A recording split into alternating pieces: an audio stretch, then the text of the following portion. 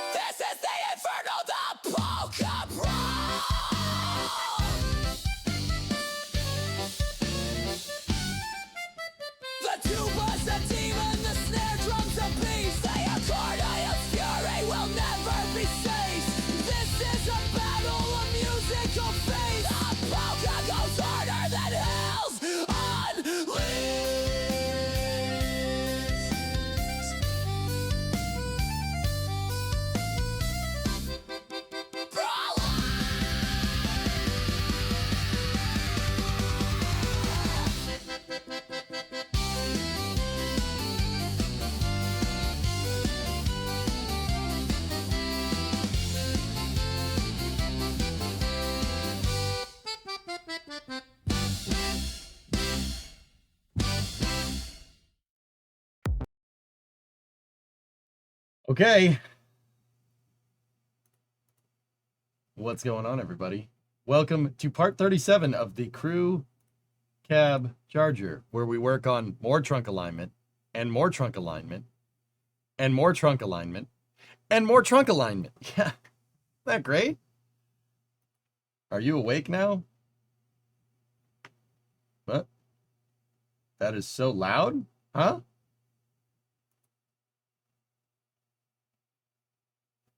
What is loud? I'm confused. What's loud? The volume is good? Are you sure? No, it's good. No, it ain't.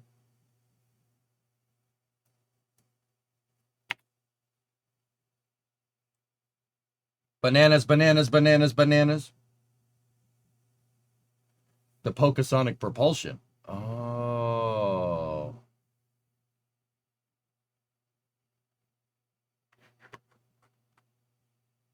Dude, I have no audio playback. I've never had an audio playback up here. I can't hear what you guys hear. You know how hard it is to try and diagnose an audio issue when you have no audio playback? I have to look at the levels in OBS to make sure I'm not overdriving the sound. Anyway. That song?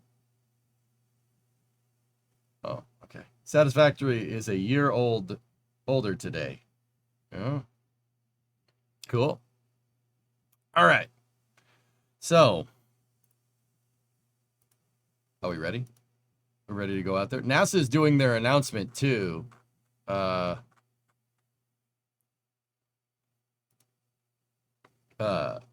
They're doing their announcement for how they might find life on Mars, and they found a rock that has water in it that could potentially lead to the building blocks of life. They like doing that. It's like every Super Bowl Sunday. They like to say that the ISS is the size of an American football field. Okay.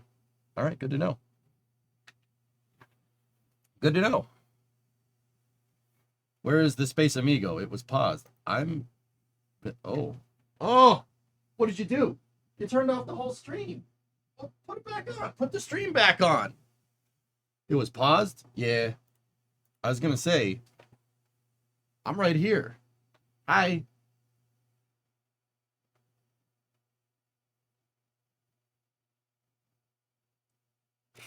You had the video paused, Squall. I was just talking about that.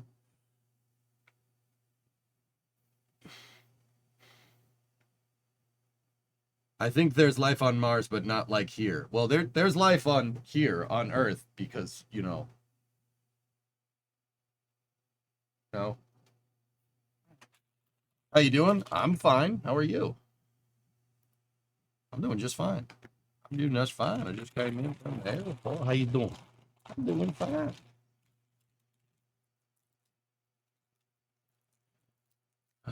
All right. Dude, I want to show you guys something out in the automotive out of the automotive area. We will put the Mars finding stuff on in the background. Yeah, let's go over here, put the music on.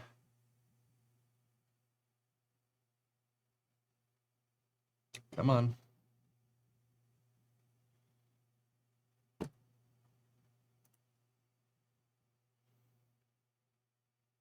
There we go. Yeah, you know what, Dean? That was a little bit loud. Should be fine now. Did we fix the auto setup? Yes. Well, yes, and I haven't changed anything. I added to it, though, but that shouldn't mess with the setup. So let's go to the garage split and see. Ha! Hey. All right. Let's go. Trunk pan alignment and trunk pan alignment. If we, if that NASA announcement is a big deal, we'll switch. We could just pivot to coverage out there. But yeah, if not, we'll just cover it for space news. Okie dokie. All right. Stand by for loss of signal from here, from the office, as expected.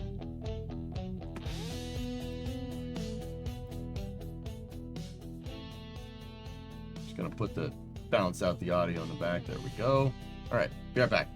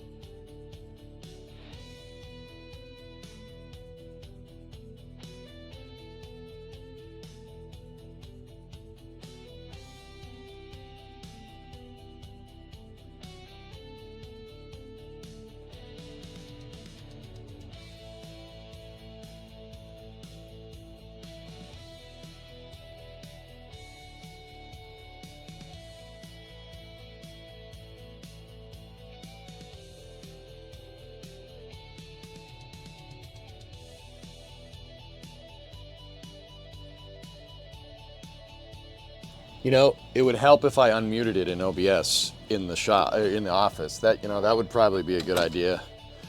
Probably been a smart thing to do. How we doing? Good. Sounds good. No delay. Everything is good. All right. Excellent. Excellent.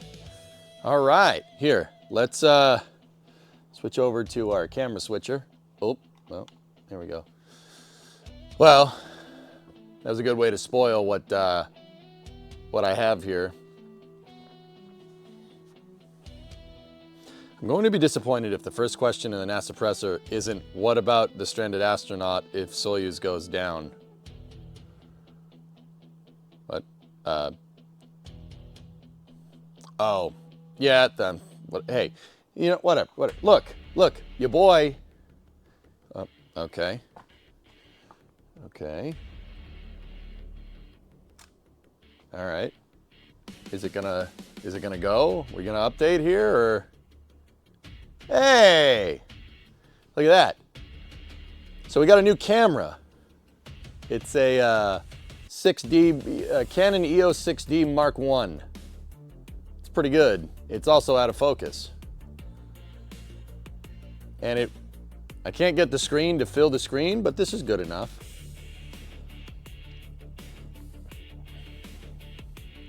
And it is delayed. Look at that. It's definitely delayed.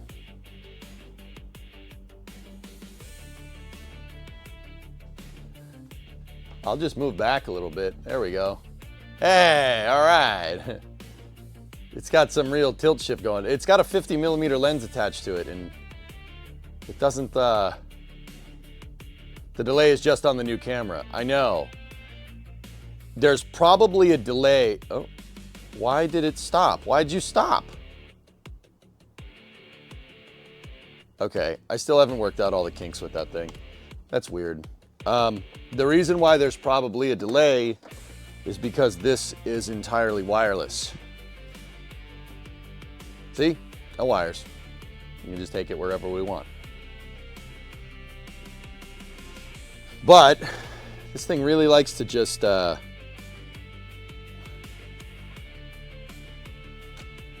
really likes to just stop. You have the thing. Yeah, you know, the thing. I got the thing. Ready? Let's see if it works, right? Oh, yeah. All right. Is this thing set to automatic? Autofocus it. How's that? Is that better? Oh my goodness. It's a fixed lens, so it's only 50 mil. So we got a 50 mil lens, so that's, yep, okay. Okay. Hi 2020, how are you? Is that better? No, it's still delayed. Still delayed pretty badly, actually. Target acquired. All right, we're still working out the kinks with this thing. But I did set this up yesterday, and it is pretty good, but I'm gonna shut it for now. That's a good idea, but I think the wireless, might be a delay with the wireless, it might be the settings with the camera, but check the switch on the side of the lens is set to AF. Yeah, it is. It is. I'm still, ARJ, Alex R. Jacob in chat sent me this thing, and it's pretty awesome, dude.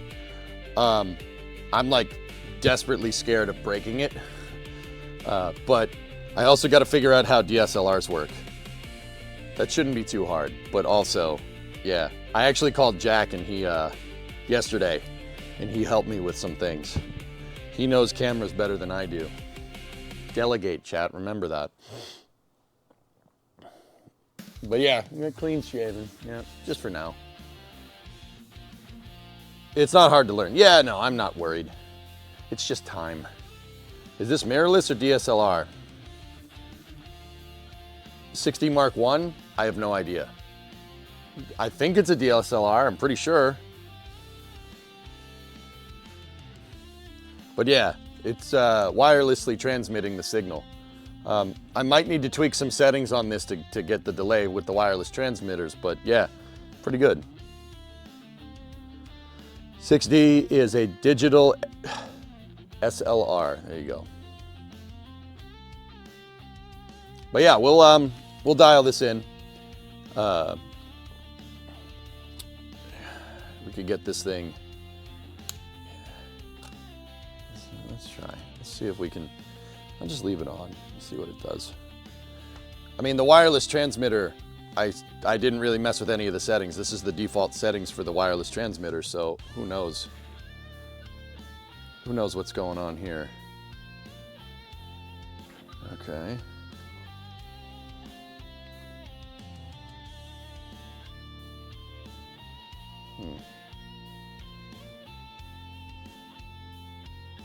Discovery, go at throttle up. Still like a 50 millisecond delay on the wall bench cameras, but it's not too distracting. Yeah. I don't know.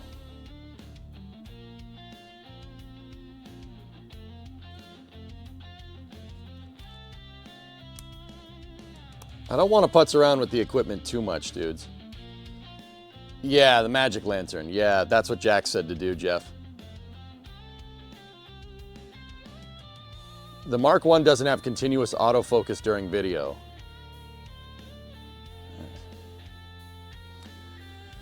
Okay.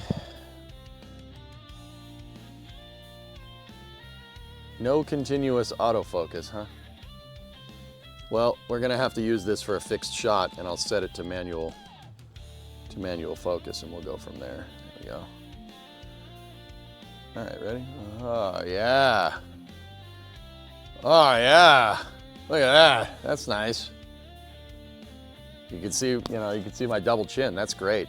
That's great. Yeah, lovely. That I'd love that for me. It's super delayed, man. Damn. Ooh, I might want to hardwire this thing just to see if it's the camera or the wireless transmitter.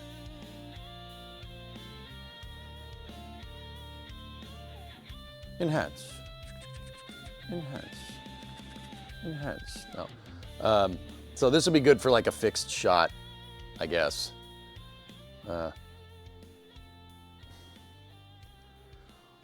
Okay.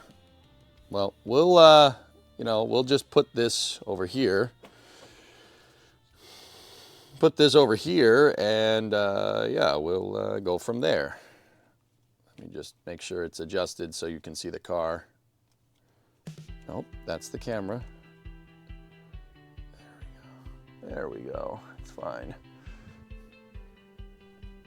Yeah, I love that bumper. It's a nice bumper. That basically is what we're going to be messing with today. Oh yeah, that's nice though. Look at that. Oh yeah.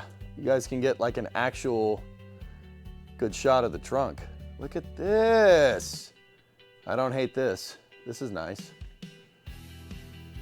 Yeah, I figured out where it's riding high right here, dudes. On the pan. I figured it out. It's the leaf spring perch. Just one part of it. I may have burned that perch in just a little bit too high. And I'm talking like maybe 2 to 3 millimeter too high, which is well within tolerances for the car. But I still want the trunk pan to stay, I still want that trunk pan to stay flush, if you understand what I mean. Here, let me, we still got to get the right clearances down here, Clarence.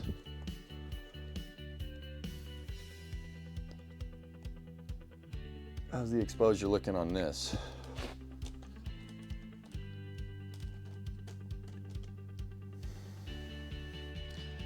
Well, let's have you guys look down the dang peephole. You should be able to tell the clearance is a lot better here with this. Here, let me just... You see what I'm talking about here? This is what I've been trying to tell you. Should be able to see that with that camera a lot better. Oh, it's got some super tilt shift going on there. I know it isn't your circus, but has anybody ordered a print at the NSF store? Question, I ordered my first print on the 1st, got a shipping notice on the 3rd, and FedEx is still waiting. Is this normal? Fine if it is. Wolfgang, I'm not 100% on that one. We'll see. The factory tolerance across the board here is an 1/8.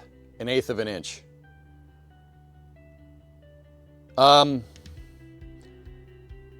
I'll push the message through, Wolfgang, to the merch team. I'll see what we can see. NASA is live. Yeah.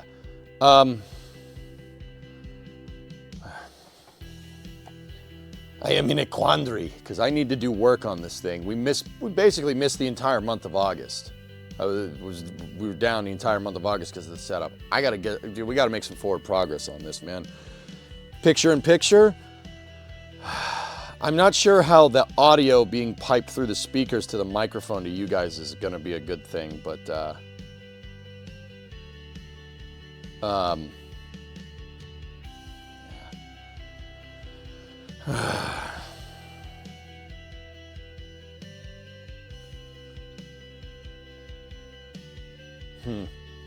let me just make sure the other cameras are working.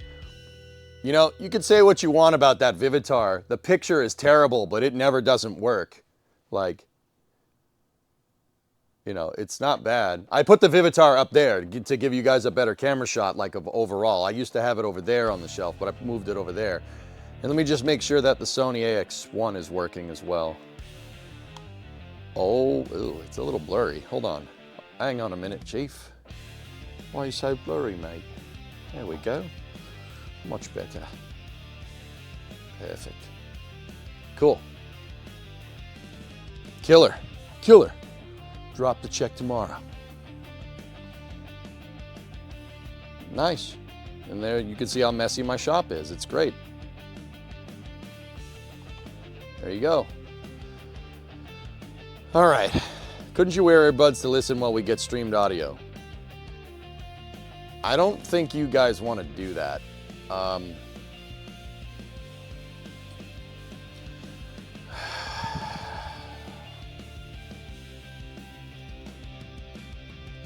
right, you know what? Let's just do this. Just flip the speakers on. Go to the desktop capture here. All right, what do you want? You're going to be hearing it through the mic, but... Listen, you can't find another explanation. So this very well could be the clearest sign of life that we've ever found on Mars, which is incredibly exciting. Again, we're gonna break that down for all of you with our lead scientists here at NASA, those who have been involved. Dr. Horowitz, Professor Horowitz wrote the paper that was released today, so we want to... Give me one sec. I got to shut the background music off. So I have the mic playing through the speaker, or the mic's picking it up through the speaker, but here, let's shut that right there. We're going to just go around the moon. We're not going to land in Artemis 2, which is coming early next year. All right, I'm back. But about a year and a half after that, we're going to do Artemis 3. We're going back to the moon. And this time, we are going to stay for a longer period of time at the start. Here, you know what I'll do? We want a long-term presence of... I'm going to cut in the audio from this computer, okay? This might work, it might not work. You guys tell me. Can you hear Sean? Learn on this mission to the moon is going to help us to actually put American boots on Mars. And it might be double feeding, dudes. It's an exciting time. And again, we have great science around it. We're pushing our partners. We're pushing NASA. We're in a second space race right now. The Chinese want to get back to the moon before us. That's not going to happen. America has led in space in the past, and we are going to continue to lead in space in the future. And again, this discovery today, I hope makes everyone excited about the future missions that we're going to have and the exploration we're going to do and the science we're going to develop to make sure we can send Americans, mankind throughout the universe. And so, but we do want to lean into this exciting news that we have today. And to give us That's more, Sean Sean Duffy, guys. Nikki Fox, He's the interim administrator of NASA. For our science mission. Nikki? Thank you so much. Thank you. Yes, and he's it really a is pretty an damn good public exciting- speaker, if I do exciting say day so today. myself. Like, I'm not trying to blow NASA, smoke up his tail. What we do is we study the seemingly impossible. That's what we do every day at NASA Science. And NASA Science is undisputably the global authority in the search for life beyond our home planet. And so today we are going to talk to you about this amazing, exciting discovery. And I also want to make sure that we put context around it. And you see like how it fits into our search for life in the universe. Our galaxy is 100 billion light years across. And within 10 light years of Earth, there are at least 400 known planets. And that means there is a possibility, some would even say a probability, of life beyond Earth, including maybe even complex intelligent life. Hey, and fellas, today we I'm are gonna really move showing you how we're kind of the one shot step up closer there so you can see the to closed answering captions, okay? humanity's one of their most profound questions, and that is, are we truly alone in the universe? So if I could have the first image, please, that would be great. I'll be over here. So last July, I'll be over here, as Secretary Duffy eloquently described, NASA's Perseverance rover found a leopard-spotted rock at Mars. And scientists immediately knew. It was interesting, we hadn't seen anything like that before on Mars. And we talked about it last summer. The moment we found it, we put out the images for everybody to see and everybody to share in the joy of NASA science. And, you know, today, we're really here celebrating that incredible hard work of the science team as they literally tried to prove it wasn't interesting. Maybe it's just something else. Maybe it's not, you know, the key result that we've been waiting for. And so they've done the analysis on these leopard spots, and we think they are potentially made by some sort of ancient life. This finding by our incredible Perseverance rover is the closest we've actually come to discovering ancient life on Mars. And if you can't tell, we're really excited about that. But, you know, I want to put it into context. It's a signature. It's a sort of leftover sign. It's not life itself. And it certainly could have been from ancient life, and that would have been something that was there billions of years ago, nothing that's current there. And, you know, it could certainly, as we say, be made by ancient life. And what that means is we look at everything we know about life on Earth. And this is the kind of signature that we would see that was made by something biological. In this case, it's kind of the equivalent of seeing like leftover fossils, you know, leftovers from a meal, and maybe that meal's been excreted by a microbe, and that's what we're seeing in this sample. And, you know, again, as Secretary Duffy said, we don't know for sure that's what it is, and we won't stop after this first analysis. This certainly is not the final answer. But we have this first result, and we're sharing it with you, the world, and we are asking you to look and give you our analyses also. And that's what we do in NASA science. This is, you know, how we find our information. It's part of that long journey.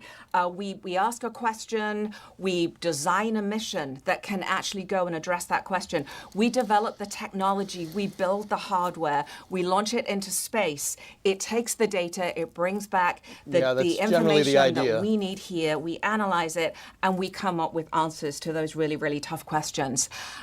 We've actually been studying Mars with, even as early as 60 years ago when we sent our first missions there to take pictures of Mars and tell us really that's quite an interesting place and we really do want to send humans there. And so we've been doing this so we can understand the planet so we are ready to send our humans there. We certainly, as we look forward, we plan to send more missions to Mars in support of the Artemis program, which we're really proud of. And it will open the door for humans to study and better understand the red planet, and perhaps even one day bring back Martian samples home for us to actually study here on Earth. And I want to underscore the point that NASA science discoveries do not just happen at random. They are the rewarding results from meticulous, long-term strategic planning. We send these missions to really address these incredible questions. And each new discovery helps us just, kind of drive what research is coming next. What missions do we want to design next so we can kind of take that full bench of tools with us to solve the problems of how best to explore our solar system. First with robotic missions and then with humans.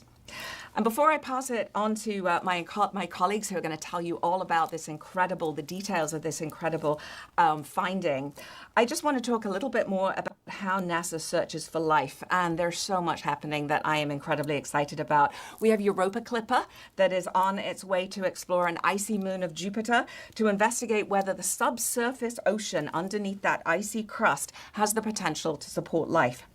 After that, we'll launch Dragonfly, which has been deemed the most exciting science mission. I'll fill you guys in science-based when she's mission done, of dudes. your lifetime.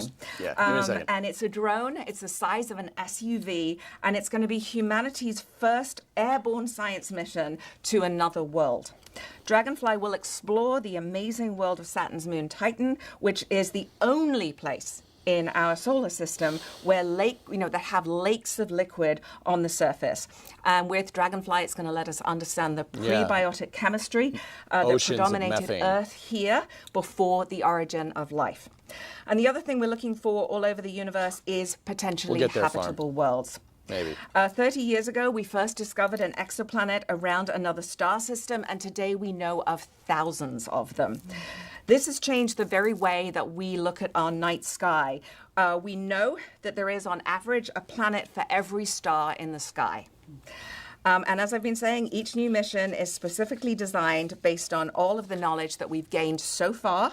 And in this case, the knowledge is allowing us to lean forward to study a concept mission that is supported in the president's budget called Habitable Worlds Observatory. And that will allow us to search for habitable worlds and for signs of life around 100 of our nearest stars. Super, super exciting. From its vantage point in deep space, it will observe a variety of critical targets for us to go and explore, for us to sort of put our fleet of telescopes staring at those, including our amazing James Webb Space Telescope, and of course our upcoming flagship mission that we launched in 2027, the Nancy Grace Roman Space Telescope. Super excited. Yay, Roman. The Habitable Worlds Observatory insights could help keep astronauts and human infrastructure safe in space. The science stuff is coming it later. Will be the most David. powerful telescope Amit NASA and has the ever launched. Amit is the lady maintaining behind her Americans' with the leadership beard. in space, which is And so then the important. other lady, But for Amit now, is the second back in to charge the at present NASA. And back to Mars. And then the lady on the left so is the I'm principal delighted to turn it investigator. over She's to the one Dr. that's going to have the Katie science, Scott-Morgan the woman to with the tell us curly more hair about on the left. Perseverance's work on Mars, and she's joining us by phone. Take it away, Katie. Or the phone person is. Thank you so much, Nikki. The discovery of a potential biosignature or a feature or signature that could be consistent with biological processes, but that requires further work and study to confirm a biological origin is something that we're sharing with you all today that grows from years of hard work, dedication, and collaboration between over 1,000 scientists and engineers here at the Jet Propulsion Laboratory and our partner institutions around the country and internationally.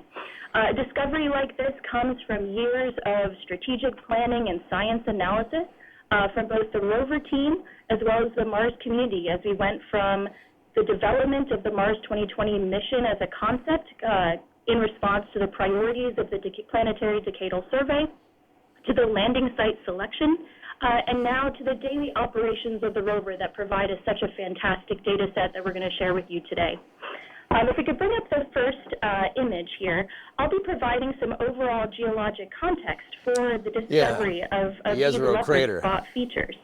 The Perseverance rover landed in Jezero crater in 2021, and this site was selected as the result of a multi-year community effort because we decided that this site was truly the best place to accomplish the Mars 2020 mission goals of seeking signs of ancient life on Mars and putting together a collection of rocks for possible return to Earth in the future. See where it says Chibyava Falls? That's where Perseverance it's in a is. location amongst the most ancient terrains on Mars, exposing some of the oldest rocks anywhere in the solar system.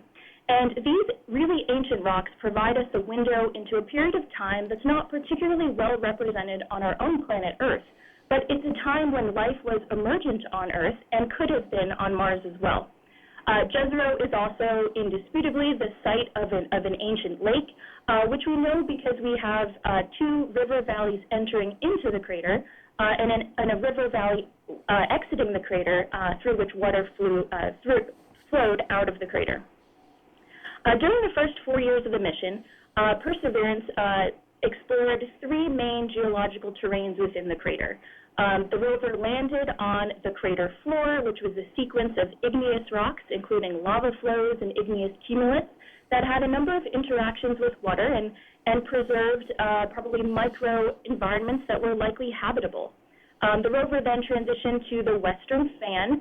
It's a sequence of sedimentary rocks whose sediments were transported from ancient terrains out of the crater into the crater in a relatively long-lived and stable lake, delta, and river setting. The rover then transitioned to what we call the margin unit.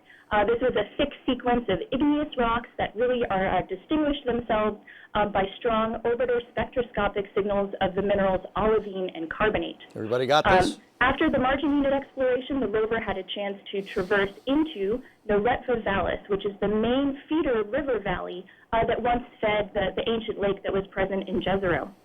And this river valley, more than 3.5 billion years ago, this valley would have been filled with rushing rivers carrying mud, sand, and gravel from outside the crater into the lake inside the crater. This kind of energetic setting was probably punctuated by periods of calm when water would have backed up, creating a relatively low-energy lake environment where deposition by settling from suspension could have occurred. Eventually, though, this water dried up, the lakes and rivers dried up, and the Bright Angel outcrop was revealed. And this outcrop records for us a potential habitable environment that we can study and the rover can explore on the surface of Mars today. If we can bring up the next slide, please. We're listening, Drummer. Hold on. We can see Bright Angel through the eyes of Perseverance. Cool. It's a distinct light-toned outcrop, and its current extent and relief has been exposed to us through billions of years of wind, erosion, and thermal cycling. The rover spent several months exploring this area, ultimately pushing to the northern edge of the channel where the Bright Angel Formation met the margin unit. And it's here at the contact, this edge of the river valley, that the rover explored a special target called Chayava Falls. Yeah. If we move to the next image, please. The Chayava Falls rock and those around it show very thin layers. They're often red to tan in color, and they're very fine grained. So the sediment that makes them up is very, very small.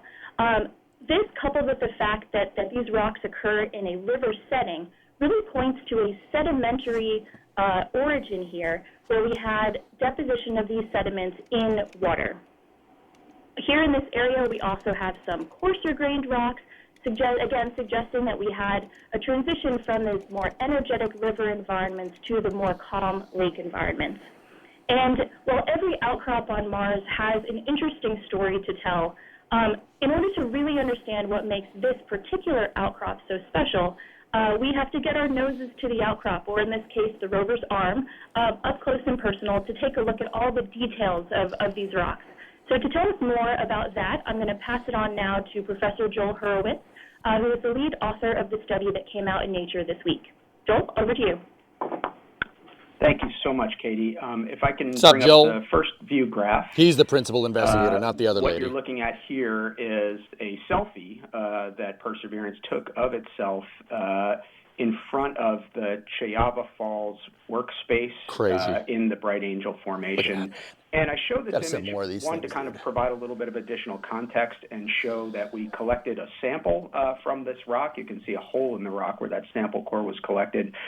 But also to make the point that we really used every scientific instrument available to us on the payload to investigate these rocks and really try to tell or paint as complete a picture as we can of what these rocks are made of, the environment they were deposited in, and how the interesting features that we see in them might have formed. Yeah, Merckx.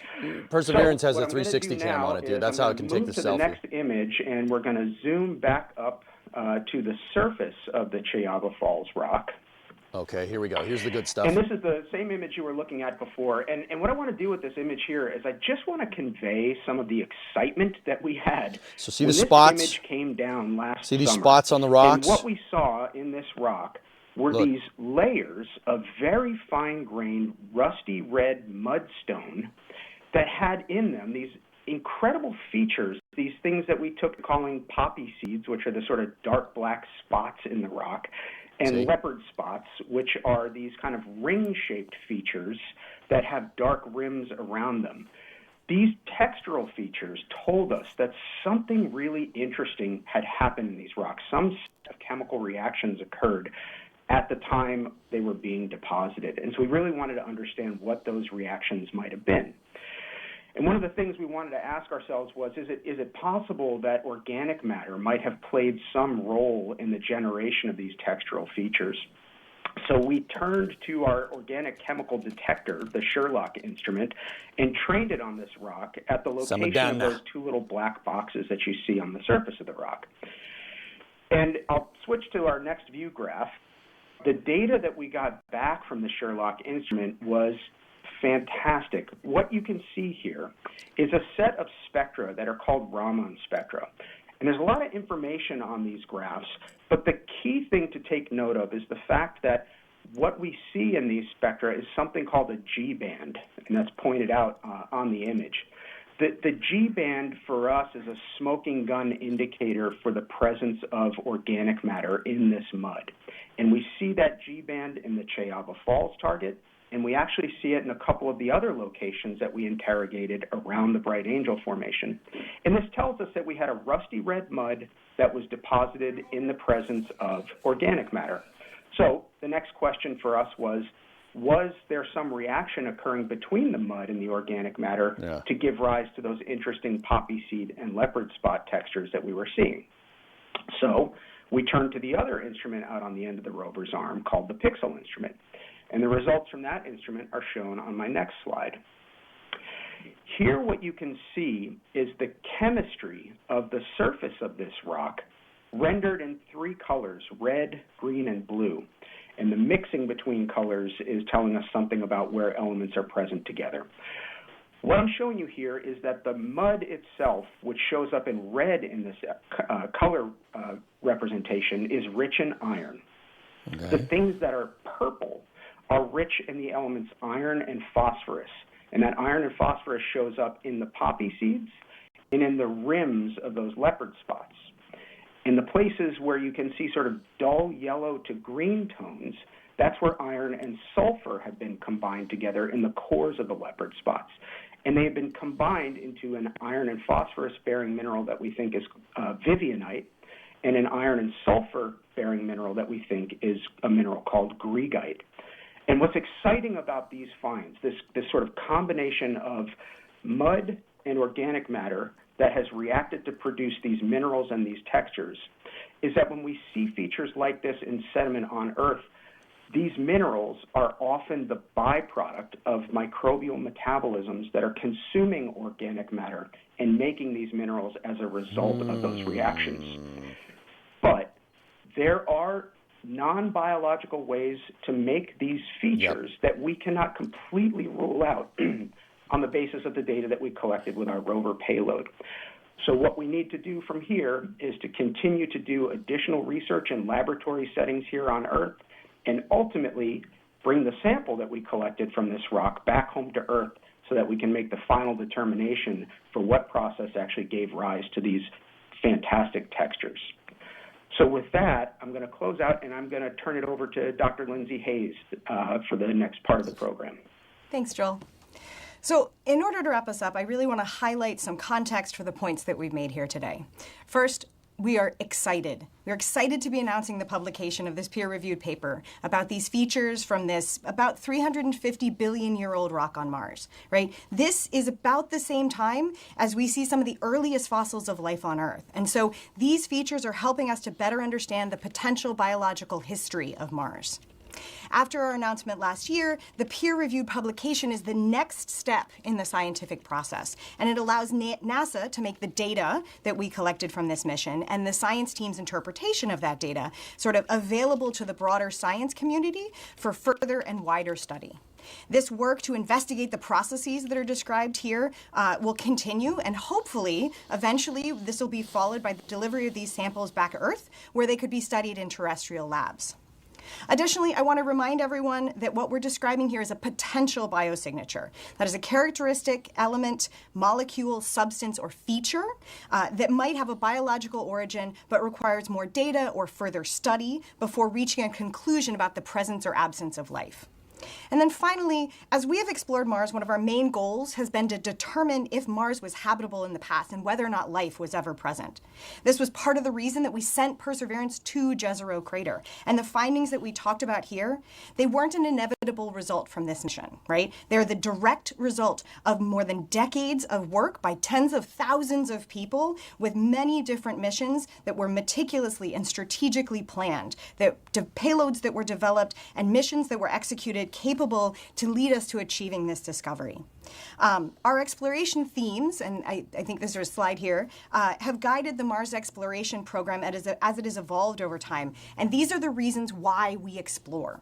These missions have expanded our understanding of Mars to more than we know about any other planet other than our Earth. And it's examples of our combined ability to look at things that allows us to look at things like this Martian meteorite here, which is EETA 79001. This is a Martian meteorite that was found in Antarctica, but combine these kinds of work, the curation of these meteorites, the study of these meteorites in NASA labs, with data from our missions like Viking, allowed us to characterize this meteorite and a whole host of other meteorites as coming from Mars, which allows us to do some additional context with our missions.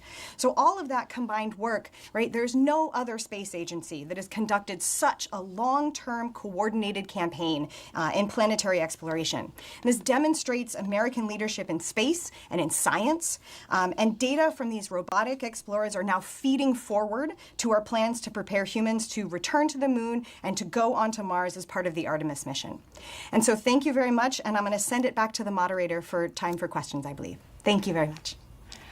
Thank you so much to all of our speakers today. We are going to move on to the question and answer portion this should be fun. of today. As a reminder to the media, you can hit *1 to get into the queue. We were planning to take one question per person. I also want to make sure you know we do have imagery available, the imagery we showed, as well as some animations that we did not. If you go to nasa.gov, you'll be able to see our press release, and you will have access to imagery there. With that, we will go to our first question, which is from Marcia Dunn with the Associated Press. Yes, hello, good morning. For someone at NASA, what's the latest on NASA's plans to retrieve the samples from Perseverance? Has NASA made any decisions yet on the options put forth by former administration Nelson before he stepped down? Is there any kind of tentative timeline? Thank you very much. So, listen, we're looking at how we get this sample back or other samples back. What I said at the start was this is 30 plus years of exploring Mars, and that is going to continue into the future. This is exciting news.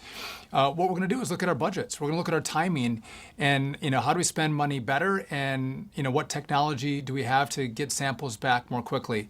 And so that's a current analysis that's happening right now. Again, what is the best way to do it, which is what we're looking at and thinking through at the moment.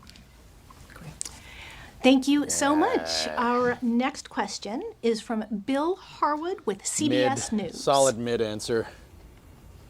Yes, hi. I'm curious. One of my colleagues, Miles Doran, found a YouTube video from back in April that basically highlighted this very formation and talked about it being a possible biosignature. I'm just wondering what's changed since then to warrant raising this to the level of a news conference. Was it simply the peer review process running its course? Because it really sounds very similar to what you guys reported back then. Thanks. Does Joel want to take it? I think Joel should talk about it since he's the author of the amazing paper. Yeah, I'd be happy to, Bill. Thanks for the question. What has happened in the interim between last summer and now is a variety of things. One, the continued exploration of Coronet Vivalis so that we could collect more data from this locality and better understand the environment that these rocks were deposited in and really sort of firm up our understanding of what type of setting they were formed in. It allowed us to gather more data on these features that we have called potential biosignatures so that we can better understand the nature of the reactions that might give rise to them. And then, of course, after a few more months since that last press conference of collecting data, there's a long period of sort of aggregating and interrogating that data and writing it up and putting it together into a comprehensive publication that then has to go through the peer review process.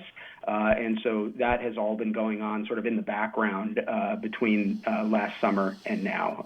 So yeah, that is what has happened between then and now. And I would highlight that the peer review process is a really important component of being able to present these results here to you today. And Bill, that's part of the process, right? So again, we find the sample. We can have a lot of commentary that agrees with what NASA has found. Some may disagree, but to interrogate the data, as Joel just mentioned, and to have it peer reviewed. What's exciting is in the past, what we thought it was, our peer reviewers would say it was not. Our peer reviewers are saying, well, this actually could be what NASA thinks it is, and that's why this is so exciting, and that's why we want to have this press conference to share it with the world, to share it with you. And also, we are ultra transparent, right? If we had this exciting news about the peer reviewers and what we think we found at NASA, and I didn't bring it to you, if we didn't have everyone here together, you might go, you're trying to hide stuff from us. Why didn't you tell us that a year ago? So we are here to say, this is exciting. And we want to share that news with, again, the data that's been pressure tested with other scientists who are like, this could be very real. Anyone else want to? Okay, that's fair. Yeah. Great answer. Thank you so much. That's fair. Next we have Ken Chang with the New York Times. Hi, thank you. So this is for Secretary Duffy. I've talked to a few scientists about this, and they all say it's very interesting, but that there are potential non-biological explanations for these minerals, and the only way to really find out is to bring them back. But the Trump administration, in its budget request, here we go, calls for the cancellation of the Mars sample return mission. No, it doesn't. Based on what Mr. Duffy said earlier, is that that's not the right. case anymore? That you are still looking to possibly conduct that? So we have to look at all of our missions, and we have to look at the cost and the time on each of the missions that are going to be deployed and have been deployed. And because we care about resources and we care about the time frame, we believe there's a better way to do this, a faster way to get these samples back. And so that is the analysis that we've gone through. Can we do it faster? Can we do it cheaper?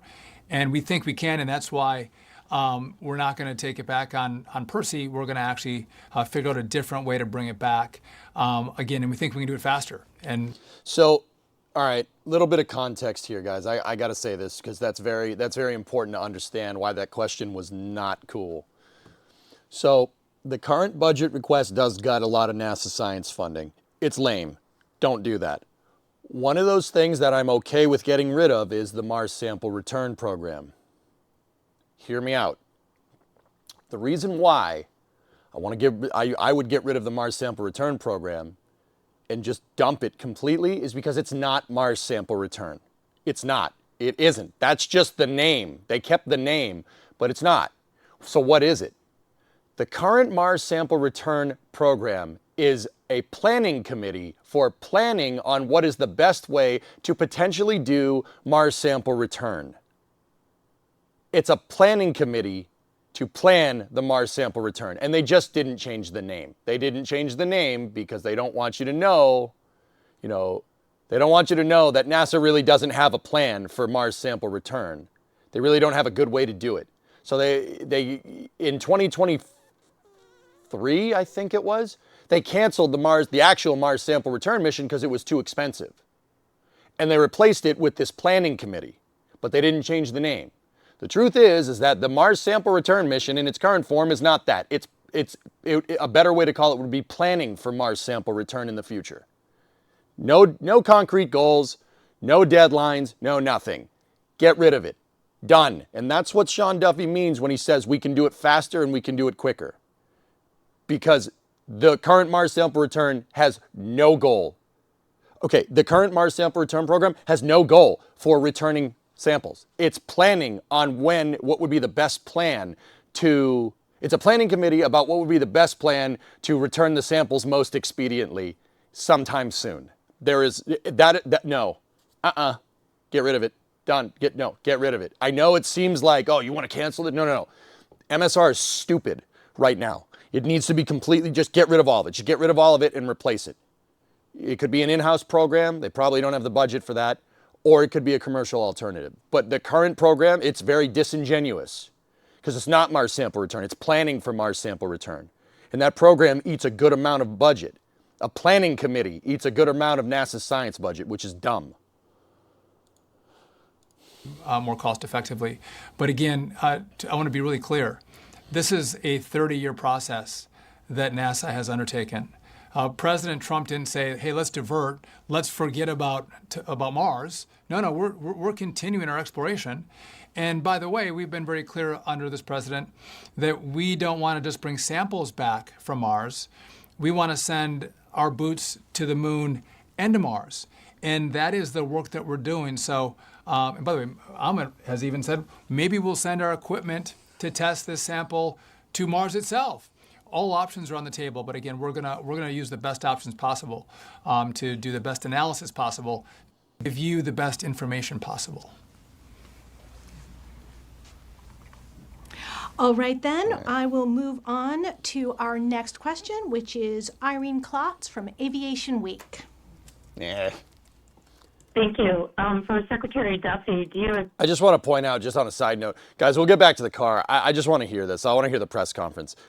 We are working on the car, so if you popped in from YouTube and you're looking for car stuff, I will be back in a second, but I'm also a little bit of a science nerd, so I just want to see this, and then we'll get back to work. We got a trunk pan to fit.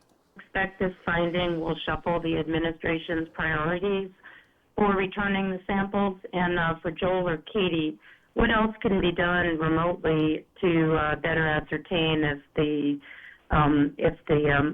mudstone organics are biologic or abiotic? Thank you.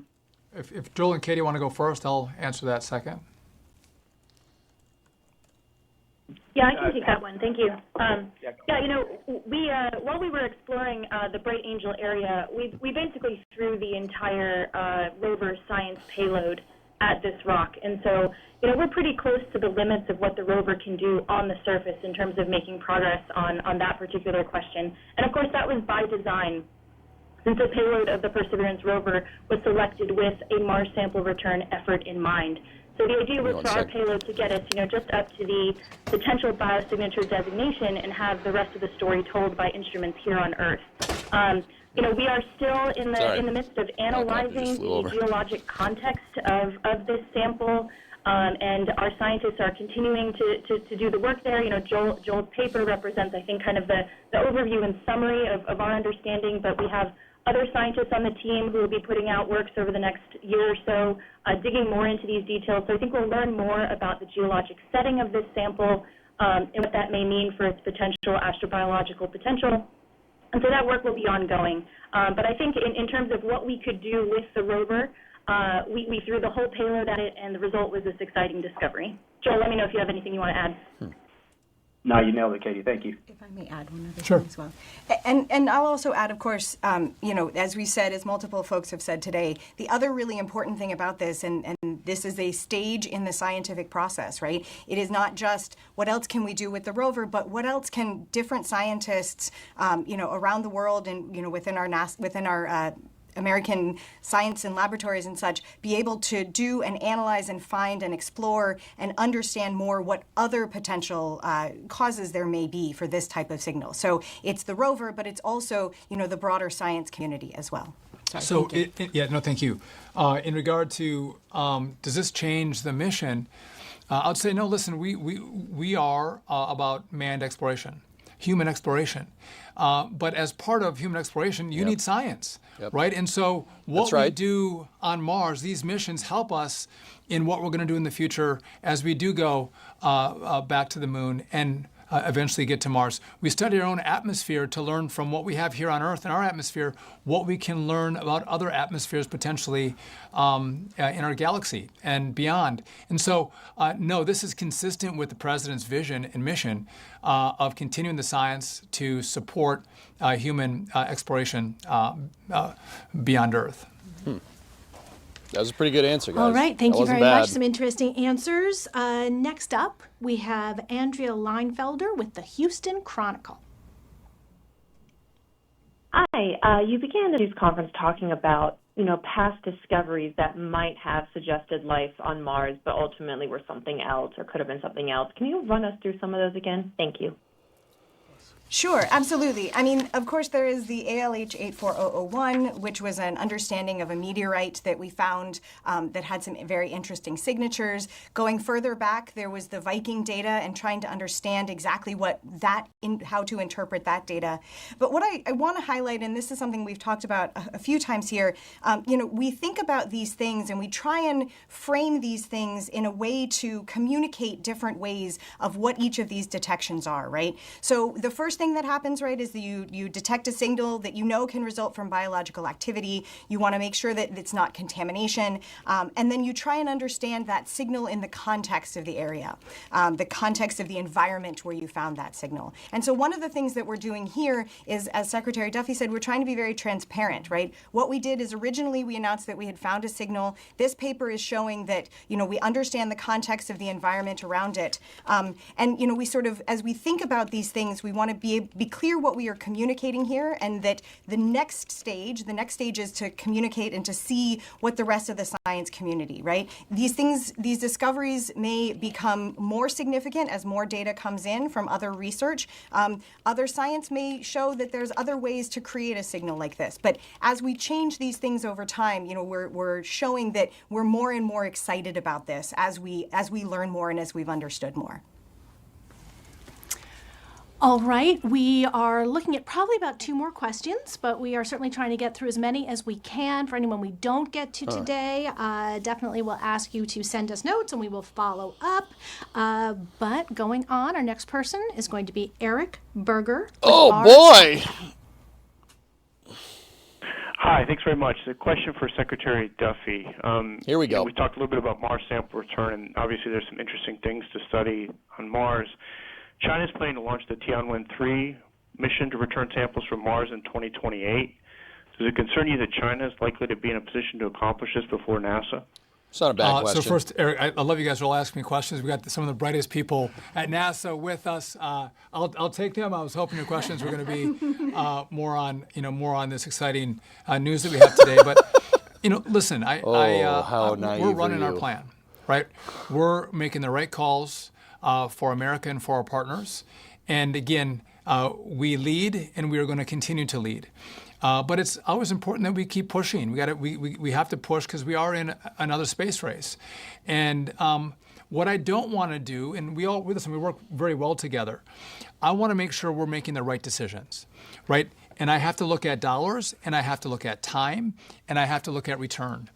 And as we do that, we thought, well, there could be a better way to do this to get these samples back. And I again, just to continue with missions that I don't think can meet budgets and timing, I think would be foolish on my part, because across government, every government, not just the U.S. government, resources are precious. And we are going to use our resources to the best possible abilities to advance our missions the furthest. And I would just tell you, there's been a lot of conversation on science. Science isn't going away at NASA.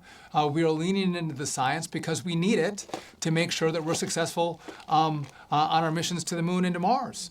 And we have Earth missions as well that have been mandated by Congress. That is part of our science. But again, if I've been given an ask for spending a little less money, I think we can do that. I know we can do that. But I've told the team at NASA, if we don't have the resources for the right missions or the right people, I will go to the president, I'll go to the Congress, I'll ask for more money. But I feel pretty confident that with the money that we've been given in the president's budget, we can accomplish our mission. It might be a little more focused, right? It's on human exploration, but we can accomplish that mission. And again, I have fully committed that I would ask for more if I needed it. And by the way, The president loves space. He asked me about it, which is a unique position to be in as the acting administrator, but also not to as be press secretary, the Secretary of the Department of Transportation. That I get to interface with the president quite a bit. I give him updates, how it's going, what we're doing, and he doesn't brush me off. He wants to know. He's excited about this, and so if there was an issue with resources, I would go to him, and I'm sure he would support us. And I'm sure, listen, what's interesting too, and this has been great to see, this is bipartisan, right? There's a lot of fights that you all see in Congress. This is one space, no pun intended, or maybe the pun was intended, that you get bipartisan buy-in. People get excited about what NASA does as Democrats, Independents, and Republicans. Everybody kind of loves it. And they would also respond to us, I think, in a positive way, should we come to them and say we need resources for That's enough, something in addition to what we have the money for today. So, no, the mission hasn't changed. And we're going to continue to forge on, and I feel very confident that we can do that. May I add? Yes. I want to pull on the thread that is, at no point has this administration said we don't care about samples. You know, we brought back samples from the OSIRIS-REx mission. We opened those recently, and we found amazing things from that asteroid Bennu. Look at what we've done with the samples from Apollo. We recently opened samples that hadn't been opened. They were curated, and they were, we opened them, and we've been able to study them with unprecedented machinery and instrumentation that we have here on Earth that did not exist when we first took the samples from Apollo. So it shows the value of these samples, and these samples are carefully curated. These are not just going there and picking up a rock and bringing it home. These samples are precious. We want to make sure when we bring them home, we bring them home right. But just by the way, they're very cool samples, and they are precious. They're precious. We do have to work on the naming of these samples. I don't know what TTI. J21, I'm like, whatever it is. Leopard spots. Leopard spots. We can do a little better name on the naming front. All right, I said we'd do just one more question, so we're going to sneak that in again to the media online. Please do write us emails. We will follow up as needed. But our very last question for today will be Jeff Faust with Space News. Good morning. Probably a question best for Dr. Hurwitz. You mentioned that there may be possible non-biologic explanations for the features you're seeing. I wonder if you can elaborate on what those might be, and if you could be able to distinguish between them short of having the samples back in a lab on Earth. Best way to do it would be to get them back. Great question. So we actually go into this in some detail in the paper. Wrote it on the paper. What we think is possible is that the mix of ingredients that went into this mud, or into this rock, the mud and the organic matter, if combined under the right conditions, could result in chemical reactions that could produce the minerals that we see in the absence of biology. And really, I'll just highlight one of them. The iron sulfide mineral I described, called greigite. One of the ways that you could combine the organic matter and iron and sulfur from the rock together and form that mineral would be to heat the rock up and basically sort of cook those ingredients to produce that new mineral phase.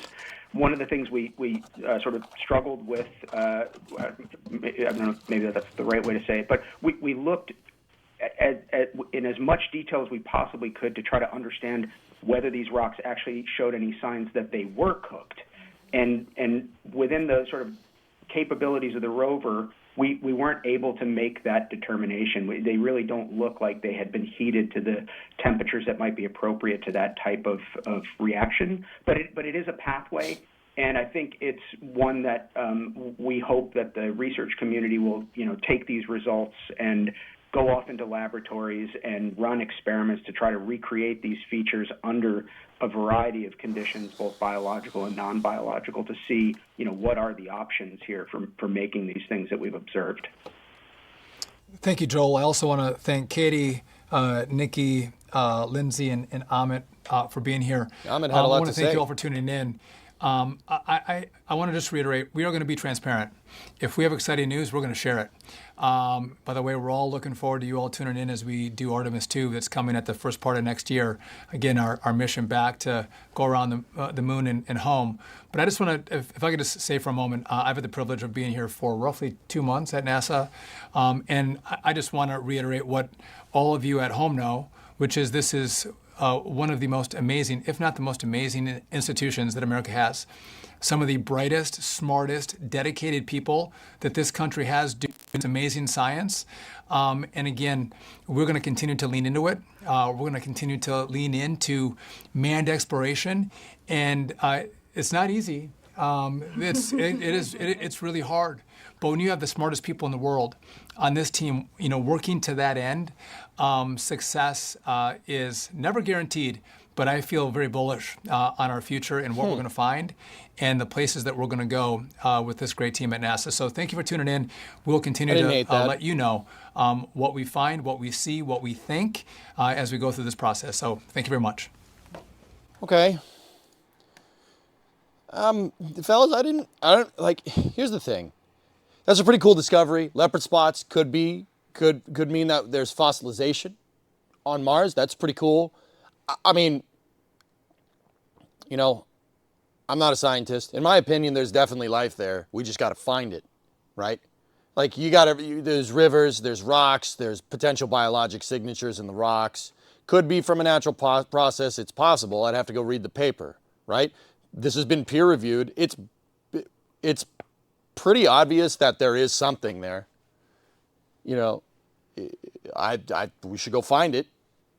I mean, a guy with a shovel would find it pretty quickly, I'm just saying. But, this is going to sound a little weird, but I didn't mind what Sean Duffy had to say at the end of that. He's right. NASA should be the leading institution. And I really like what he said about having your manned space flight drive your science missions. That is exactly what NASA needs. I like what the guy says. I really do. I don't mind him. The problem is, my thing is I'm not doubting, but you're promising a lot here. You're promising, we're going to beat China back to the moon. We're going to lean into manned space flight. We're going to return Mars samples before they do, right? We're going to be the number one. We're going to be the forefront. That's great. Those are a lot of big promises, dude. Big promises. You're committing to a lot. Now, once again, I don't mind that commitment. Where I'm kind of is that I'm not 100% sure whether you can follow through with any of that. Talk is cheap in spaceflight, guys. It's real cheap. I can say I'm going to start an aerospace company and we'll send something to the moon in 2030. I can say that. Okay, do it. And you guys would look at me and be like, EJ, you're probably not doing that because you're, a Twitch streamer. You can't even get the damn trunk pants straight. When you're like, what do you mean? Talk is cheap. I like what he's saying. I really do. But in order to do all these goals that he says, you're going to need Congress to cooperate with you. The president has lofty goals for NASA. That's all fine and dandy, right? I don't have a problem with that. I'm happy that the president takes spaceflight seriously. And you know what, man? He said something very interesting. Because he's the Secretary of Transportation as well, he's part of the cabinet. You know what that makes me think? Why is the NASA administrator not part of the president's cabinet? I never really thought about that before. The administrator of NASA should be in the cabinet. Like, why wouldn't you be, right? The fact that he is the Secretary of Transportation and he has to brief the president because he's in the president's cabinet all the time is actually, dude, that's not bad. That means you got somebody basically on a weekly basis whispering sweet nothings about spaceflight into the president's ear. And I'm not saying that like, oh, that's a great thing that the current administration is doing. No. It should just be like that. It should just be like that. This should be happening all the time. The fact that it's happening now kind of by accident is a little infuriating. Like, wait, you used the wrong formula, but you got the right answer.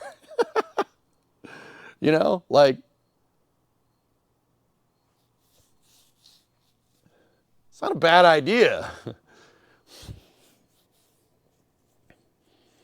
But yeah, Sean Duffy, I don't mind him. He's a good orator. He speaks with decorum.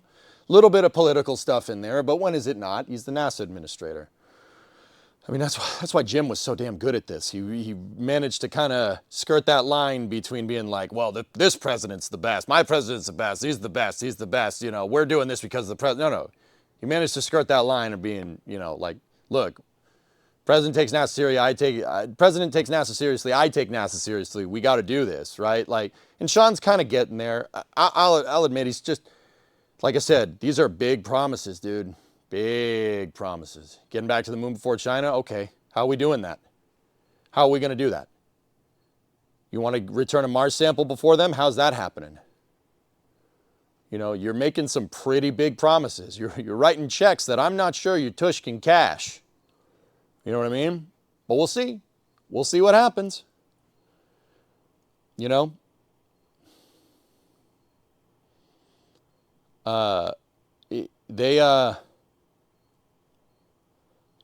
Dude, you know what? Like, it's going to sound screwed up. I like what he's saying. I don't mind it. It's pretty good. I'm happy that the president is taking space seriously, right? I'm happy that he's excited about it. And, you know, whether that is bull crap or not, we don't know, right? But like I said, him being the Secretary of Transportation, meeting with the president all the time, like, you know, I'm just thinking about, like, why doesn't the NASA administrator do that? The NASA administrator should be part of the cabinet.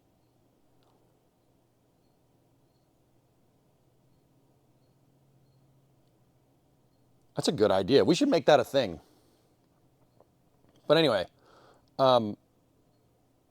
if Jim was serious, why wasn't Artemis already on Launch 3? There's only so much you can fix, man. There's only so much you can fix. You got to remember, Jim didn't get confirmed until basically halfway through President Trump's first term. He was a NASA administrator for pretty much the end of 2017, 2018, and 2019. That's it. Could he be trying to excite the public to hopefully have them push their Congress and senators to support NASA bills? Yes, of course.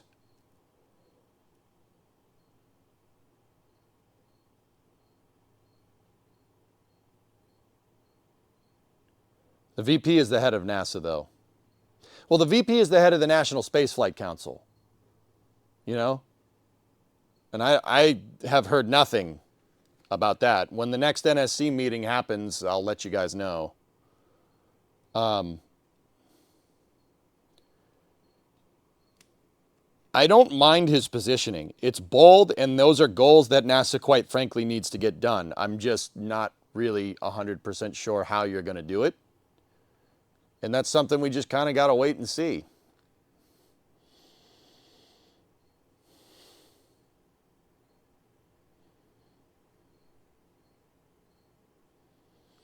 Well, Turkey J, okay, if you really want to know, the biggest reason, like, all right, I don't want to get too much into this. We can talk more about it during Space News because I got to make some forward progress on the car. The biggest reason why NASA is in the position that they're in is because we didn't do this. We didn't do what Sean Duffy is doing. Do you ever remember big announcements coming from Charlie Bolden when he was administrator? He was administrator for 8 years. You ever remember big announcements coming from him? Nothing. Did you remember? I can't recall in memory stuff like this, like maybe once in a while, but you know, if the president doesn't take our space program seriously, it's not going to get taken seriously. And we basically had 8 years of stagnation. So the crazy thing is, you know, from basically 2011 to 2016, right, through basically 1.5 presidential terms, Congress was basically propping up the space program. And that's where we get this whole, you know, oh, Congress is, they're ruining the space program. Well, they saved it, guys, because it almost died. Congress put our space program on life support. You know, in 2013, they wanted to pull the plug entirely. And Congress said, the hell you're going to do that? I mean, you might not like that this panned out the way it is. I mean, basically what that did was force Congress into planning our space flight architecture, which is why we're in the position that we're in. Because what do politicians want? Well, politicians want the ship to be on a nice even keel, right? You want the ship to be on an even keel. You want to get good money for your constituents. You want to be representative of them, et cetera, right? The problem is that keeping the ship on an even keel is not really what NASA does. They need to be bold. And in that regards, Turkey, what happened is that SLS and the Artemis, what would become the Artemis program, was flat funded. Flat funding, meaning that they just gave them a fixed amount of money, right? You know, SLS is cost plus, but it's the most firm fixed pricing cost plus program I've ever seen in my life. SLS funding has basically just been keeping up with inflation since it came on the books, like in 2013, 2014. If you look at its funding, it's just a line that basically trends directly with inflation. Sometimes inflation goes up and the budget stays the same, which means the funding has gone down, right? Now, here's the thing. I've always said that firm fixed pricing for development of technologies is an idiotic thing to do. Why? Why is that? It's an idiotic thing to do because you don't know how much this moon rocket is going to cost. You have no idea. Do you know why? We haven't made a moon rocket in a half century. How do you know how much it's going to cost? You have no idea.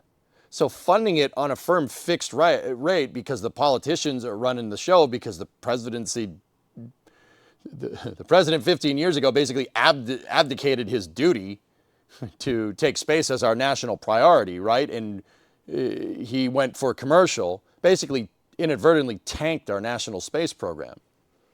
I mean, that's the truth, dude. It's like, I'm not trying, this isn't a spin. Like, it's a really crappy thing to do. And you know, Jim tried to fix things, right? He tried to fix things, but he was going boats against the current, right? And then Bill basically kicked the can down the road. So we're kind of in a weird spot here, you know? Because space programs can't be funded with flat funding. Flat funding happens when you're doing routine launches, right? Operational costs should be a slow increase with inflation and go from there. When you're funding a project, there's an initial upfront cost for development. Building a rocket, designing a manned rocket to go to the moon, not easy. Not an easy thing to do.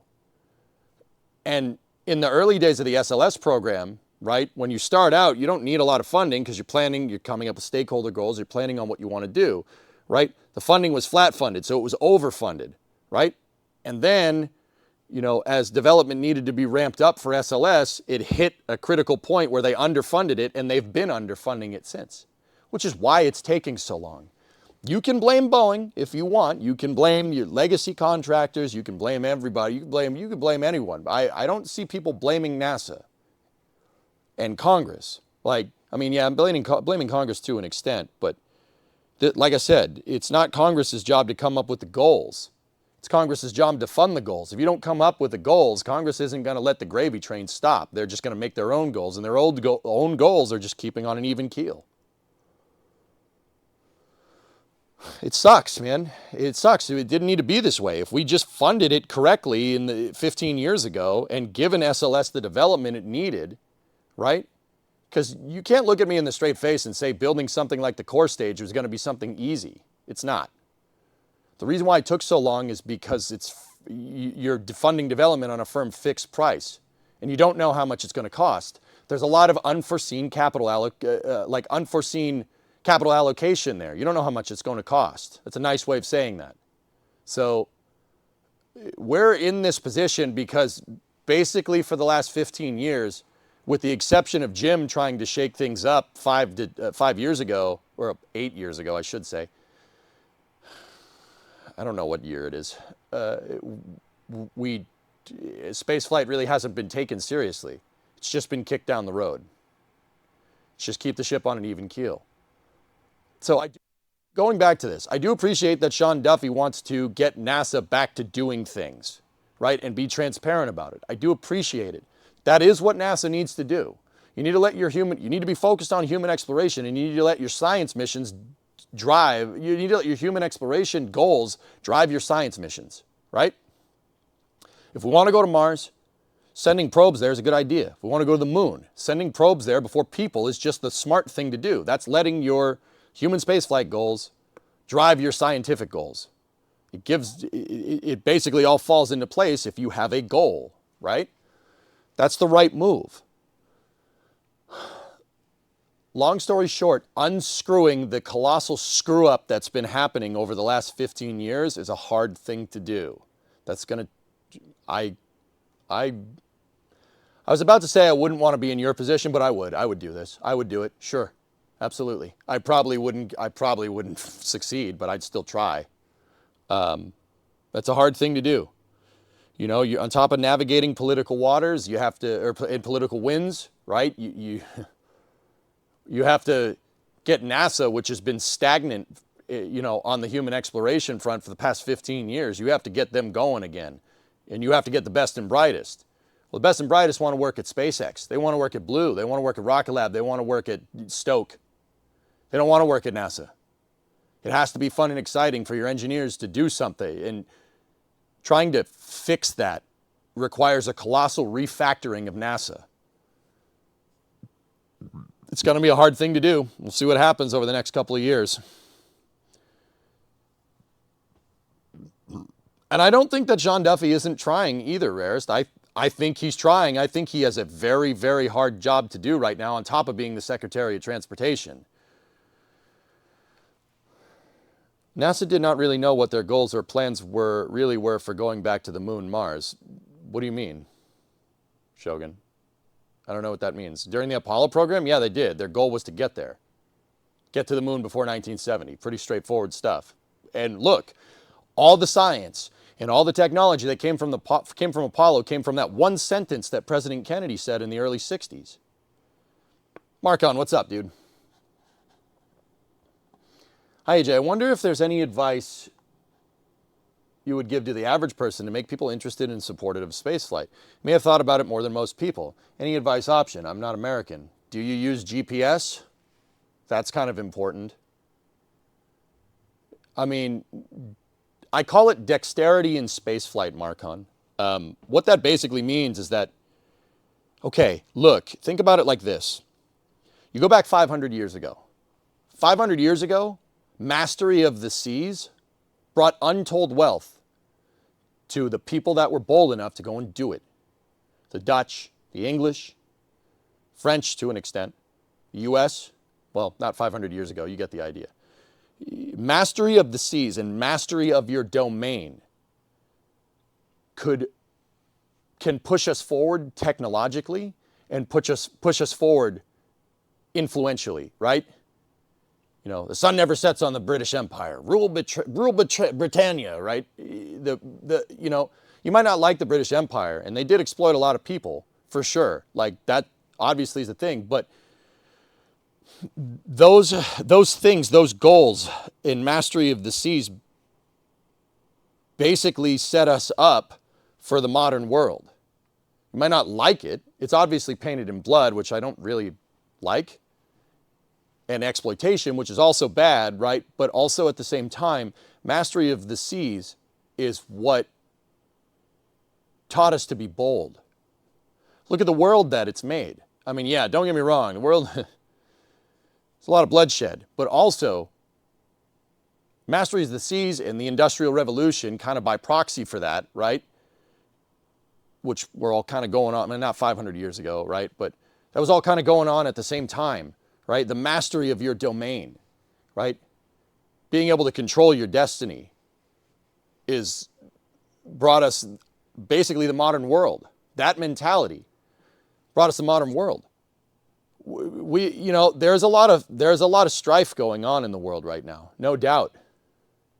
I do believe it's amplified because of social media, because the truth of the matter is, guys, is that we live in one of the most peaceful times in human existence. Now, don't get me wrong. Nukes keep the peace.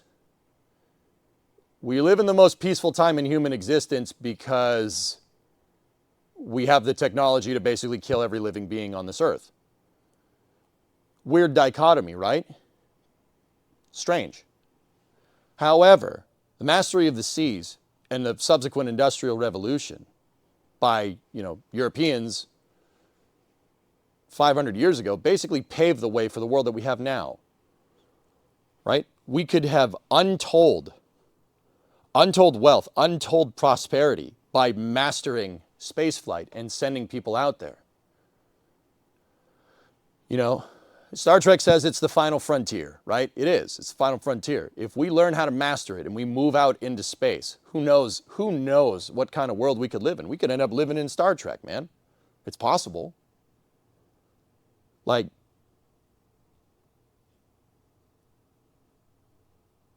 Setting sail on this new voyage into the wild, dark yonder, so to speak, is quintessential for human existence. We have to do that. We have to grow. We have to be bold. We have to go further. If we don't, that will lead to strife. It will lead to war. Stagnation leads to war every time. Throttle up. Sorry, it does. Some people might not like hearing that, but it does. So Marcon, the ability to push forward and the ability to go further and the mastery, just like the English and the Dutch and all the good European powers going into the late 19th, going to late 19th century, mastered the seas. And that brought us a world that basically paved the groundwork for our modern world and our modern peaceful time, right? Mastering space and going out there and exploring, could bring untold prosperity, right? We have to go. We have to. Now, I'm not sure. I mean, an ideological explanation for this is probably not going to change a lot of minds. I mean, I know you guys know this, right? If you want a simpler explanation, right? You're talking to somebody, they have a cell phone, right? Everybody has a smartphone. Everybody has one of those. It's a computer in the palm of your hand that's interconnected to a bunch of other computers, right? The Apollo program, that giant leap that we took in the 60s, pushed miniaturization of digital processing forward about 20 years, easily about 20 years. The necessity of taking a digital computer and trying to make it small enough and light enough during the Apollo program to fit onto a spacecraft, which needs to be low mass by definition, right?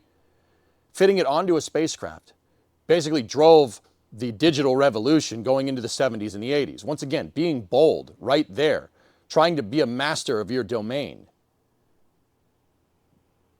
is partially the reason why everybody has a freaking tricoder in their freaking pocket. Excuse me. I get passionate about this and I start swearing when I get passionate. Don't get me wrong. It's not like the reason why I have a phone is because of the Apollo program, but the Apollo program certainly influenced us and kicked us in that right direction to drive miniaturization to the point where you have a computer in your pocket. That's a pretty big deal. Just saying.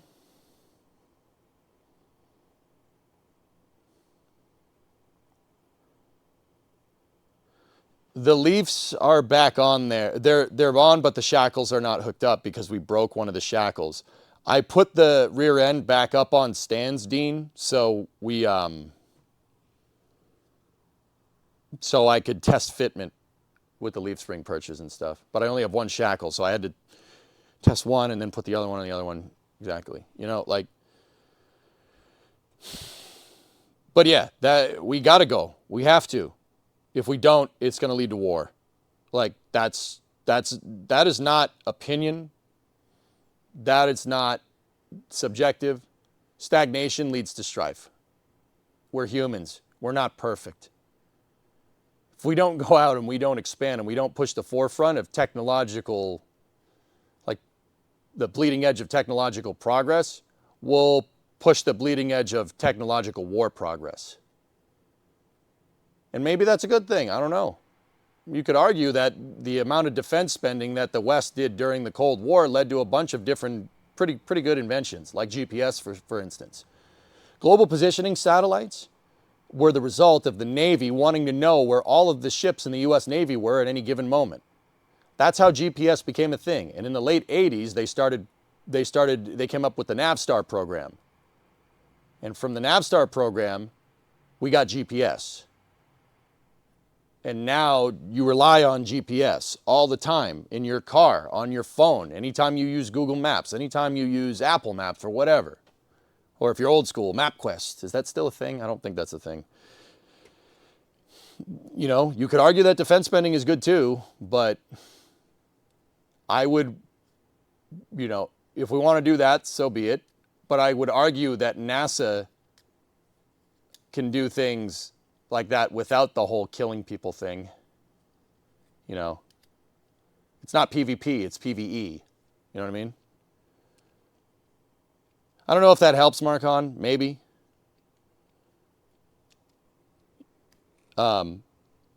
Defense spending, the internet. The internet was invented by the Department of Advanced Research Projects, DARPA.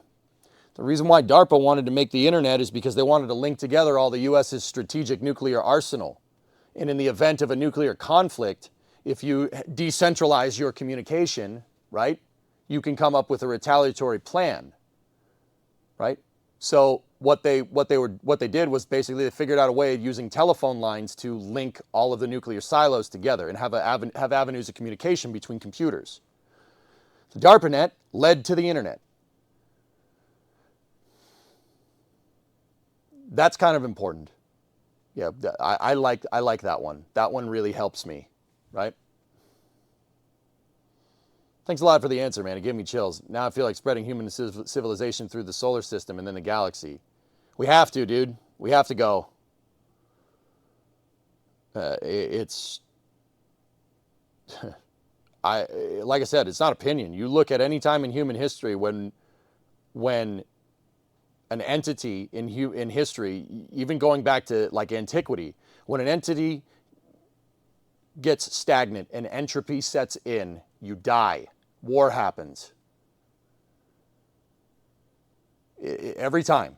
It's not like, that's not even, it's not even opinion. That happens, right? We have to go. We have to go further.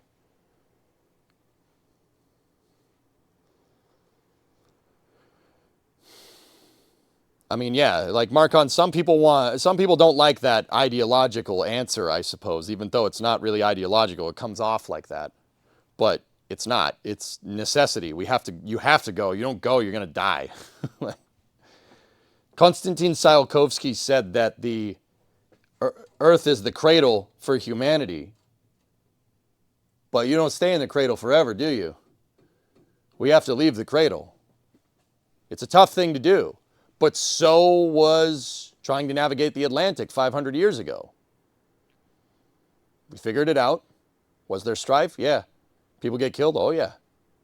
But we did it. And because of that want to make a better future and that want to be bold and explore, it got us the world that we have now. Are we perfect? No, arguably. But we're working on it. Doing pretty good, I'd say. You have to be bold. And that's why I don't really mind what Sean Duffy's saying. I don't mind it. I don't mind it. That's a good idea. You should be bold. But talk is cheap. Talk is cheap. You know?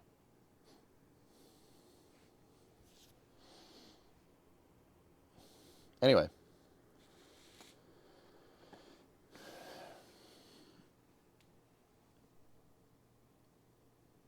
You know, if one wants, I agree that sooner or later we have to go. Earth will be habitable for a very long time, but it's better to start where our civilization is rich and we can put resources into expand it. It's ideological, but also factual in some sense. Sure.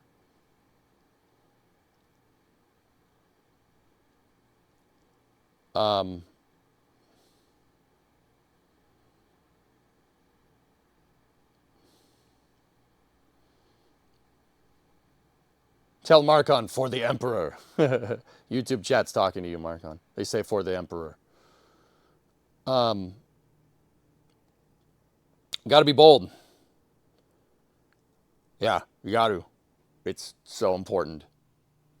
Stagnation leads to war. All the time, every time. It's proven, going back to late antiquity, going back 4,000 years ago. And look, man, I do believe in human evolution. We certainly can get better, and we have. But human nature don't change. The hardwired stuff up here, that don't change. Everybody has that.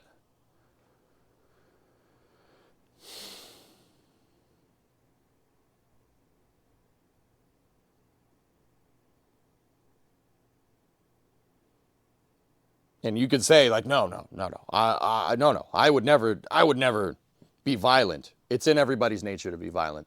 I'm sorry. Like, that's just who we are. That's like saying, oh no, I'll never have, I don't like having two arms. I want one arm.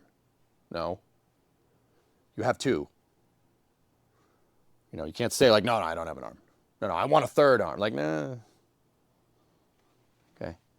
It's just, that's nature, man. That's who we are. Well, it's important to acknowledge it and move on. You have two arms. Okay, do something with them. You know what I mean? All right. Good conversation. Let's get back to the car, shall we?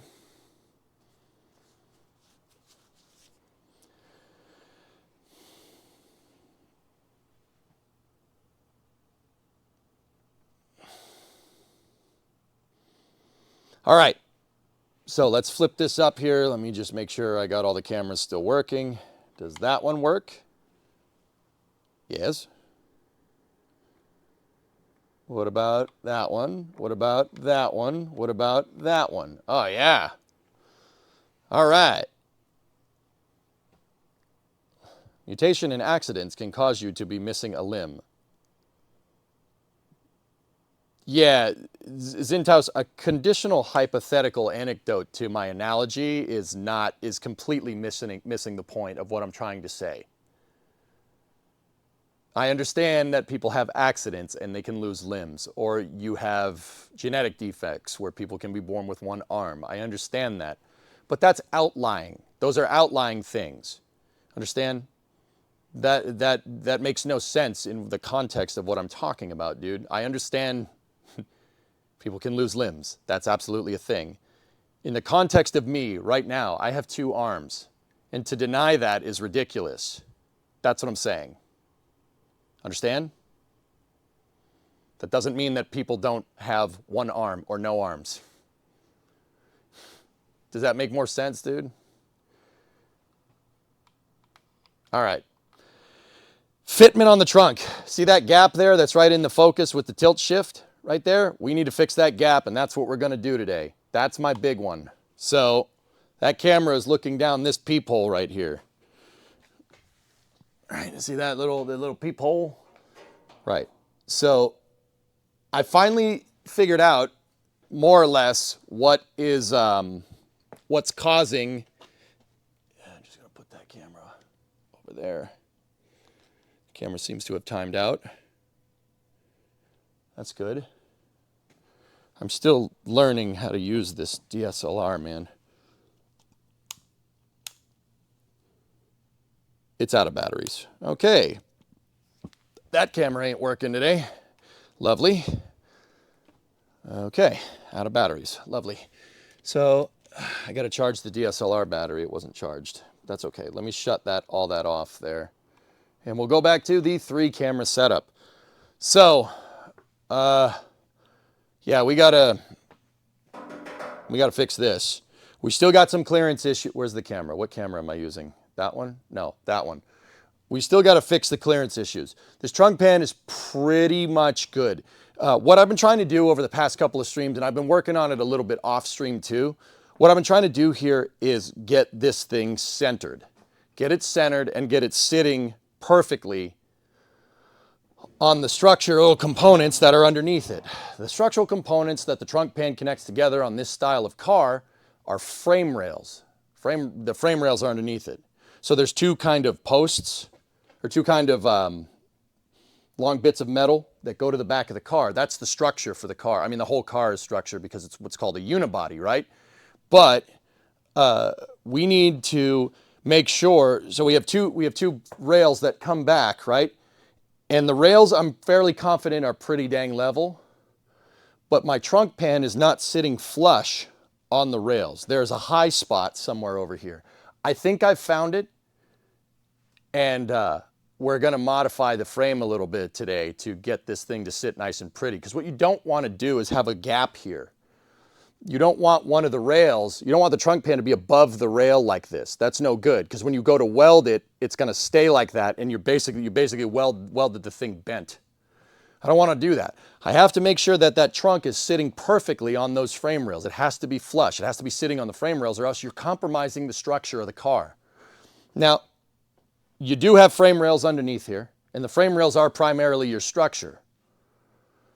However, this car is a unibody style car, meaning that instead of having a gigantic structural piece here and then an aesthetic body on top of it, right? A unibody style car utilizes all of the metallic components of the car for structure. So the trunk pan isn't just there to put stuff in when you need to put your luggage in the car. And it is a big trunk. We've got plenty of trunk space. It's great. It's not just there for that. It is there to serve as a structural element to hold the entire back end of the car together structurally. That's really important. I need to make sure that that's perfectly straight.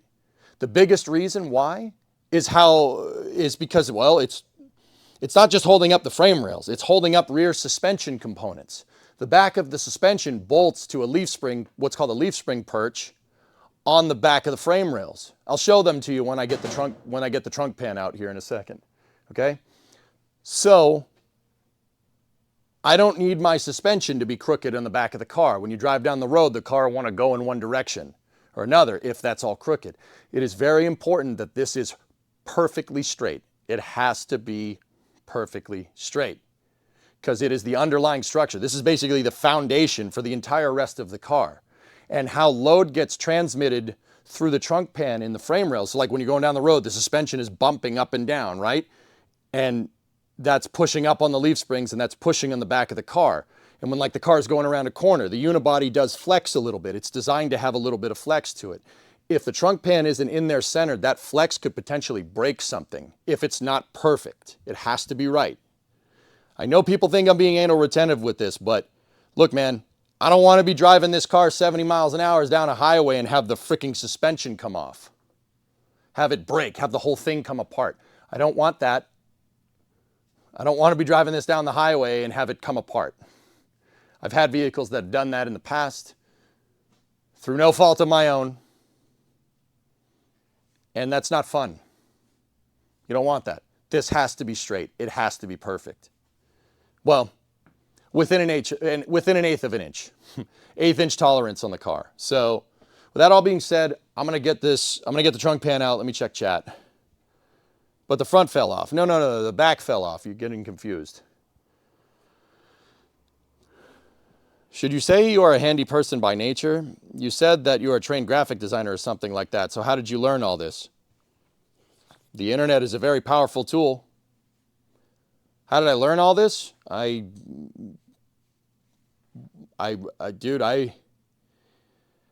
Do you want to know how I spend my spare time when I'm not streaming? It's either reading about spaceflight or reading about cars. That is all I do. Right? Except on the weekends where I go and be a normie for a little while to unplug my brain. During the week, spaceships, cars, factories. That's what I'm reading about. I'm reading about industrial design. I'm reading about structural design. I read papers from NASA for fun because I'm a nerd. I just kind of slow roll it a little bit, you know what I mean? Not here though. In real life, I'm just like, yeah, I like football and baseball. You know, I slow roll it. But doing something like this has been the result of years of learning. Years of learning about physics, years of learning about structure, how structure carries load. I've been playing a lot of Kerbal Space Program really helped too. That really helps you get the point across. Kerbal is a very good physics simulator. Not necessarily an aerodynamics simulator. It's a great physics simulator though. I read. I read a lot. I read and I watch a lot of videos about this stuff and I learn. And then I take that knowledge and I apply it. I apply it, and what works and what doesn't work is a really good way to filter out what's good advice and what's bad advice and what's the right and wrong way to do things. I'll give you the context of this. I know about structure. I know about what's called stressed metal. We learned that from the aerospace program. Stressed metal is very, very important to understand, especially in the application of a unibody car. So once again, when this car is driving down the road, this quarter panel, this piece of metal being in the right spot, being perfectly aligned and true to this is quintessential to the structure of the car. That is really important. This is structural. Every bit of this car is here to carry the structure of the car down the road. To basically, the short answer is saying it makes it a nicer ride.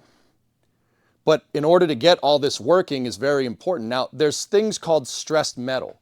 Once again, learned about that from the aerospace program. Stressed metal comes from the fact that metal, here, let me take a scrap piece over here. Metal is elastic in nature.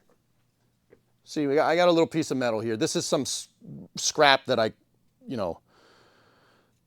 took off the car, right? It's a piece of steel. It's just, it looks like it's galvanized steel from the looks of this thing. I mean, you can see where I cut it off. This was a patch thing on one of the quarter panels, but look, it's bent, right? Pretty straightforward stuff. The metal is nice and bent. If I do this, right? Look, you got some play in the metal, right? So if I, for instance, welded this to something, and then there was another piece of the thing and I needed to weld it up there, metal is elastic. If you let it go, it'll spring back, okay? It'll spring back, right? But if I bent this up and I tacked it in place on some structure, right? It's loaded. There's potential energy there. And if you let it go, you're going to see the result of that potential energy because metal is by nature elastic, like an elastic band. It does that. It's just different than an elastic band. It doesn't rebound as quick, right? But it definitely does rebound, right? You do not want stressed metal in this design.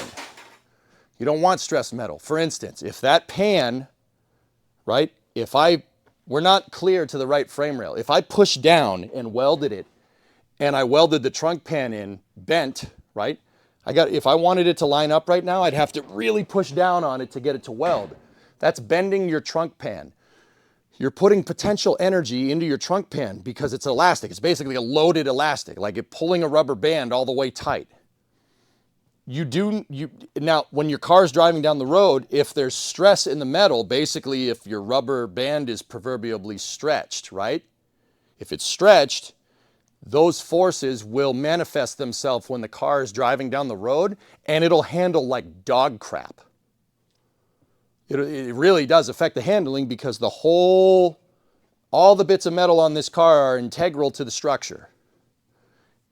All right, the car, when it goes around the corner, so here's the thing. You want to hear something cool about engineering, particularly engineering cars. Chrysler came up with this idea. Well, it's not Chrysler. Unibodies had been around. It's called a unibody. It's where the entire structure of the car is integral to, or all the bits of metal on the car are integral to the design. First of all, it's a cheaper way to manufacture automobiles.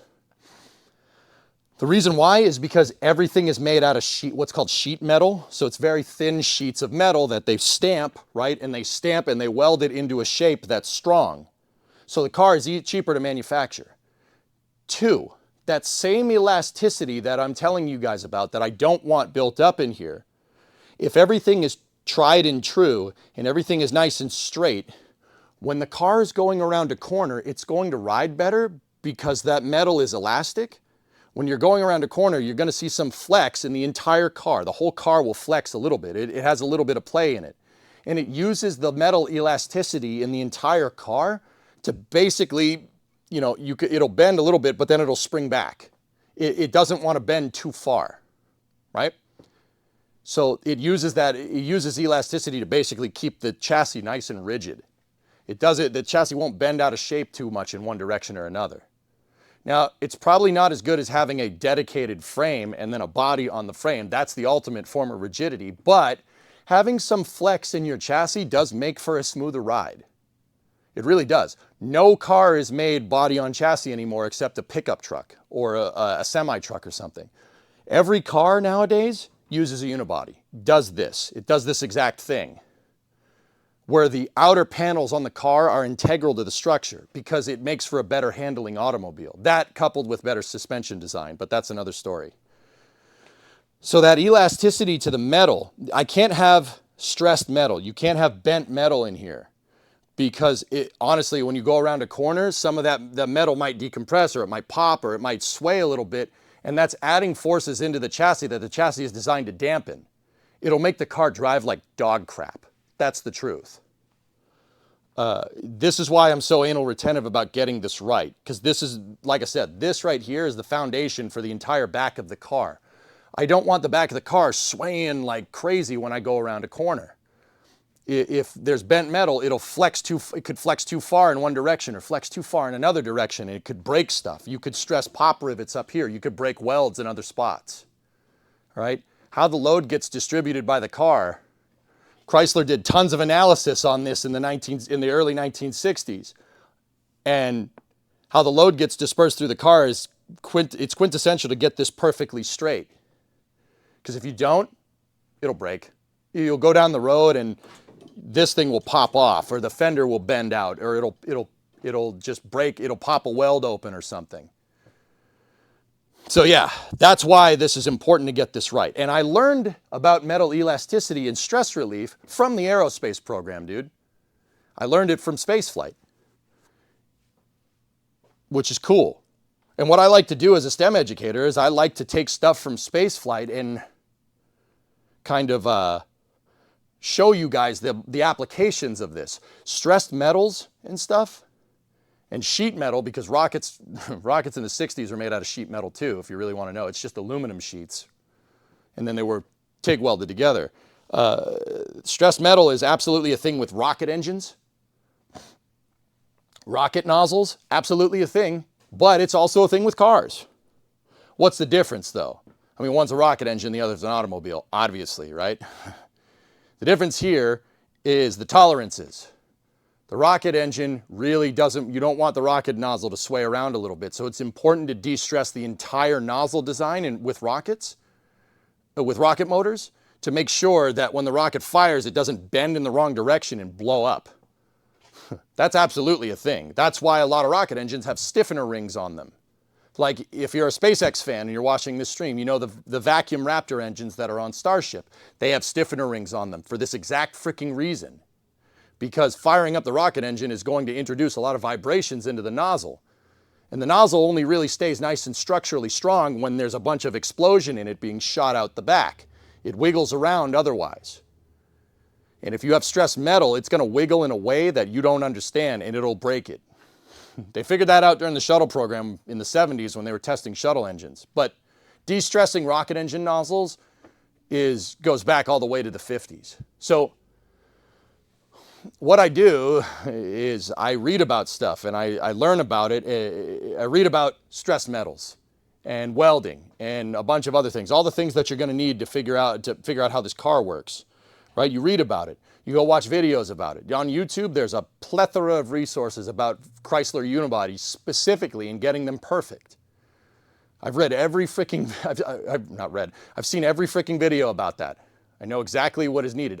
Guys, let me put it to you like this. It's September of 2025 right now. I started working on the Coronet and I brought it in here in May, I think. I knew that I needed to work on the Coronet as far back as November of 2024. I often said on the stream about a year ago at this time that if this thing spent another year outside, there's going to be no car left to fix. And that proved to be right. So what I basically did in the background, totally agnostic to anything we were doing on stream, I only mentioned it every once in a while. What I was doing in the background in my spare time is reading about Chrysler unibodies, reading about everything that I could possibly learn about this particular chassis, how it works, how it disperses load, what are the load tolerances, where the load gets transmitted through the rear suspension, how people go about restoring them, how they cut up trunk pans, how they drill spot welds out. I did months of research to figure this out. And then when I felt that I was at a point where I could be confident enough to explain this stuff to you guys while I'm working on it, even though I don't really know how to do this. I knew how to weld, but I had no hands-on application with welding. I'm pointing at my welder if it's out of frame, right? I put the practical knowledge that I learned to the test. And we eventually figured it out. It's good streaming content. People like it. People like watching the learning process. But in order to get yourself to a point where you're ready to do hands-on stuff, you have to learn theory. I mean, this is how they teach you in school. You know, if you want to be an auto mechanic, they're not going to put you underneath a car and say, hey, change the oil. I mean, they might, but you would have classes, right? You would have tons of classes learning everything you need to know about how to change the oil, what an oil filter does, what an oil pump does, what a pickup does, what a drain plug does, what a filler neck does. Like, you'd learn all of that stuff, and then you'd go put it to work. That's what I do. You guys often see that I'm late for streams, or I say I have another thing to do.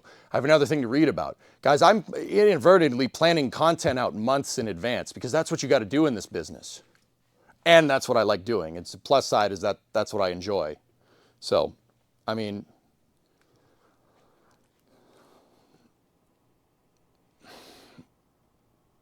does that make sense? Sorry, we're giving all the long explanations today.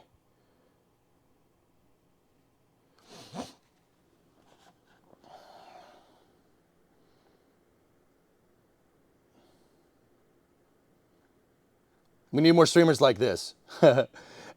Allie, I'm usually really good at reading chat. The problem is that camera was on and my chat's over here. I have YouTube and Twitch up over here, so I'm looking now. In terms of handling, that's why we use sway bars in a sense. Same concept, but improve handling. Yeah, exactly, Slackster. A sway bar or an anti-roll bar is what they call it overseas or other places. Those are they use metal elasticity to keep the chassis more rigid. Some chassis, some designs have more flex than others. Some designs you want to remove flex. But you still have to remember that even when you're driving this car, if you're going 60 miles an hour and you're going around a corner and you turn, the suspension is going to push up on the unibody. The unibody, it's going to push on the leaf spring perch. The leaf spring perch is connected to the frame rail is connected to the trunk pan's connected to the quarter panel's connected to the roof. Load will be transmitted up through the roof of the car, even when you're driving around a corner. That's super important to understand. And that's not just Chryslers. That's every car nowadays. Every car does that. Every single car. That's why an insurance company, if a car gets hit on the rear quarter panel, if you get a big enough impact here on the rear quarter panel on a car, an insurance company will be like, nope, get rid of it, because the unibody is compromised. No point. No point in trying to fix that. You'd have to take, you basically have to take the whole car apart. That's why if you get a hit on your rear quarter or a car gets rear-ended or something, nope, done, right off, junkyard. Chat, are the streams from 10 p.m. to 12 p.m. meaning, no, it's 10 a.m. Alley to 12. I start at noontime Eastern and I stream till about 10 p.m. I stream for 10 hours a day, 5 days a week. You're still trying to get this out of the garage by late October, right? Yes and no. Even the glass is structural? No, the glass is not structural. The glass is on a rubber isolator. There's a big, well, not an O-ring, it's sealer in here, right? The glass is not structural. The glass can bend a little bit, but you don't want to bend the glass too much because then it'll shatter. That's why when a car gets hit, the glass shatters. No, the glass is not structural. There is a, behind this right here, there's a huge metal pillar. There's a huge metal structural lattice, so to speak, that goes up into the roof. And this thing, the outer skin of the car is kind of holding it in place, right? But yeah, it's all structure. Structural load gets moved up through the car. Every car does this. It doesn't matter if it's a Mercedes, BMW, Honda, Toyota, Ford, Chevy, anyone, Hyundai, Kia, every car is made on a unibody nowadays. Every single one of them, because it's cheaper. It's cheaper to make than putting a frame down, building a huge, strong structural frame, and then putting a car on top of that. That's how cars were made in the 50s.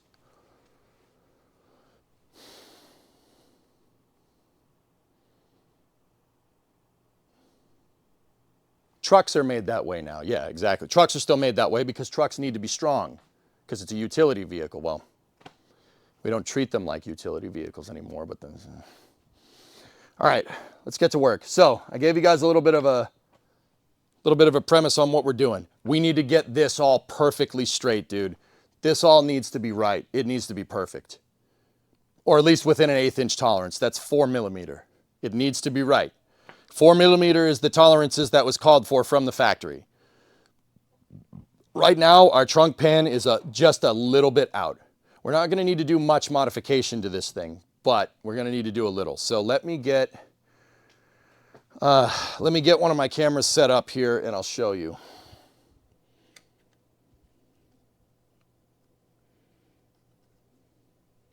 Also, I got to figure out a way to charge that DSLR battery.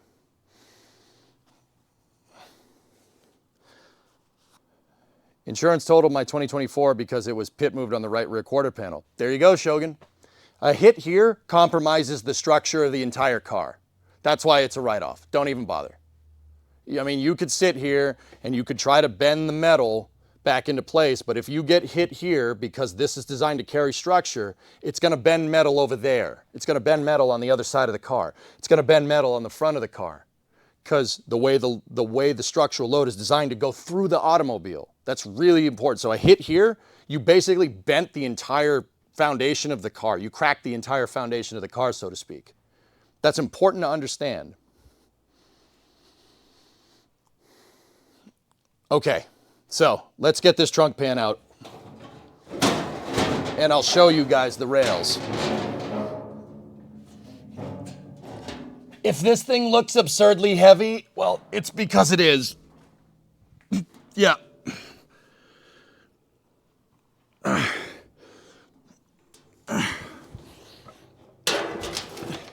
It's a gigantic piece of 16 gauge stamped steel. It's really freaking heavy. All right, so there's our frame rails. There's the rails, there's the perches. This is the rear cross member here. Now I haven't welded in this dark piece, the black piece on the back. I haven't welded it in yet. It's just being held in with screws. But I have a theory on where this is, where we're hitting over here. There's a high point somewhere over here. The high point is preventing my trunk pan from sitting flush on this frame rail.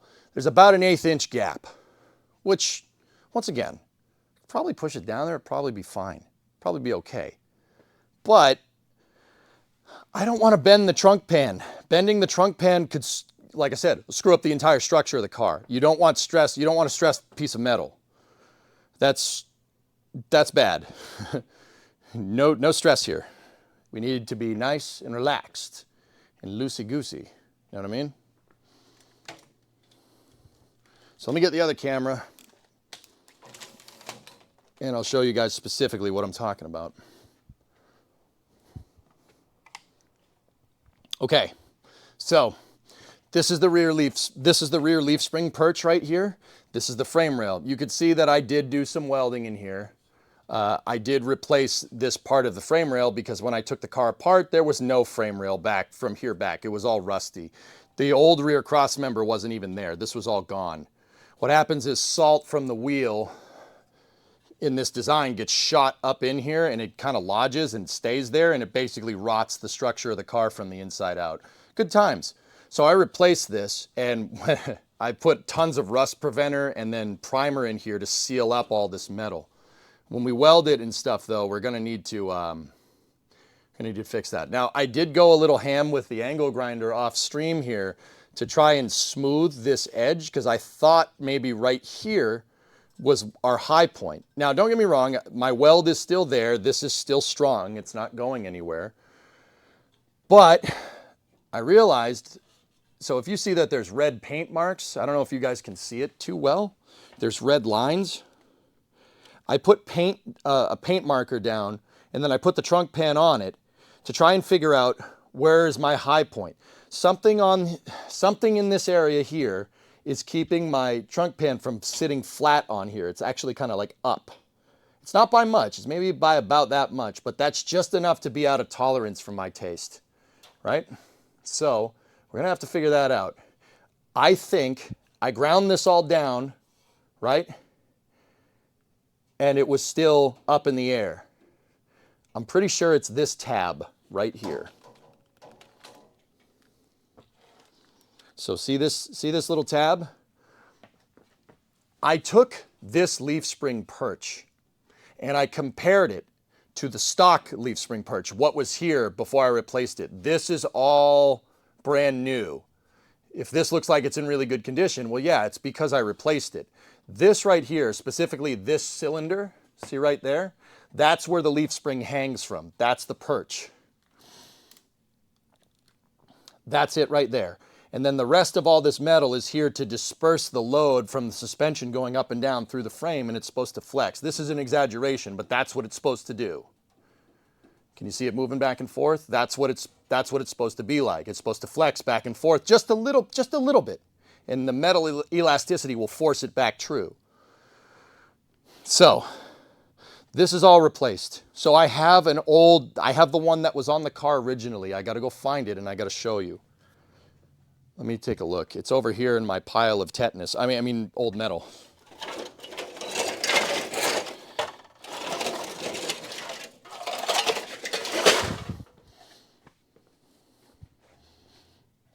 So, if you want to see what this looked like, that's what I started with when we took this apart.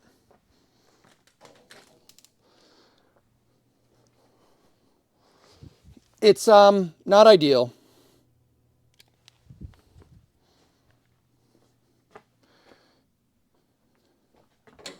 Put the light there so you guys can see this. This is what we started with. Now, there isn't much left, but I started looking at how this tab goes together, right? And I kind of figured out where the rest of this should go. Now, and I did a lot of looking at these things on the internet and so right here, once again, this is just made out of a bunch of stamped metal. There's a metal piece that should go right here, right? Obviously it's gone, it rusted away because this thing rusted from the inside out, right? It was right here. That piece of metal should be in relation to this tab in one way or another. It should be up or down so basically that piece of metal, where's the right spot? Now, if we look down here, that looks to be pretty right, but I looked at this, I looked at where that tab was, and I looked at this, and I figured out that this piece right here with the hole in it, that piece of metal that came on the brand new leaf spring perch, is not exactly right. It's a little bit too high. It's up too much. So this piece of metal is up. This plate right here. Now the crazy thing is that if you look at the other perch over there, if you zoom in, you can see the tab. This one is too far down. That's just repopped parts. That happens. See, that one isn't even right. Now I made the adjustments over here to get this correct, and this side does sit flush, so whatever, we're good. That one's too low, and this one is too high. So my trunk pin ends up being a little bit crooked, and it's not sitting correctly on the frame rail and on the perch. That's just a little bit too high. So what I'm going to do, we're off by not too much here, I think. I'm pretty sure. Yeah, here, let me take the Titanic piece off. It's this part right here that's just bent up. This part is bent up a little too much because this piece is just a smidge too high. So what we should do is we should take this and we should bend it back down. Now, here, let me adjust the tripod. I'll show you what I'm talking about from a different angle so you guys can see it.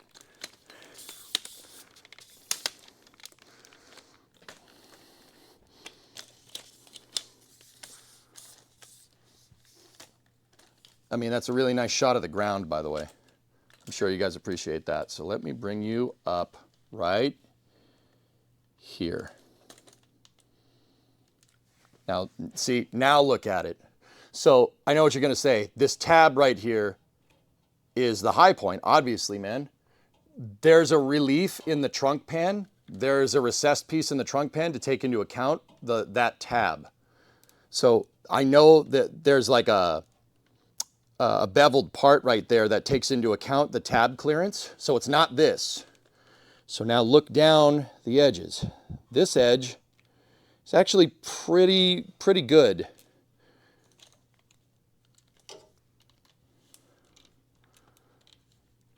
These are actually okay now that I'm really looking at it, but because this piece, it went in probably a little crooked and maybe just a little bit too high. This tab should be more or less, see that guy right there? That one should be more or less aligned with my finger. So you could see how far we're off here. And because this thing isn't in perfectly right, this side is a little, this part right here is a little bit too high. And if we look, if you look down at it right there, you could see the scrape marks from the trunk pan. So when I'm moving the trunk pan around, see all the scrape marks right there? And particularly like right here, that's part of the grinder. This whole tab is up just a little bit too high, just a smidge. It's probably maybe like 2 to 3 mil. If you look at it from here, you look at it and it's nice and smooth. That part is too high. Now, once again, we could go over there, we compare it to the other side. You can see that the other side is flush from here. So you get what you see what I'm getting at. We just have to basically, well, there's two things that we could do. I could cut this, section this off with the angle grinder, right? Bend this thing down and re-weld it into position. That's not going to compromise the structure too much. I mean, we'll weld it back. If anything, the weld will be stronger because it's just spot welded right there. But see how this piece kind of bends upward a little bit? It's bent up over here. We got to fix that. I mean, we could persuade it, you know, we could persuade it to see our point of view if you want.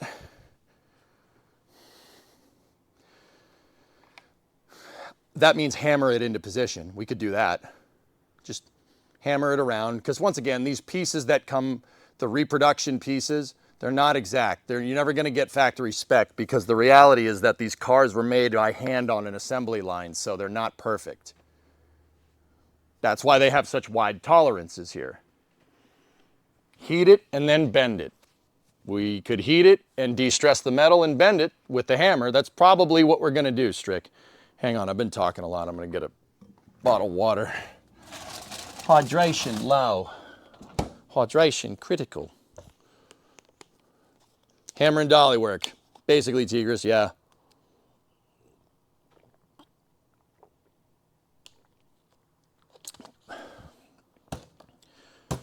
All right.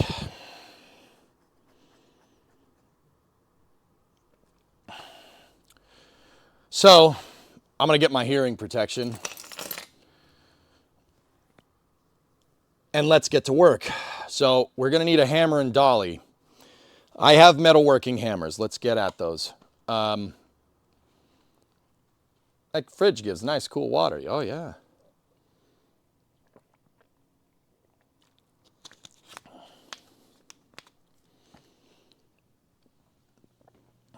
All right. I'll keep you guys on this view right here. And yeah, headphone users, this is going to get a little loud. We just need to bend this down and kind of, it's just a little bit. It just needs to go just a smidge downward. It needs to be a little bit below this one. I already did some hammer work there, but it's not perfect. And there is still a lot of excess weld right here, that might be, this might still be our high spot. It's possible now that I'm looking at this. No, the high spot's definitely right there.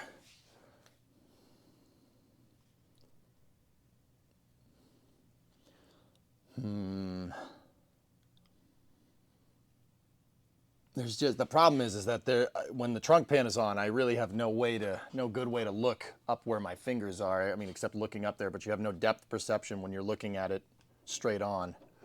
So it's kind of hard to see it. Let me look at the other side again, just to be sure.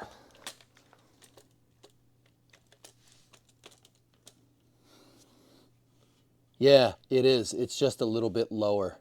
See what I'm talking about?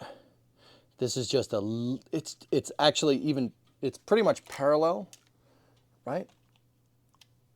And maybe even a little bit on the lower side. Now, yeah, that's no good comparatively. Like if you look at it compared to here, look at the gap. But then again, we know that this piece is a little bit too low. So that, yeah, okay, we got to go down with it. All right, let me get the torch. Let's start by heating up this area and then just hammering it down. I'm going to get my metal hammer. Yeah. So this right here is the red hammer is metallic. So if we heat this up, get this area nice and warm, and then bang on it a couple of times, we could theoretically get it low. I'm pretty sure that that's the high spot. You can see it. It's right there and maybe even a little bit right there. So let me go get the torch and we'll go from there. Because once again,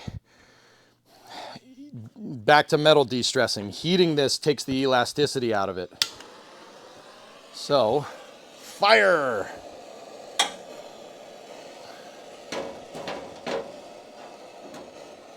So we're just gonna heat this bad boy up here a little bit.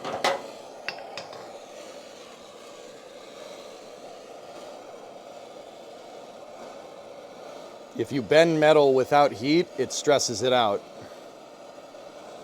Once again, you're dealing with that elasticity. The way to de-stress metal is to heat it up and then bend it. You bend it. Heating removes the elasticity, which is why cars that catch on fire are never rebuilt. If it catches on fire, you've compromised the integrity of the metal, and the best course of action is to take what parts off of it that are salvageable and never ever talk about it ever again.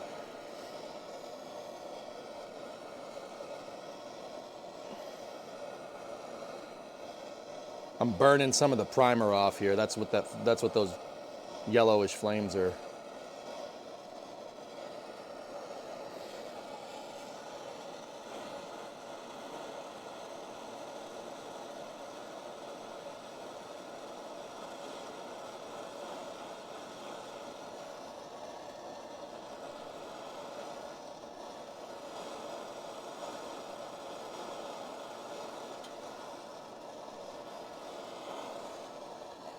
All right, let's try that.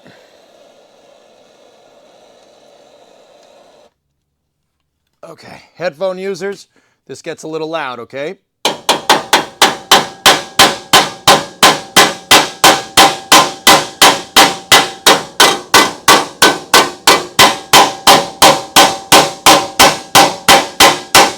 And now I am holding this up with my hand so it doesn't bend.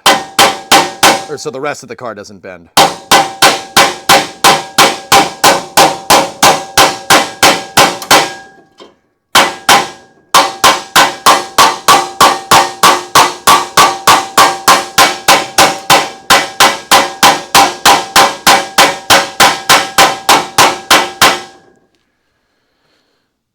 I don't know. What do you guys think?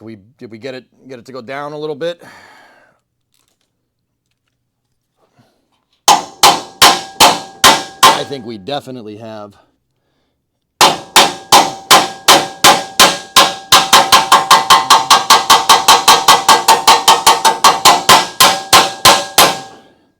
Oh yeah. Here, look at it from here. See? We definitely bent that down.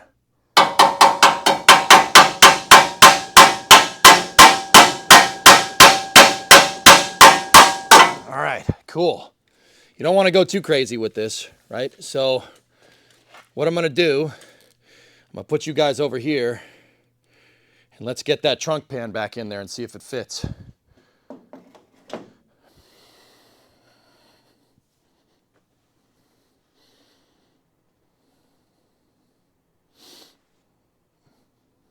All right, I'm going to get the trunk pan.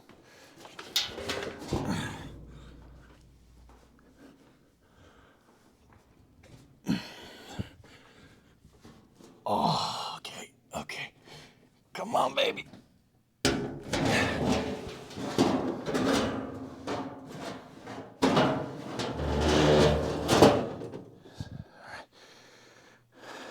Trunk pan always needs some fitment up at the front, so give me one moment.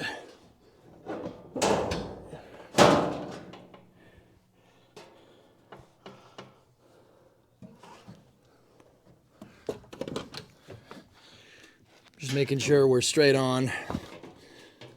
Okay. Okay.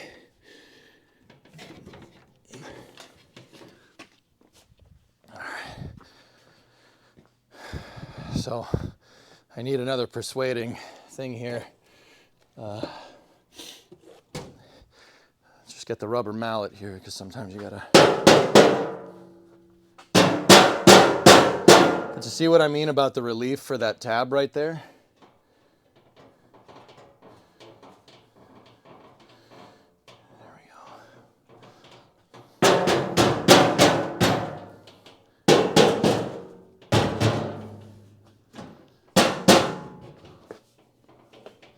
Okay, I'm gonna check the left side. Left side is good.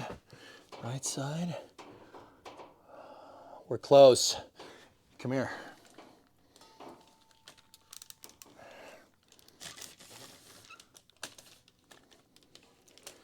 So look up. See the gap? It's definitely better than it was.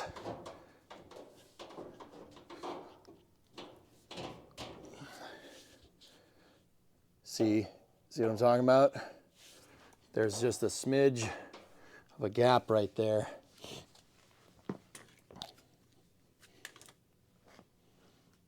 Yeah, we can't have that. That's not good. That's why getting rid of that damn high point is so imperative. Because so down here we're perfect. We're spot on. The rest of this though is not exact. Now I'm looking back here. It is still a little bit off. I'm kind of wondering if the entire leaf spring is just leaf spring perch. I may have burned it in too high. I don't know. Let me check on the other side. Nope.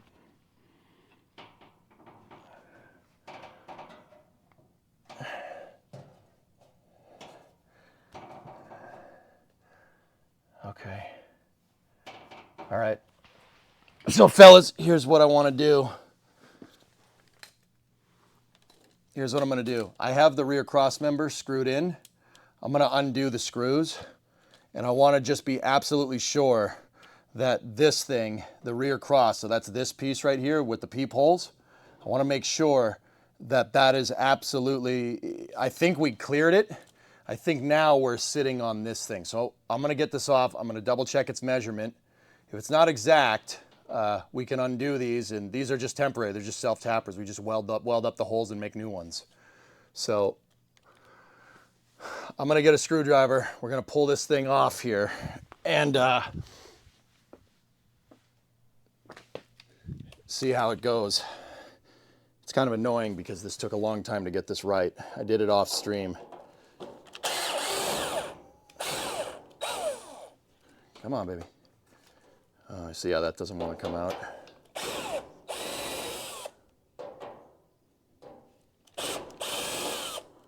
Okay. All right. So if I undo this and this thing springs, that means it's stressed. Oh, yeah. Look. So see when I lift the trunk pan? Take a peek. When I lift the pan, the self-tappers move. See that? Which means that now the trunk is resting on this piece, which means we may have been a little bit too high with this piece. So let me oh yeah. Look, I took the screw out and I took the screws out and look at that. Look. Yes! Yes! That's what I'm talking about. Okay, cool. So we were just a little bit high on this side. That's good, man. That's perfect. Fellas, look. Yes, dude.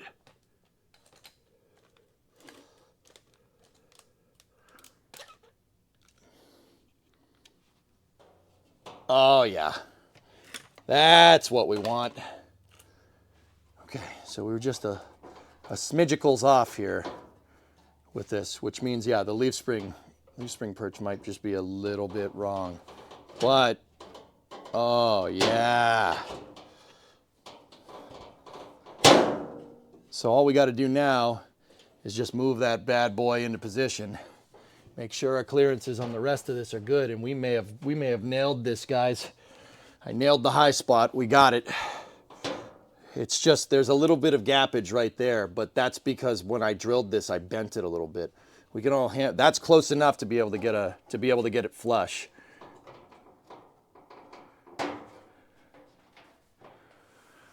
Oh, that's sick, dude.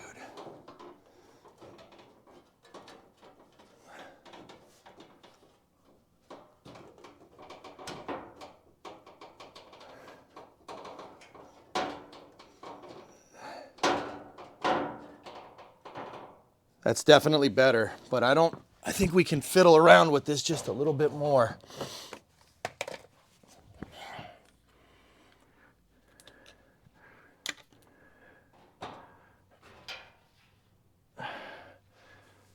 We're not perfectly flat. It's damn close though. There's still a high spot somewhere. But it is, see right there? That's what we're looking for. See how that casts no shadow? See the shadow right where my finger is?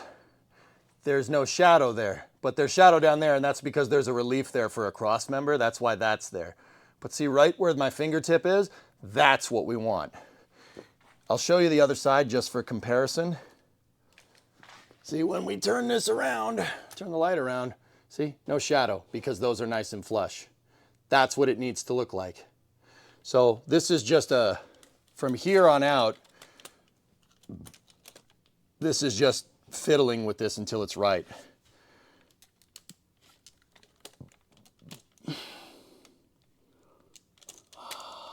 Dude, that's pretty good, man. We did get those high spots out, which is great.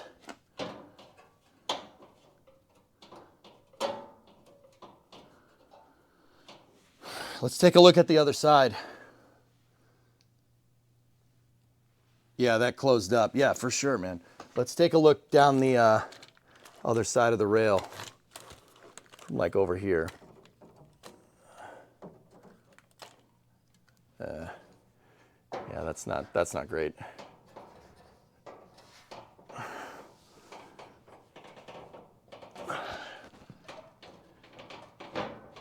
Oh man, see that tells me that this leaf spring perch is not in there correctly. I burned it in crooked. And that's on me. That's what I mean about learning hands-on. That's my inexperience showing.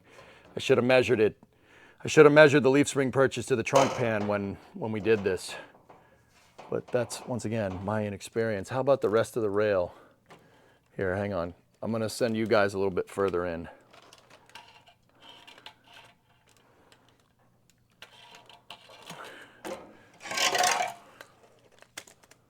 How's the rest of the rail look, dudes?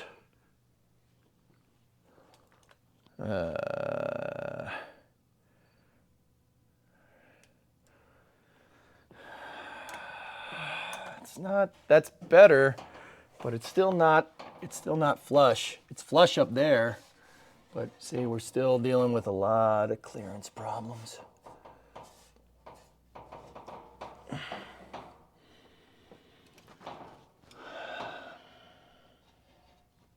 Now see, we can pull it. You can always pull the pan down and get it flush, but that's, once again, that's not really the best thing for this. See, like especially over here, that's no good, man. That's not great.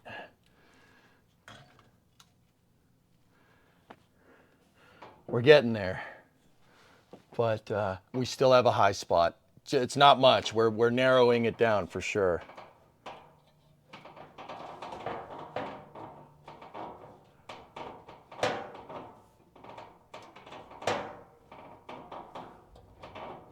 See this little flex? This is the kind of stuff that it does, that metal does. It flexes just a little bit. This is the driver's side, guys.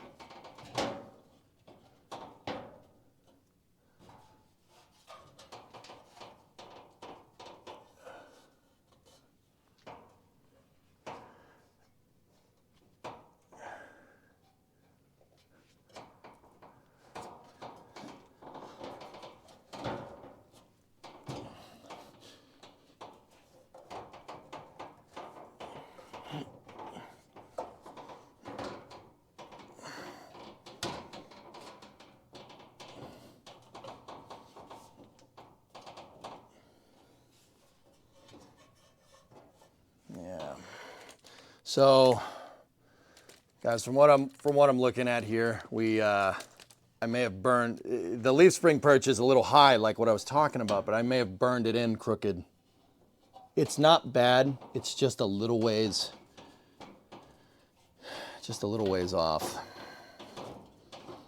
Because I noticed that if I let this whole thing relax, right, and we get everything to line, right, I get the frame rails to line up. See how that's not, if you look right there, see how there's that? That's the leaf spring perch, rear flange. See the gray? Those holes should line up. They should be like that, but it's not, yeah. The whole leaf spring perch is in that way, just a little bit. It's not much. And that could be, once again, that could be because there's different components of it that are too high. But, yeah. Whoa, what the hell? Oh, one of my clamps fell off the quarter panel, and that made a really loud noise in my ear. It was just hanging up there, guys, so, yeah. Also, ghosts! Ghosts! Ghosts! Period, question mark. Yeah, that came close from hitting me in the face. Like, my head was like right up close to this thing. But see that play right there?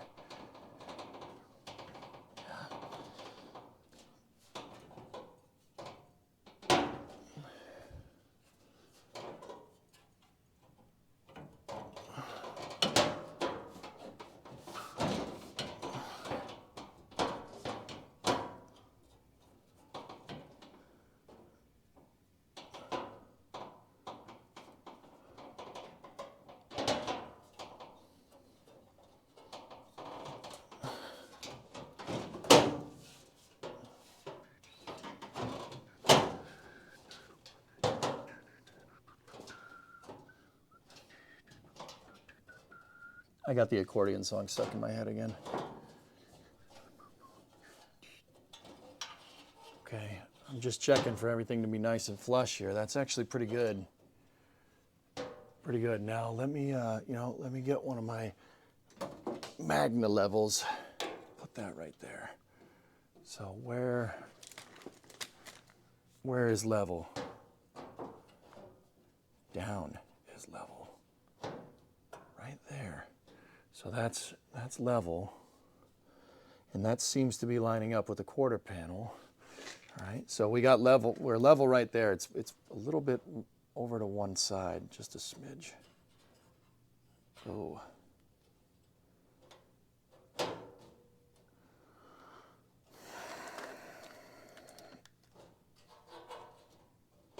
That's pretty good. That looks good, right?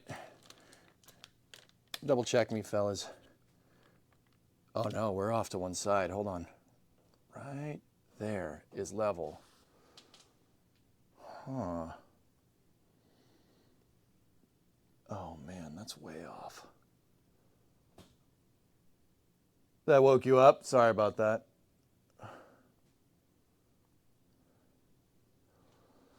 Oh my goodness.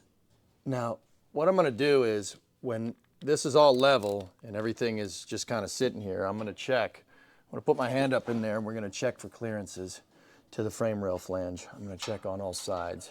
Okay, over on this side, we're flush. Okay, what about in front of that? Pretty close. The leaf spring perch is flush here as well. What about the, let me get under the car. Let me get under the car, sit in the car.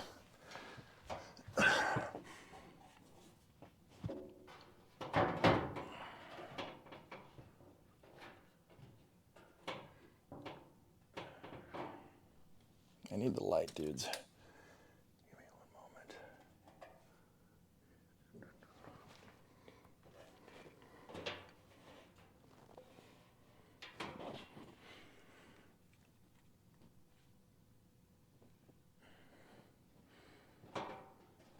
We're good on this side. It's pretty close. It's pretty close to being right. Now let me look at some of these components over here.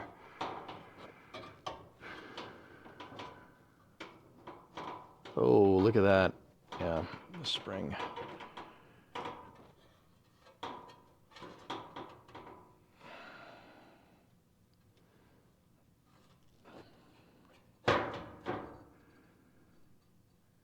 Woof. Woof da. I know the light's probably shining right into the camera. Sorry about that.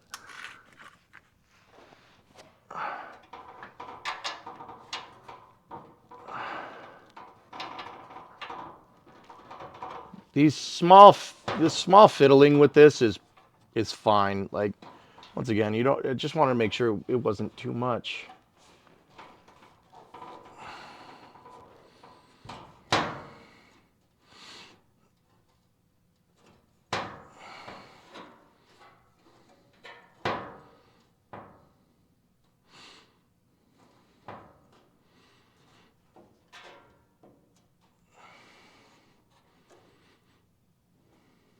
All right, are we nice and level here?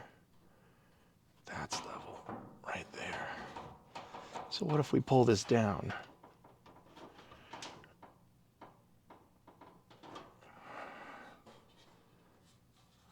Okay.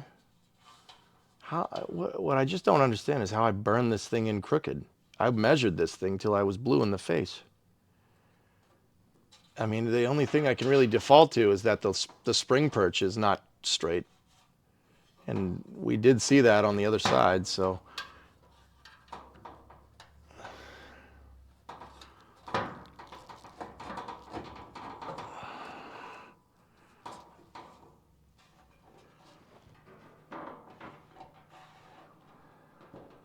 There's the relief for the cross member. Guys, other than that, this is pretty damn straight under here, down here. Here, take a look. I'll show you what I see.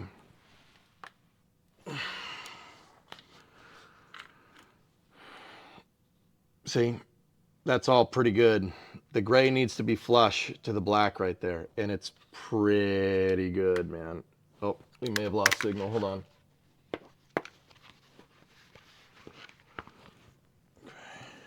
And then this is the reason why I put the leaf spring up, because the leaf spring needs to be aligned to the perch.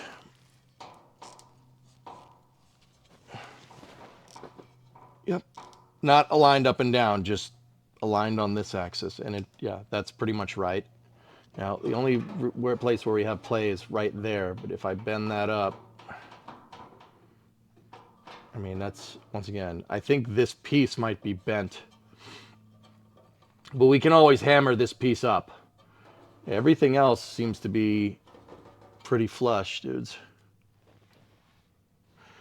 Can you guys see up in there? That's good enough. That's real close. I mean, it's not exact like the other one. I got the other one bang on, which I'm really happy about, but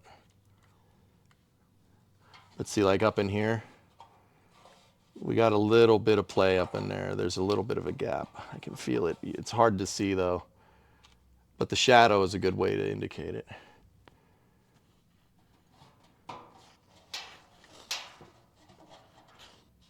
I think if we just spent a little bit more time bending and grinding here, we'll get this right, because this all seems to be pretty damn aligned. Like, look at this from this way. Is that right? Yeah, it's pretty close.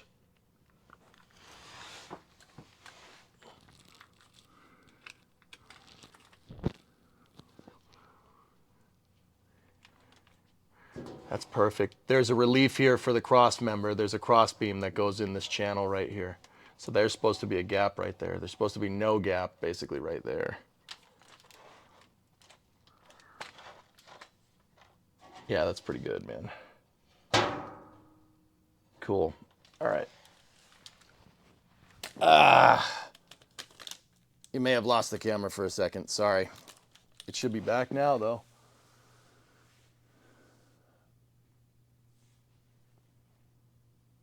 Drill holes in the worst places and use clecos to hold them together.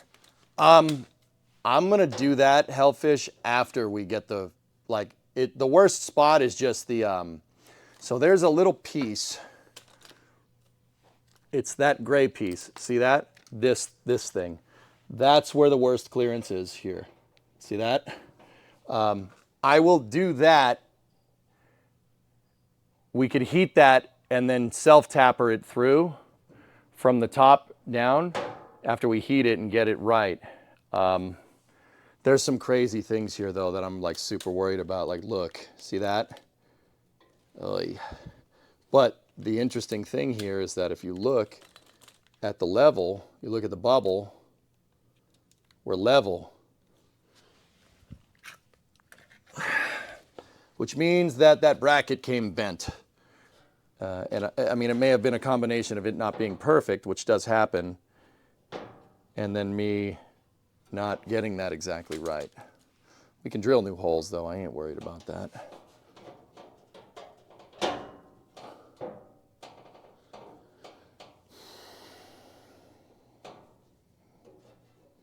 Another thing I can do is the tab. I can just bend the tab down for now and make sure that the tab isn't what's hitting this. Because the tab is a high point. You know what? Let's get the Metal Bender 5000 out.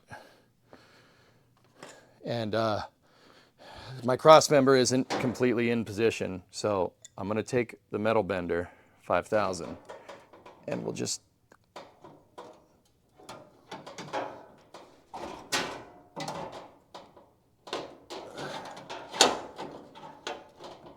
bend that sucker down so it's not the high point anymore.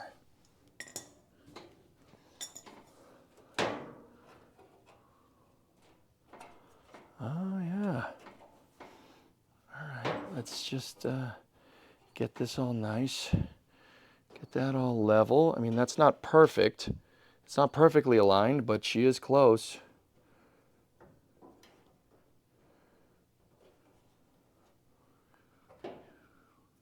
And she is level. You guys look, see it? That's good, man. And we're flush. Yeah, we're pretty damn flush. I might need to just take down a little bit more of the high points here.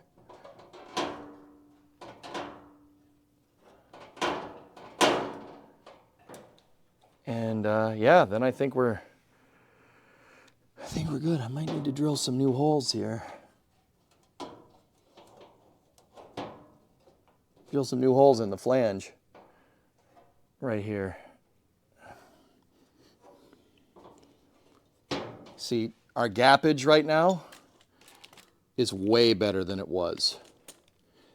This thing was like up there. This thing was up there before. Now she sits a lot more flush. And that's probably just the welds and stuff up here. We can grind those down. We can grind it out and get her flat. I'm not worried about that.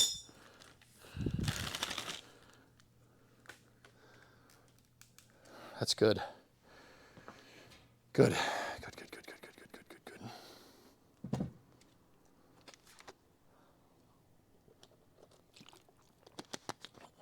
Yeah, you're 100% right. It's just what it is. Yeah, I mean, stuff comes crooked. It's the tolerances on the cars. This isn't a, and that's what I mean about the difference between de-stressing metal here and de-stressing metal on like a rocket engine. On a rocket engine, it matters down to the freaking micron. On this, it's to the millimeter. Well, big millimeter. You got big differences in the gappage.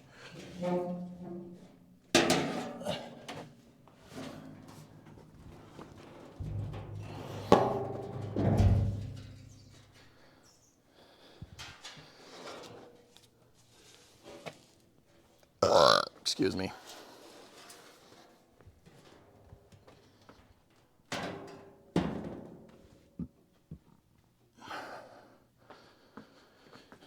All right, so now what we're gonna do is just take a look and see if we can find a high spot here.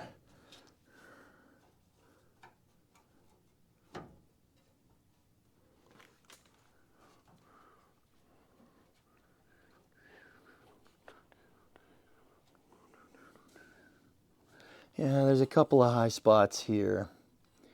It's just, yeah, right, like right there. All right, let me get the Metal Bender again.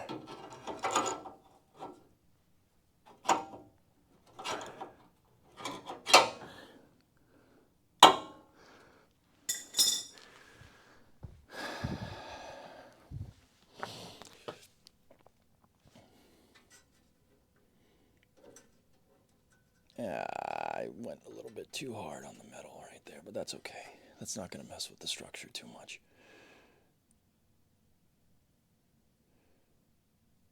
All right, where's the high spot? Where are you?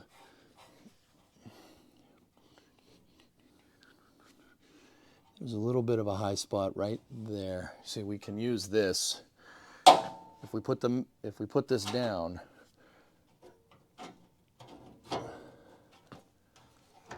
put the bubble level down there.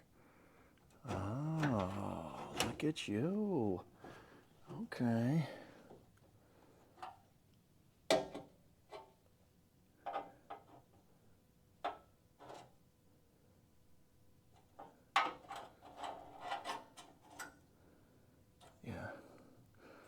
Yeah, that's all. This is all still a little high.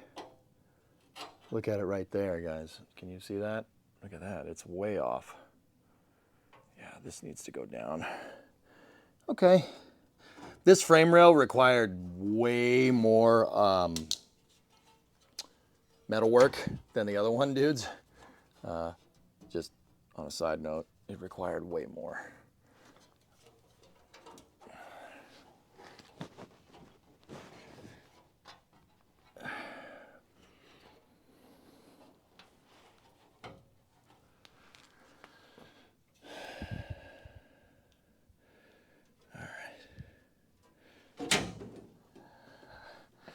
Sweet.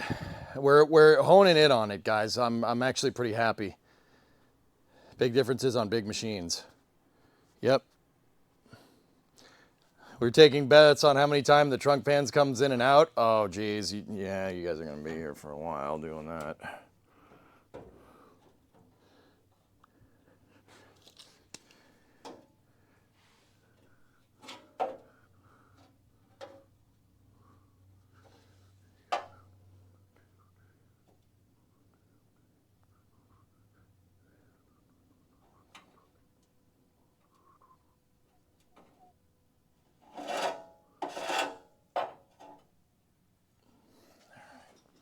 Well, I noticed something here. I noticed something that it looks like when I drilled these flanges, when I drilled the spot welds, that this wasn't exactly flat. It looks like I bent it a little bit.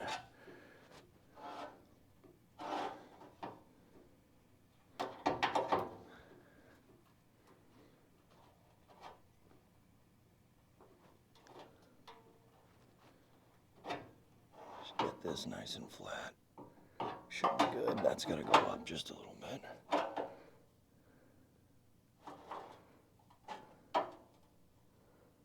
It's got to go down.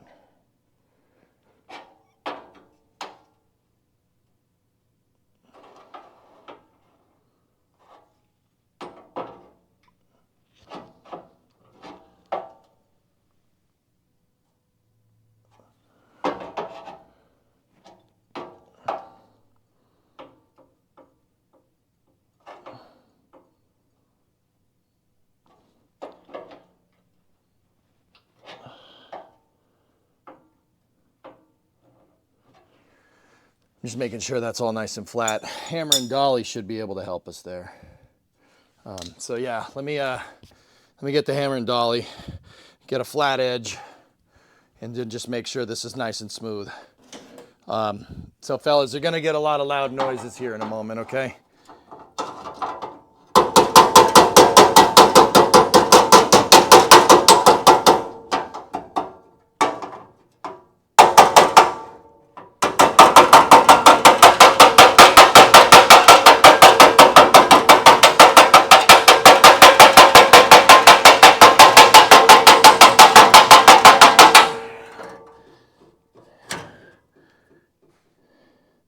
Yeah, that flattened that sucker out.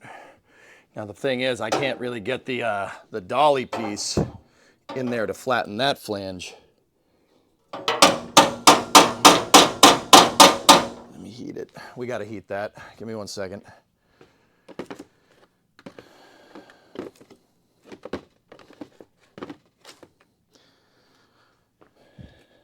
That's some of the metal that I made.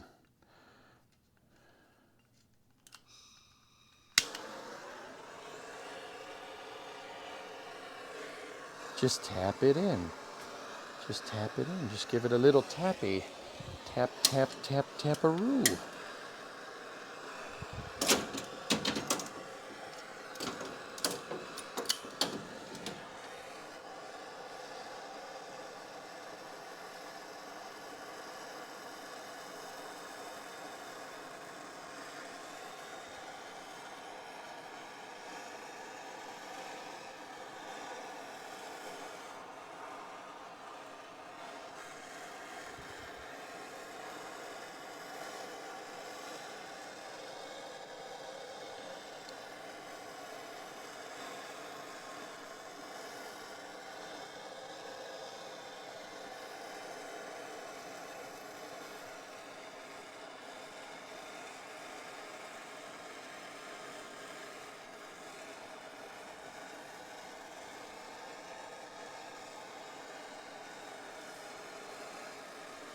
Okay, that should be good.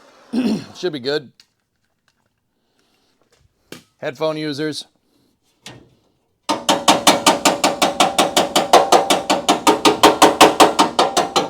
Oh yeah, that needed to go way down. You just got to be careful. You don't want to hit it too much. You'll bend it too far in the wrong direction. Let me get a different hammer. Hold on. This one should be able to get this nice.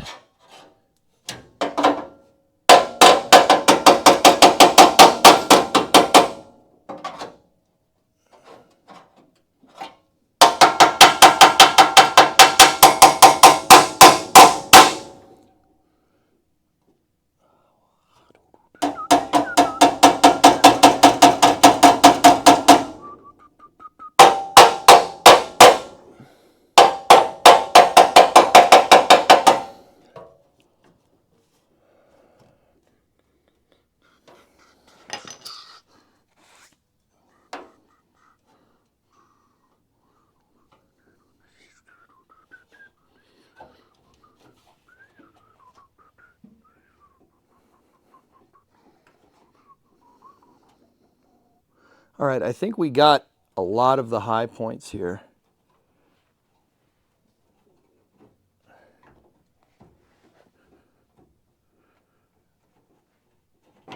It's just, once again, getting this thing. There's a lot of play here. We got to get that all aligned. We're close, dude. We're close to getting this correct.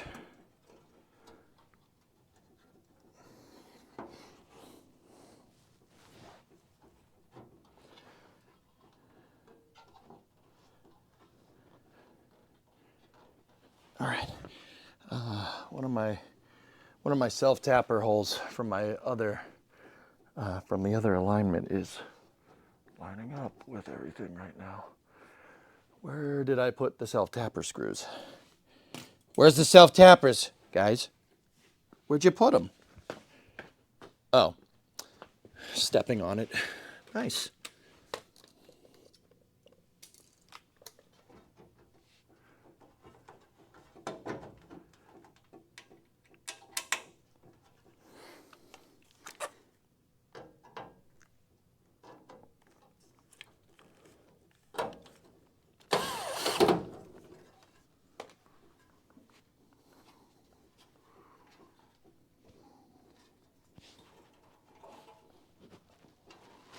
Nah, that one's not lining up. It's still a little bit off.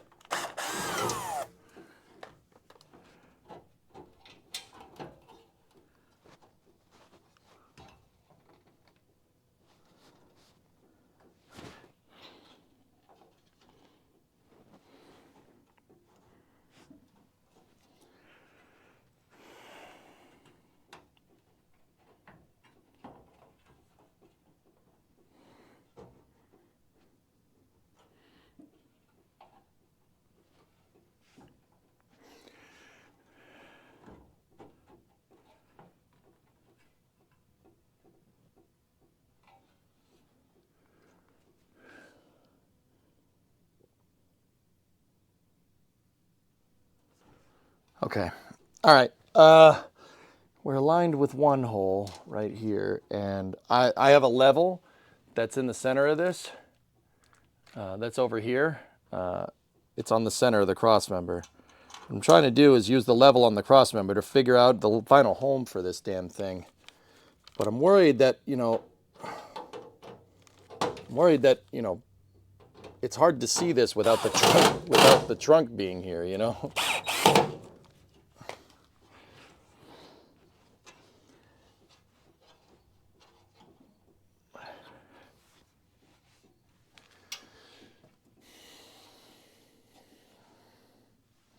All right. The other thing I'm going to do is I'm going to heat that tab and bend it so we can get rid of the hump in the top of it.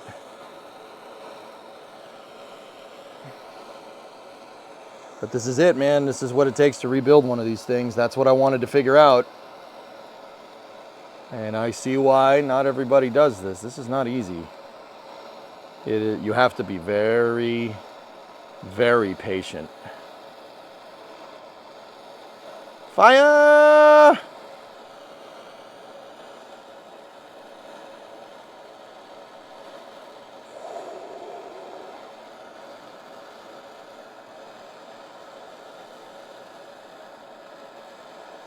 Okay, that should be good.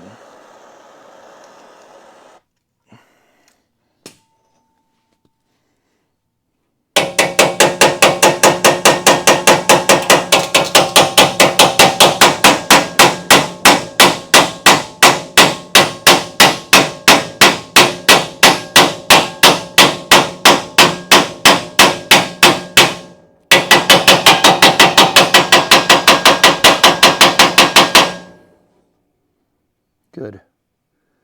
I got the little waviness out of there. All right, let's get the pan.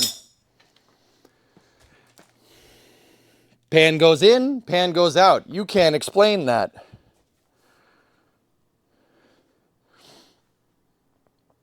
Does the trunk pan get welded in or bolted in? Welded. I'm going to have to plug weld it. That's the reason why I'm worried about clearances to the frame rails, dudes. Because if it's too far, the weld won't take. And if the weld doesn't take, if the weld doesn't do, we got a problem.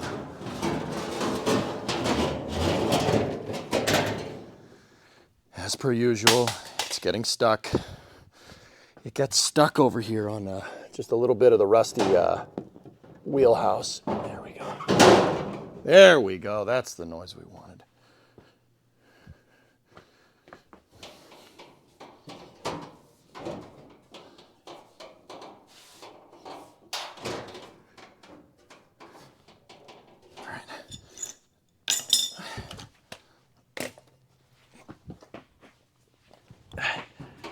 Once again, we're clean on this side.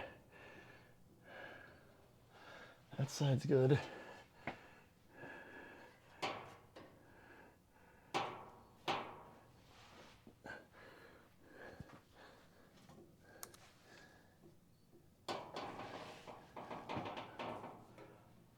yeah. Yeah, baby. Pretty solid over here, dudes.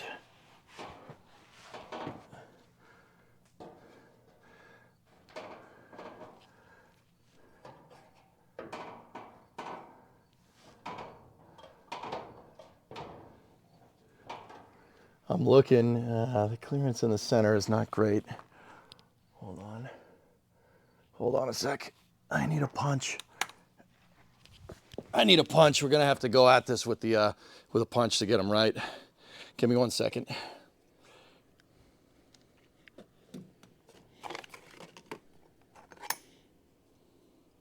Element, this is definitely a pain in the butt, dude, but you know, like the thing is, man, this is easy, and then this is hard, and then when we get to other stuff, the other stuff is gonna seemingly be way easier than this.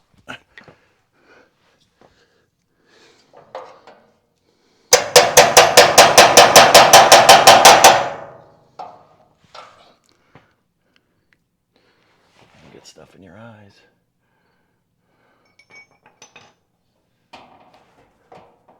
Okay. I just wanted to see if I could bend that. Let's take the alignment screw out again.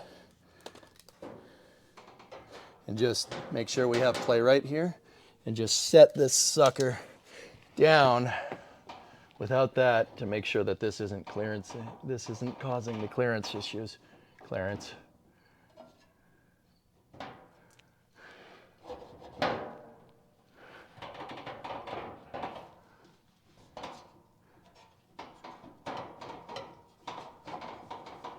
Where does this frame rail want to live? Frame rail really wants to live right, like where is it most flush?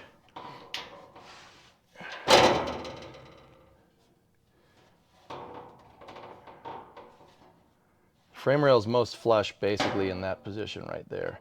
But if I move this,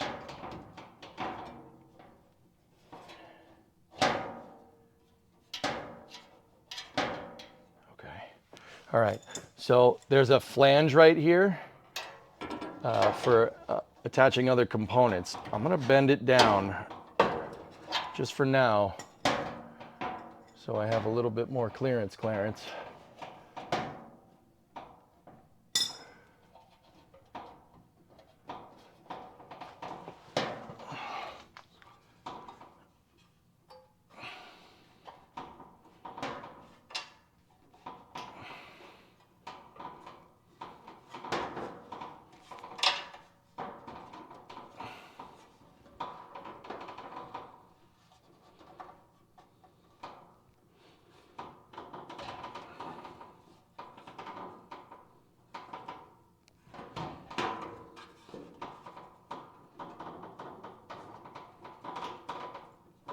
I'm just kind of, right now what I'm doing is just massaging everything around here, just moving it and see where everything likes to live.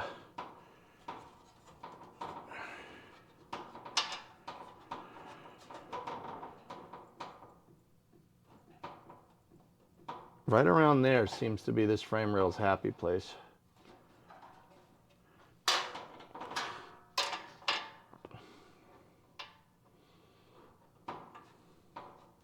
So I have a bumper bolt hole underneath here that needs to be centered on the frame rail, and I'm trying to align it to that, and I'm trying to look through right here to see if we got good alignment. And I'm trying to see where the frame rail really wants to rest, you know, lined up relative to this and everything.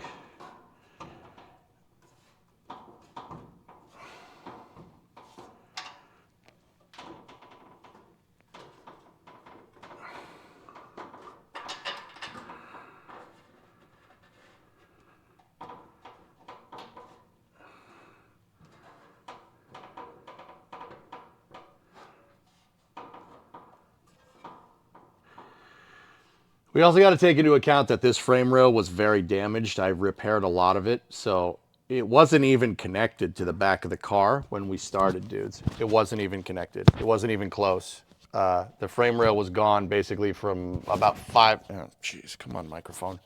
It was gone about 5 inches away from the back of the car, and I patched and repaired a lot of it. And that's fine, that's okay. But what I'm saying is, because this really wasn't connected to anything, if it was driven around like that, and it was, right? It was driven around like that for me. You know, when this thing went to disperse the load through the rest, it wasn't connected to anything, it may have bent. The whole rail may have bent. So, you know, I wouldn't normally want to put this much like movement in. See, I can move this, we can move everything back and forth. But we also got to take into account that the chassis may have twisted the frame rail a little bit. It may have, the frame rail may have been subjected to torsional forces from the rear suspension, which is okay, that's fine. That happens.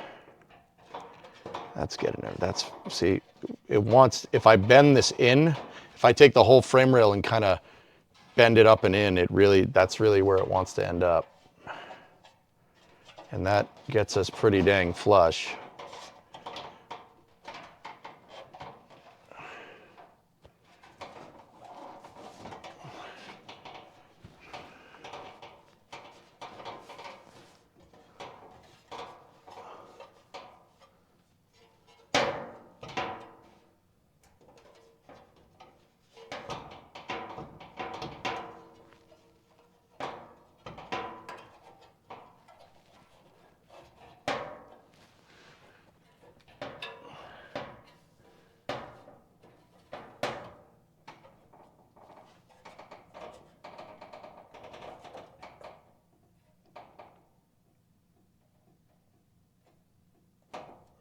Yeah.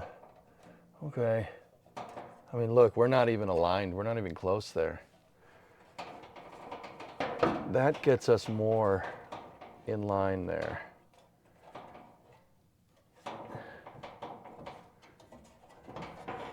But when we get aligned, it bends, the whole frame rail bends out of shape. That's when we have those clearance problems, dudes. So, ow, I put my hand on a self-tapper.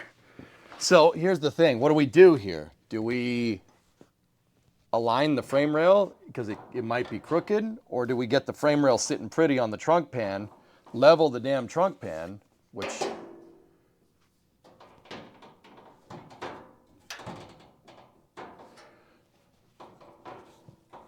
and then bend the frame rail flanges into position? That might be what we want to do, dudes. I'm starting to think that this frame rail got kinked. Please, sound warning for us headphone people. Yeah, that's what I've been doing. I've been saying headphone users. Because if I bend my hand, if I bend this thing up into position, right, it aligns that, it aligns my bumper bracket hole, it aligns that flange, but my frame rail flanges aren't exact. But here's the thing, now the leaf spring perch is perfectly aligned.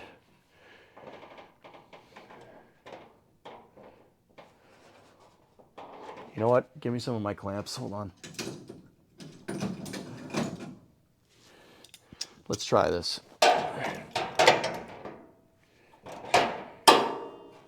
Leaf spring perch is perfectly in.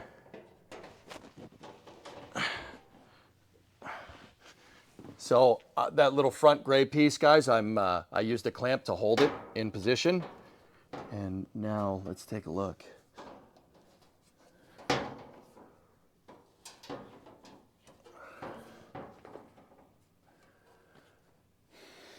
That's aligned. That's pretty damn close. At least it's straight on. That's, yeah. Here, let me put the self-tapper back in.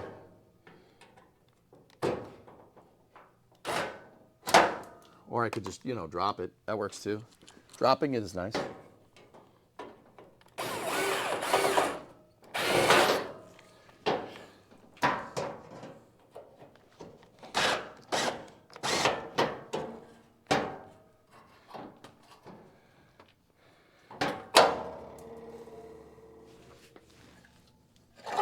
What kind of self-tapper are you?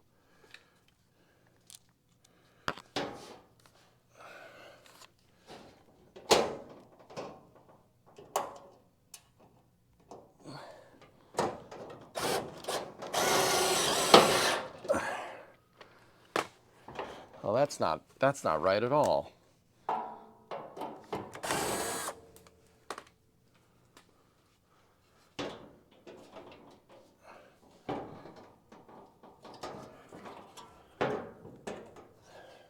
Let me get another one of those, another clamp.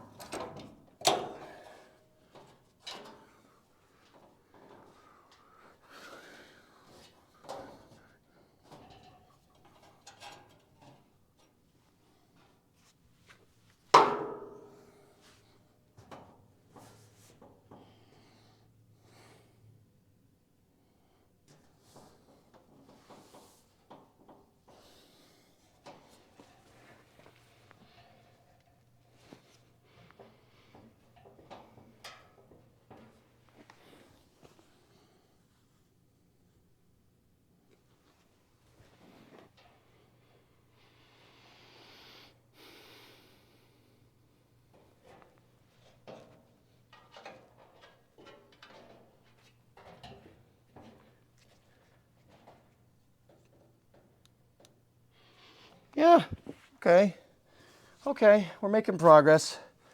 Once again, this is, it's close.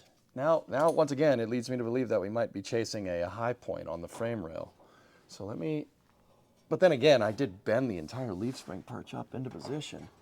Where's the worst clearances? So right now, guys, the whole leaf spring perch is flush, all of it. It's perfect. It's perfectly flush to the trunk pan. Discovery. It's perfectly flush to the trunk pan, and it lines up on the rear cross member, and it lines up on the frame rail with the bumper bolt. Like, perfect. That's good.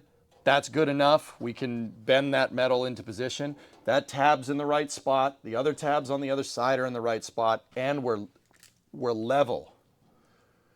We're level as well.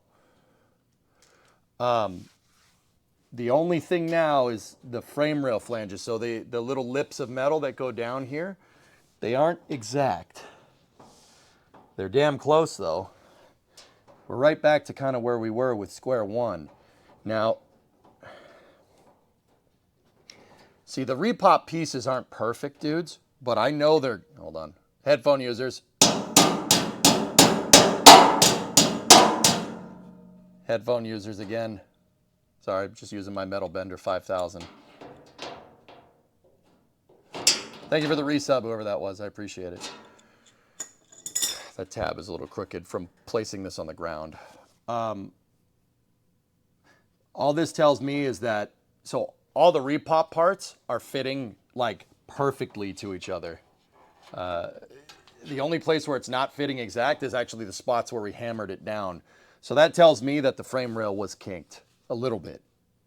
We can bend it back into position. Over time, driving around with the car being as rusty as it is, bent some of this stuff. And that's, yeah, that happens. So the frame rail flanges on this side are close. The trunk pan is reading level in the center, and it's, I'm pretty sure we're level over here too.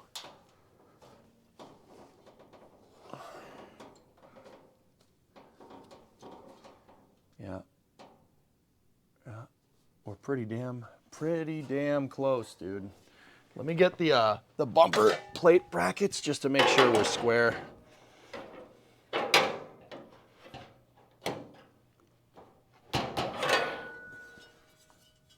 I need the other one.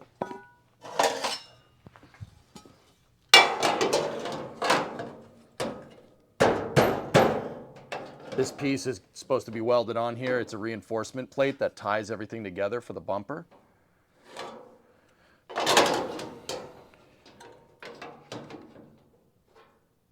And it also kind of denotes where the frame rail is going to end up. Yeah, those tabs are all lining up. Frame rail is lined up. Fellas, I think we should I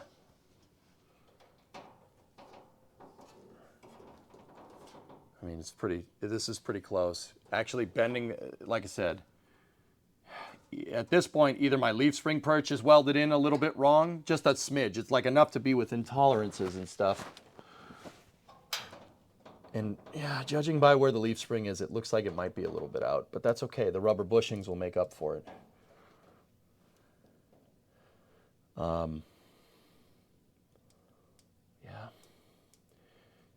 It looks like we might be in business here.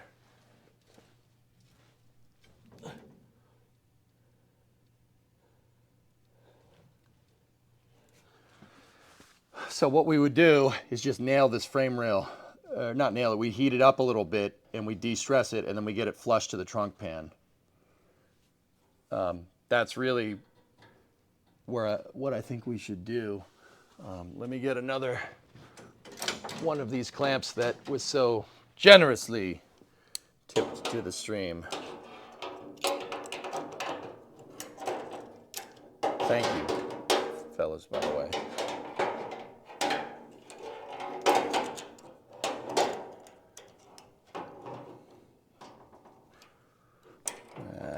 It doesn't really want to go. I'm trying to see if I can clamp it up in there. Well, that works. Whoa. Did you see that thing move? Watch. Watch when I clamp these two surfaces together. Watch it move. Oh, is that level now?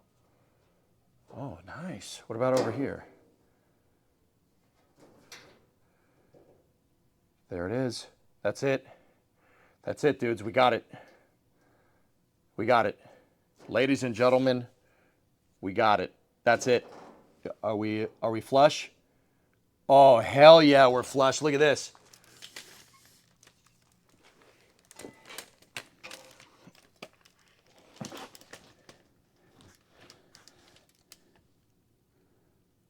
That's what I'm talking about. I'm going to clean up all this nonsense over here. Look. Oh, that's perfect. I can't even get my fingernail in there. Oh, what about the other side? Tell me the other side's good. Oh, there's still a little bit of a gap right there. But are we aligned? Is the hole aligned? Yep, that's centered. Those are perfect. That one is perfectly centered right there. And the leaf spring perch, how's the perch? Perch is completely flush. We got it. That's it. Yeah, sometimes just the clamps holding everything in position. Got it. Now, there's no doubt some stress in the frame rail, but so there is some metal stress in the frame rail. But the metal stress from the frame rail that's there is from it being bent over 50 years of use and then rusting out and then bending in another direction. If we go through, just give this a quick layer of heat, just hit it with the torch, give it a quick layer of heat, we could de-stress all the metal, and dudes, we are... Hang on. Just clean off this. Yeah? There's something stuck to the damn magnet.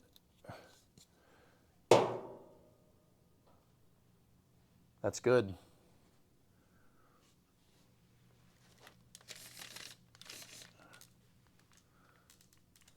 So that's level. That's level, and we are absolutely on center.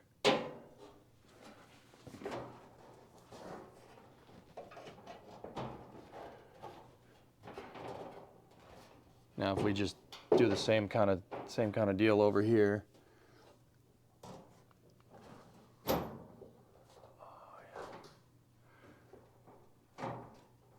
get some clamp action. Clamp action in the same spot over here.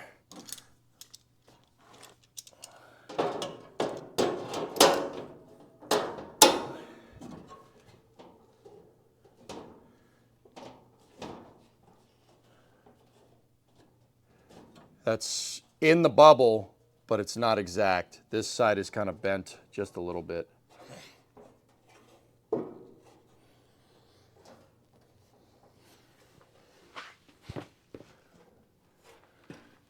But these flanges are perfect. Everything is flush over here.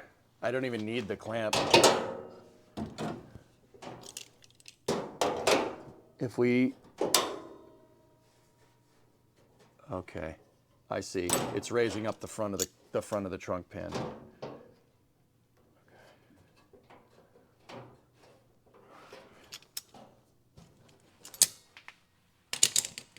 Well, I'd say we're good. Now we just have to mark this. We have to somehow make sure that everything is stays like this.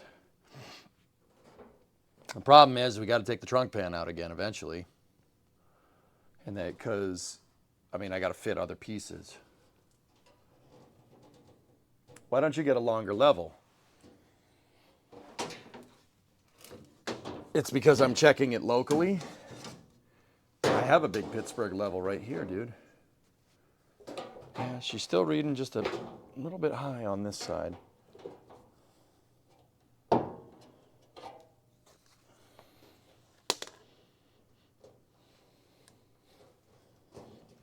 Let me undo the self-tappers over here.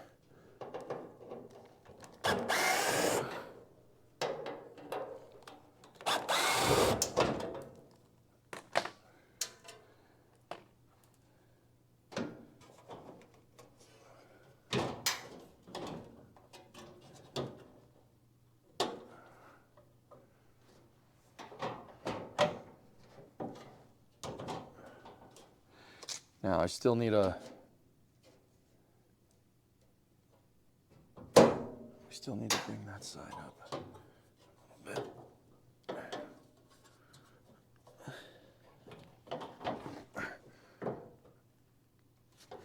Yeah, that's these ones are pretty damn close, dudes. They're pretty damn close to being in the right spot.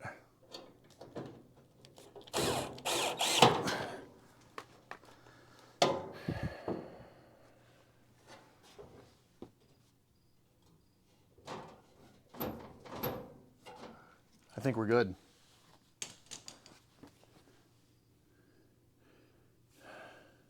Yeah, these ones are right. These self-tappers are in the correct spot.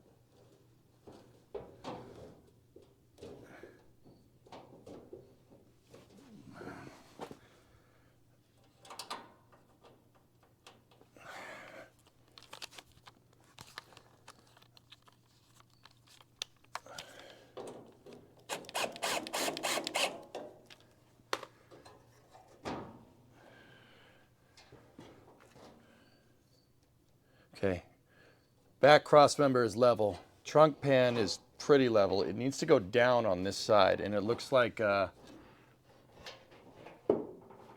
we stressed it a little too much. Are we centered on the cross member? We're not.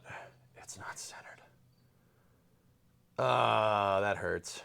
All right, let me undo this one. The trunk isn't centered on the cross member, so I have to get this centered side to side. There. Now she's centered. First thing I'll do is give them the clamps over here. And then we'll put the, we'll give them the clamps here on the edge of the frame rail. Give them the clamps. And now we gotta pick that, we gotta pick the,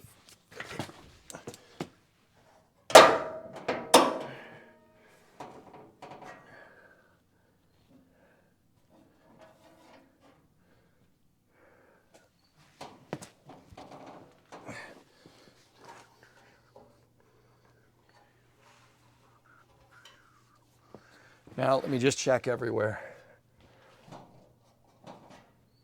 We aligned to the wheelhouse flange? Yes. Are we aligned to the wheelhouse flange? Yeah. Okay.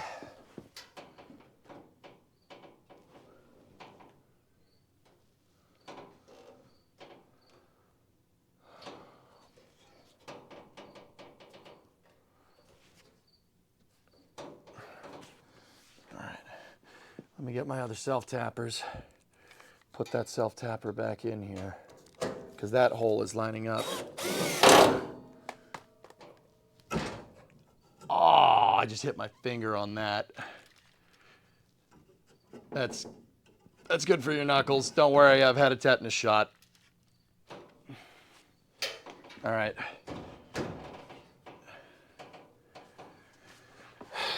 Test the bumper brackets. Okay.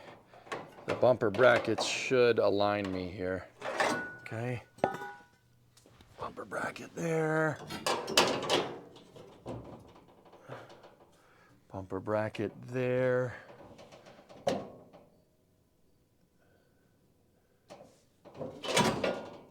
Still level. Let me make sure we're centered. Still level, still level. Good. Let me just put more levels. I'm going to put them on where the leaf spring perches mount.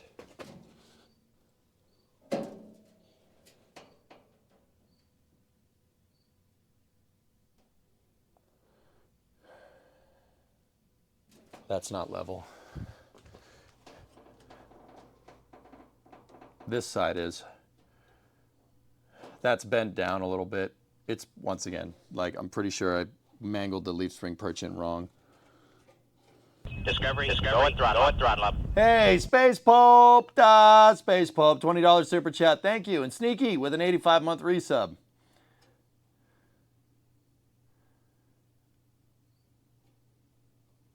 Raiden, what's going on, buddy?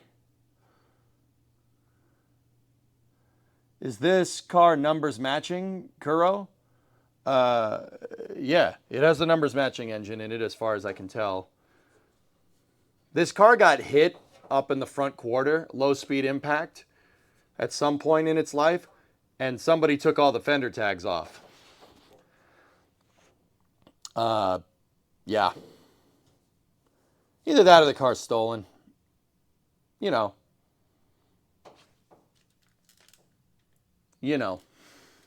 I don't think it is. It did get hit. But it is missing its fender tags, which somebody did go through the trouble of taking off all the... I mean, the VIN is still there and stuff. I mean, if it was really stolen, they'd take the VIN off the car. But this thing is missing... it's missing the fender tag. It's missing the date of manufacture. The manufacturing tag. It's... yeah, it's missing a lot of identification stuff. And that just might be because it rusted off.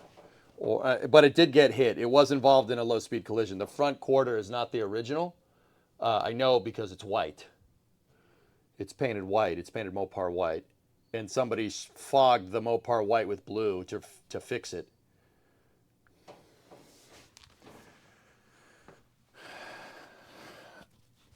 Like, I can show you guys that if you want to see it, but...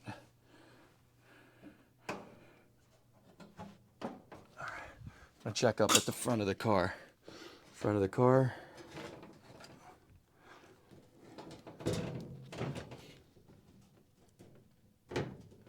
Yeah, the pan up here is pretty much lining up, dudes. It's pretty close. Good. Yeah. How do we keep it like this, though?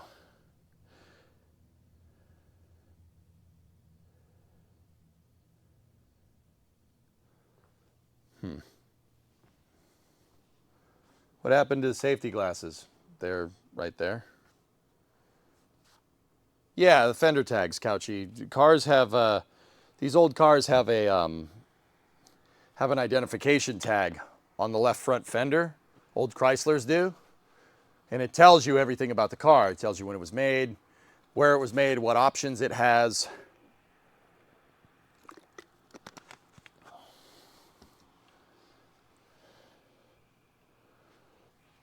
But yeah, this is missing a lot of it.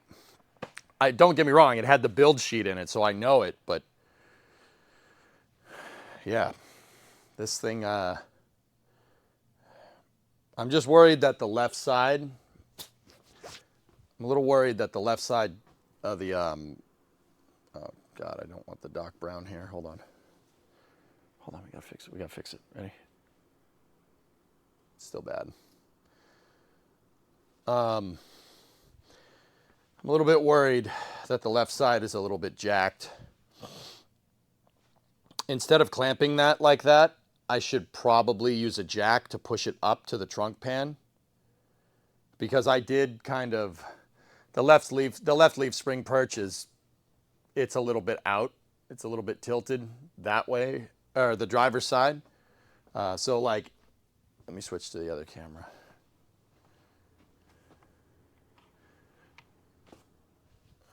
So if I take this clamp off over here, the trunk pan snaps to level again. If we clamp it, it bends it down, and that's what I mean about stressing that metal.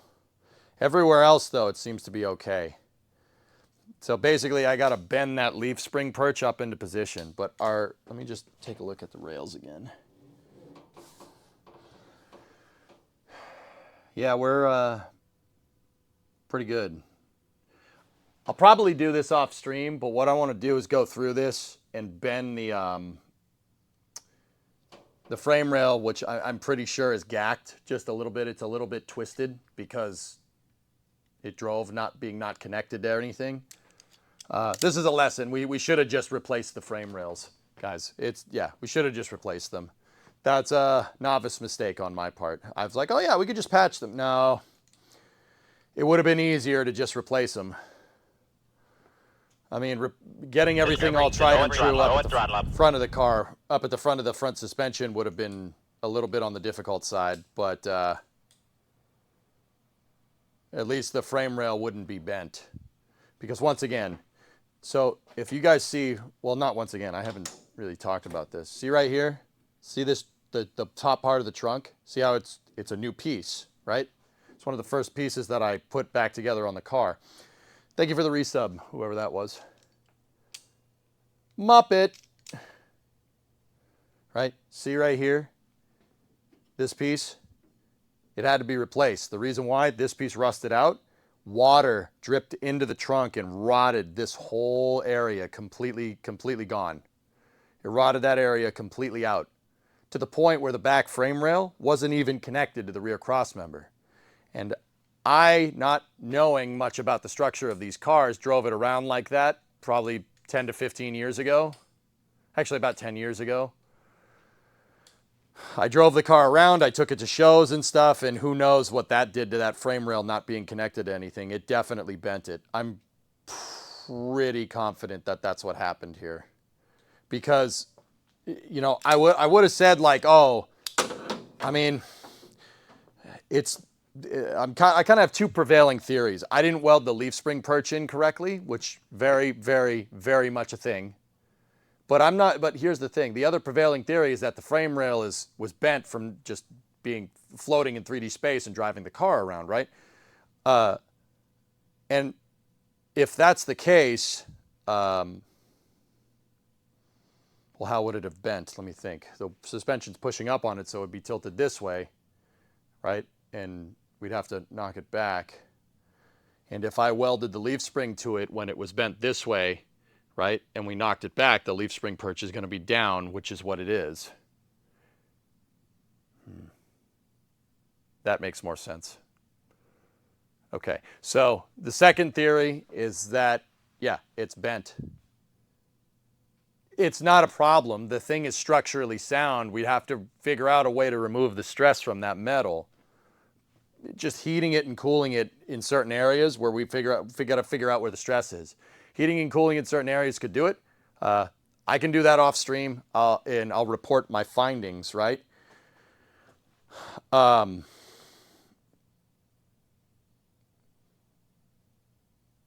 I'll do that off stream and report my findings. But yeah, this thing, words.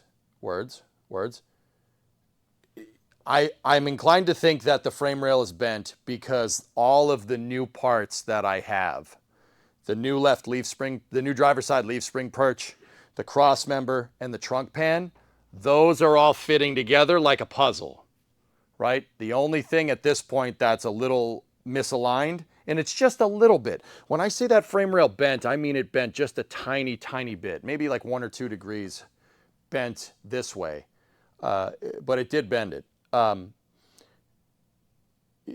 It's not a lot. The frame rail is the only thing that doesn't line. That's the only thing that's not lining up. And actually, particularly the frame rail flanges aren't the pieces that are lining up. And those are the pieces that would have been bent. Because once again, remember, the trunk pan carries your structure here. The trunk pan serves as a gigantic strut that triangulates and connects your rear suspension together. Right? And the trunk pan from the center of this car was gone. There was nothing there. Here, you want to see it? I'll show you. I still have it over here. You guys sit and tell me, do you think that's structural?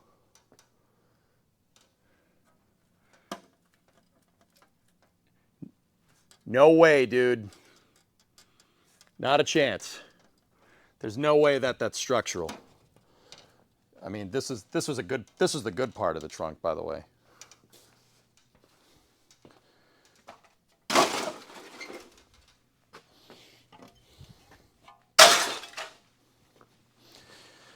So, with all that being said, the frame rail is gacked a little bit, but that's okay. That's fine. We can heat it and bend it back into position. And that's what I'll probably do. Right now, she's aligned. The other thing we got to do is just we got to get that leaf spring, the leaf spring perch. It's pretty dang flush except for one part here. But if if we clamp and bend that up into position, it pretty much aligns.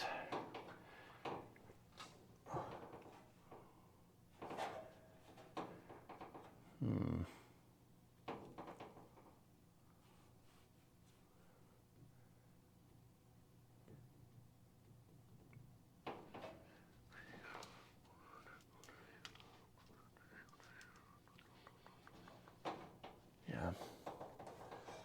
If I just push that up, just a smidge, everything kind of goes into the position that it wants.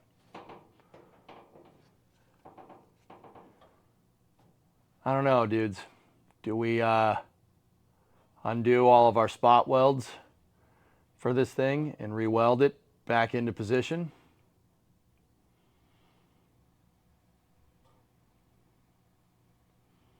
I could grind off all of my plug welds. It ain't no thing.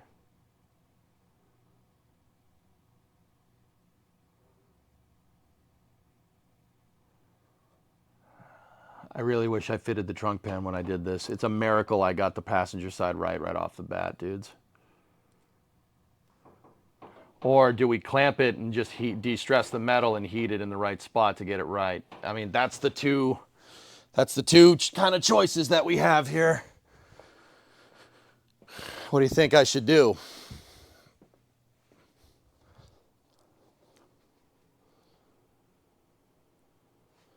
Better be structurable. That's what your Jeep is made out of. Read this, please.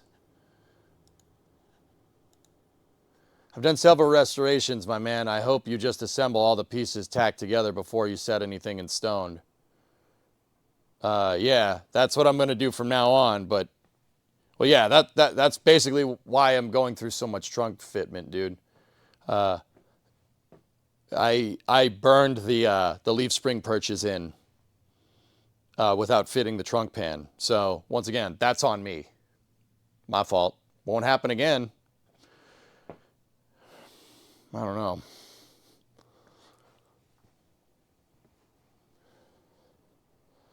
Are you thinking you might need to re-weld? Yeah, I mean, it's an option. It's an option, dude. That's a thing that we could do. Yeah, I can re-weld it, or if we want to live with heating and de-stressing the metal and bending it into the right spot, I can live with that. This is pretty close. It's pretty close, guys. It's just a little bit off on the left side. Just a little bit. Like, once again, I'm making a mountain out of a molehill, kind of inadvertently. We're about 1/8 of an inch off, but that's intolerance. The factory probably would have sent it. Do we want it to be like the factory, though, or do we want it to be better? I don't know.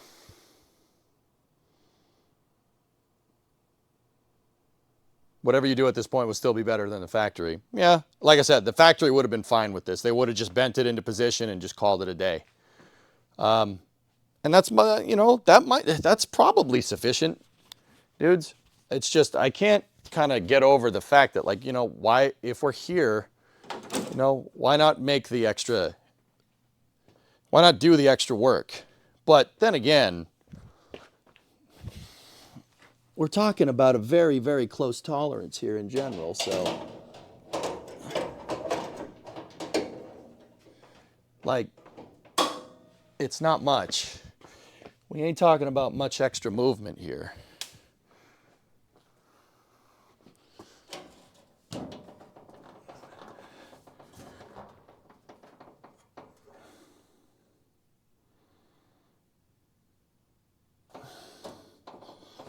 Give me 1 sec. I know I got to switch the camera. I'll switch it back to the Vivitar. Sure, cars, it doesn't want to keep you up at night. I mean,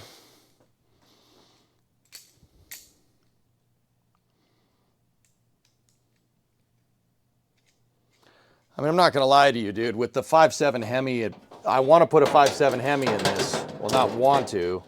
I'm going to put a 5.7 in here. And that's what my mind is going back to.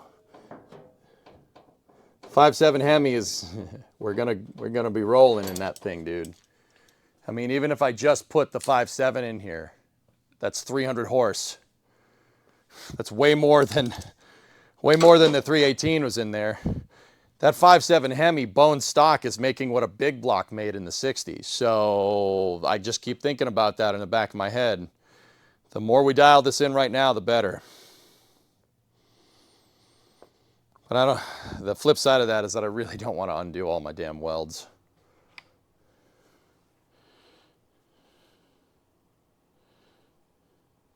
Clamp it, screw it, tack it. Yep, yep.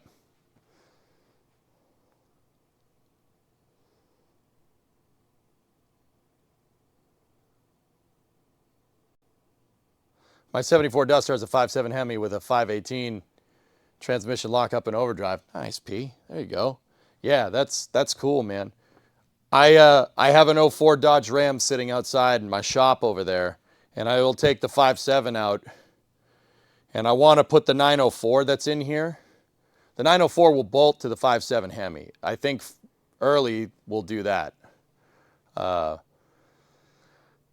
I'll take the 318 out, unbolt it from the 904.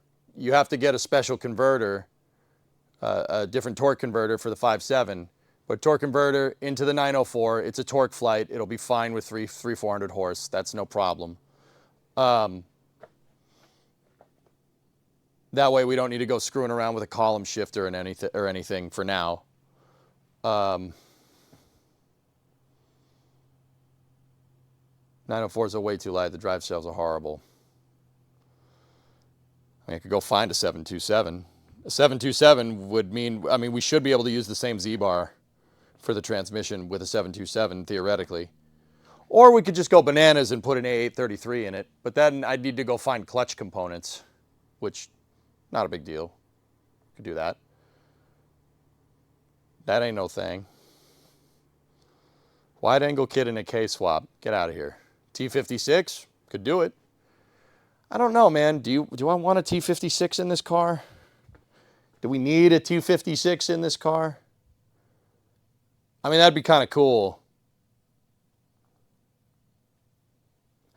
But if we put a T56 in, we'd have to go messing around with the trans tunnel.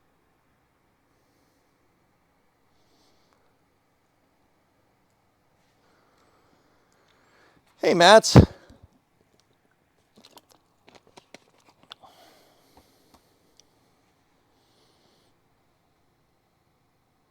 What is a 518 transmission, Petey? You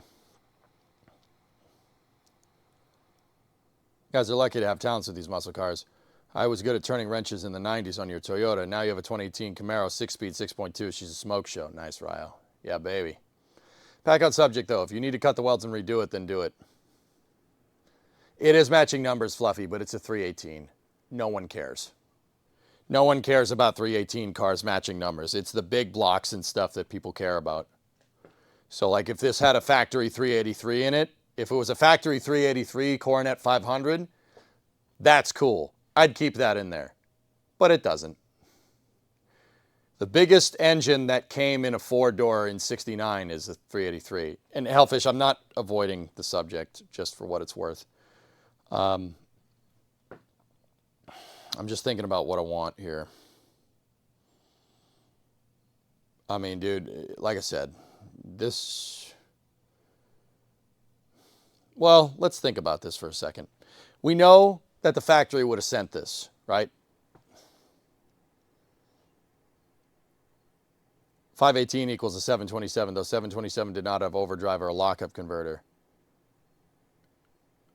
Wait a minute, Petey. That's a thing? I mean, dude, forgive me for not being the biggest expert. Mopar 518 transmission.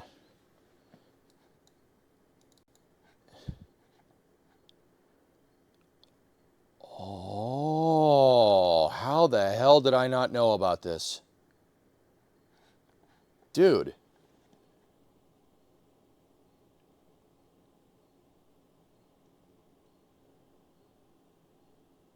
How did I not know about this? Why didn't you guys tell me? So, Okay, all right, Petey, hold up. I got a question.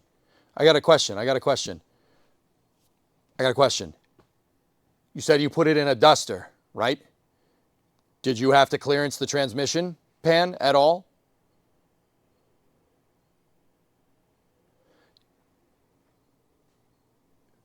Did you have to like make provisions, like put stuff in there, or will it fit? No, it fits.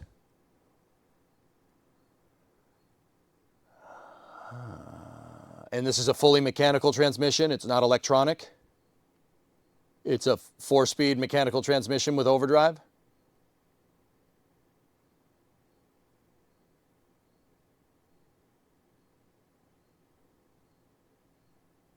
You needed a custom cross member. You need a T14 hyperdrive. No one else has a T14 hyperdrive, I promise you that. Both variants exist. Just bolting in the axle will probably line it up. I can't. My leaf spring shackles are destroyed. The 518 96 and older.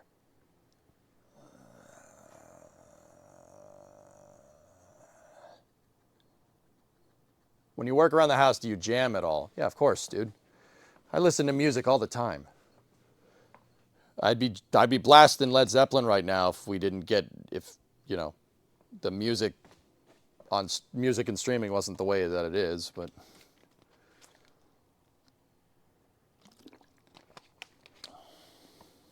yeah, Merckx, that was my question. 94 to 96 is a manual governor. That's awesome, Trevor.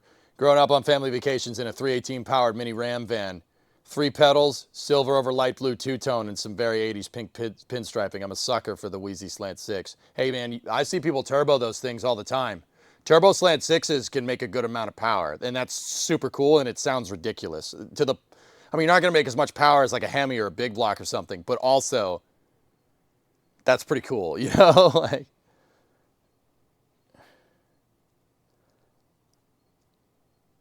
your goal is to learn as much as possible. Cutting your welds and doing it properly equals gaining the most experience. That's right, LS. You're not wrong. But I'm kind of, dude, I'm kind of worried that I'm guessing, to be 100% real. I'm kind of worried that I'm guessing because the frame rail bending, I mean, that does happen, but I don't know for sure, you know?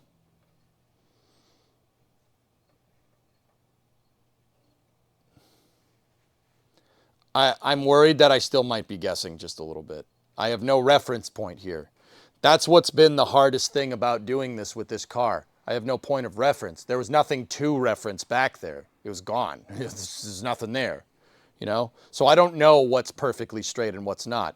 I'm using what I've been doing is putting the trunk pan in, making sure the trunk pan's level, and seeing how the frame rails kind of jive next to it, you know?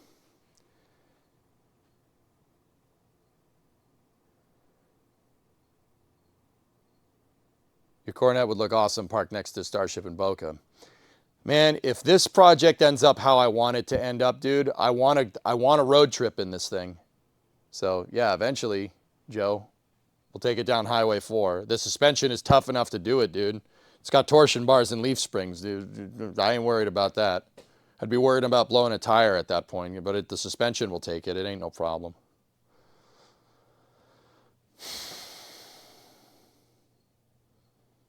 Nothing to it but to buy another one.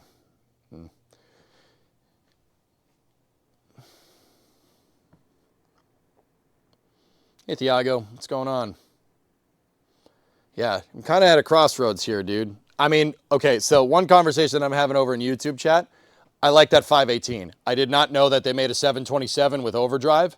That's mechanical. I did not know this.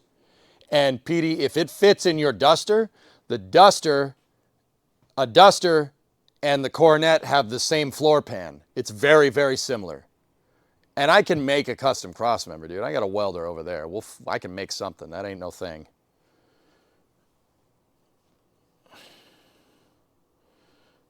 Just driving the shoulder highway for like everybody else. Yep. It fits, you promise. Dude, I believe you. Petey, my biggest thing, so I have build rules for this car. My biggest thing was that I don't want to cut it up any more than it needs to be cut up. And I want the shell to be stock-ish, right? Is there a really, does it really matter? No. You could put a T56 in there. You'd have to cut up the trans tunnel. You could do it though. That's not like, no one's gonna be like, oh my God, you cut up this 69 Coronet that's basically gonna be 80% new car when you're done. Oh no, right? No one's gonna care about that. It kind of matters to me though. I like setting rules and having fun with my builds. What I want to do with this car is I want to keep the shell close to factory as possible, and then figure out upgrades that we can do from there. So like a 5.7, easy peasy, right? But finding a good transmission option is weird because, yeah, the 904, only torque flights fit in this damn thing. The torque flights are very, very distinct shape. Like, here, I'll show you guys a picture. This is a 518 with overdrive here. It's on bigblockmopar.com. Here, let me switch over to desktop. See that? It's a very, very long, kind of skinny transmission, and that's the only thing that'll fit under here. The 46RH is the designation for the 518. Just redo the perch. Oh. So yeah, so my thing is with this is that I want it to be reversible, just in case I want to go back to stock. I like building like that. I like doing my builds like this. You can always put it back if you really want to. It's the closest thing you're going to get to an undo button with the car. And personally, from a content creation standpoint, I think it allows us to do more with this if we keep the shell stock. Think about it for a second. If I clearance the trans tunnel for a T56, and then I want to go put a 904 back in there, say I want to, just for the heck of it. Maybe we want to do a different engine build. Maybe we want to change it. Maybe I don't like the 5.7. I mean, I don't really think that that's what's going to happen, but maybe I don't. Maybe I want to go back. Maybe I want to put a 440 in there. Now the trans tunnel is all screwed up, and if I put a torque flight back in it, it's going to look ridiculous. I mean, I could weld it back up, but then it'll look like Dookie, right? I mean, we can make it work, but that's just more work. I'd prefer to keep the shell stock, and I like building around that. Like, how cool would it be if we put like the bolt-on 4-link that Hotchkiss makes for this car? You could put a bolt-on 4-link in it. You could do a bolt-on IRS in the front, and just make it so you could take it off. I want to put the torsion springs back in. We put the torsion springs back in. I think doing stuff like that is cool. 47RE is the electric governor. 47RH is weights. The RH will be 4 inches longer for said weights.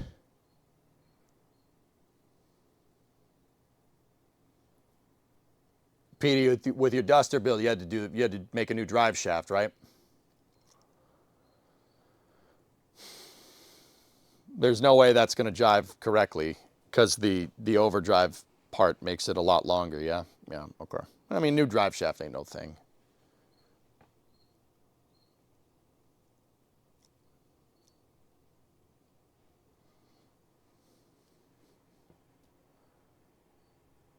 Here's the thing. Everybody, including me, keeps the old parts to go back to original. It never happens.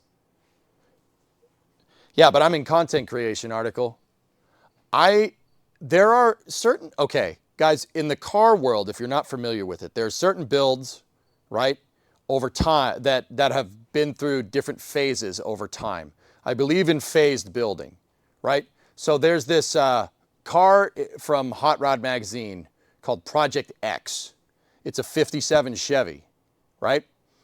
Project X has been a project car for the magazines for like 40 years or something. And throughout the 40 years, like the magazines use it to do articles. It's like, okay, it came with a 283 in it, right? Let's put a small block in there and let's build it for a small block. Okay, let's build it for a big block. Okay, let's build it for a dragster. Okay, we don't want it to be a dragster anymore. Let's undo that and make it a road racing car and bolt on all the best suspension components we can to it. It goes through phases.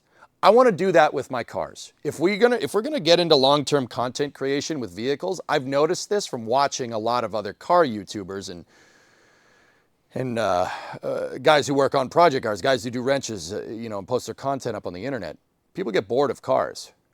They get bored of the build. The build finishes. And then what people usually do is they finish it and then they get bored of it, they sell it, or they just put it on the shelf, put it on a rack or something and just leave it there. No. If I'm going to do this, I'm doing this for the long run. I want my content creation to take us far. Like, you know, we'll finish phase 1 of this build, right? And then maybe we want to turn this into a dragster or something. What can we do to make this thing go down the track better, you know, without modifying the shell? You know what I mean? I want my projects to evolve over time. I think that's cool.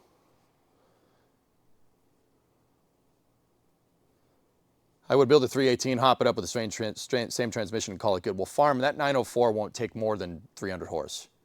You go past 300 horse, you're gonna break it. Building a 47 RH would be a very good trans to build. It's literally Lego blocks of transmissions. Project Binky comes to mind. Yeah, like that, dude. Except, you know, I actually want to get this done in this decade.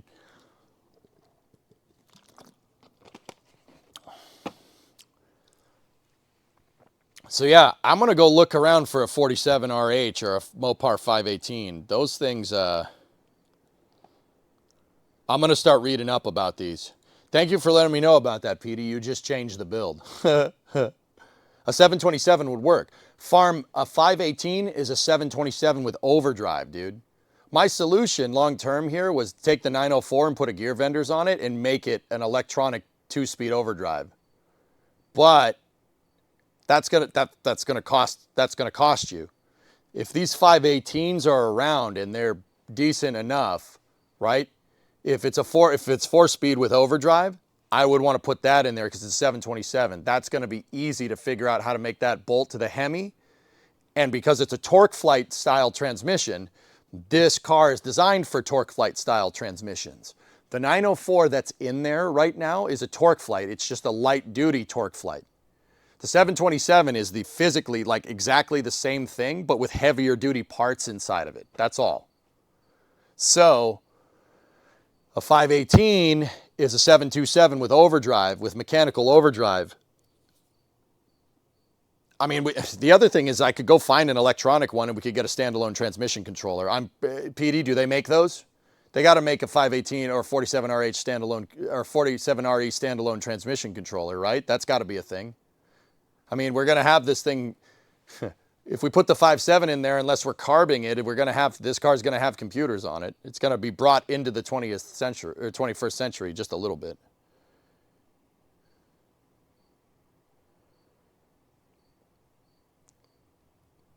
In the Governor report, it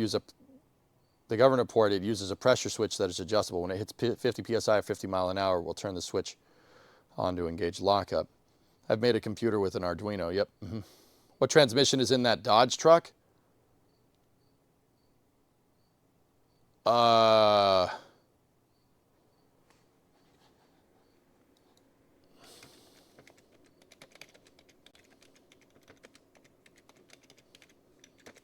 think it's an NV4500. I think that's what it's called. It is a 4-speed. It's electronic. It's an electronic 4-speed with a transfer case attached to the back. I mean, I could take the transfer case off, dude.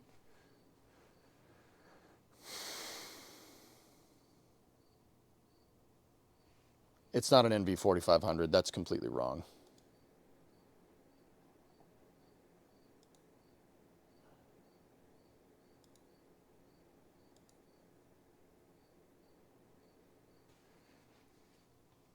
Nah, don't go that route. If it's automatic, it's a 545 RFE. It's saying it's a... Oh, it's a 46 RE.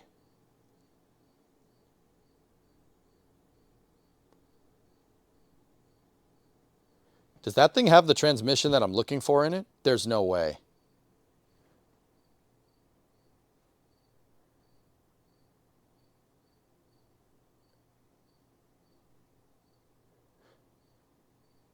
Petey, what am I looking for? Let me go look. Let me go look at it.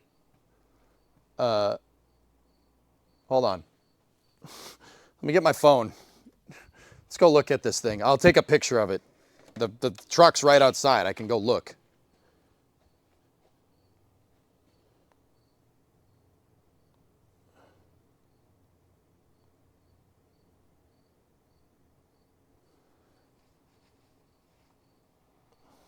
Give me 1 sec.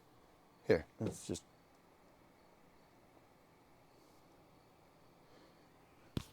Give me one moment.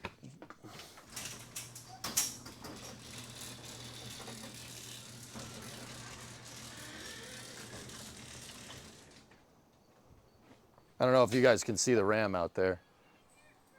It's over there. It's to the left of the truck, the 97. Oh, Bree and Titan are here. Hi. Hello. Okay. Titan. I need to see something real quick, babe. We're chit-chatting. I need to see this. Here. What's under here? What are you looking at? The transmission in this truck.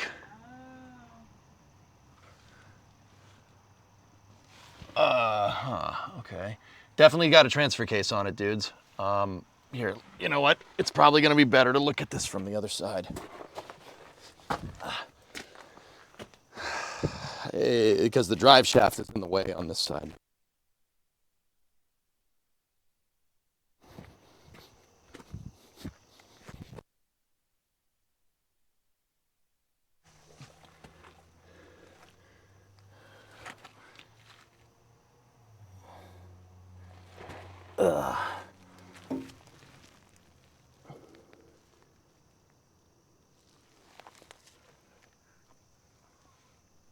Wait a minute, does this Ram have torsion bars in it?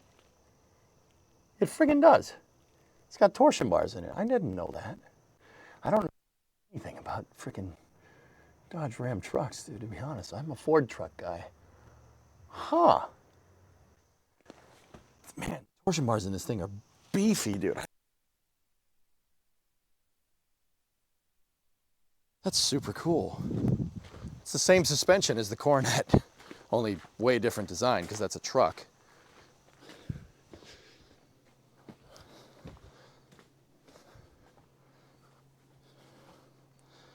All right, so I'm gonna do a real boomer thing to do and just show you my phone. So the transfer case is on the left. That's the transmission. Hey, baby. That's the pan. This is from the other side. The engine is on your left.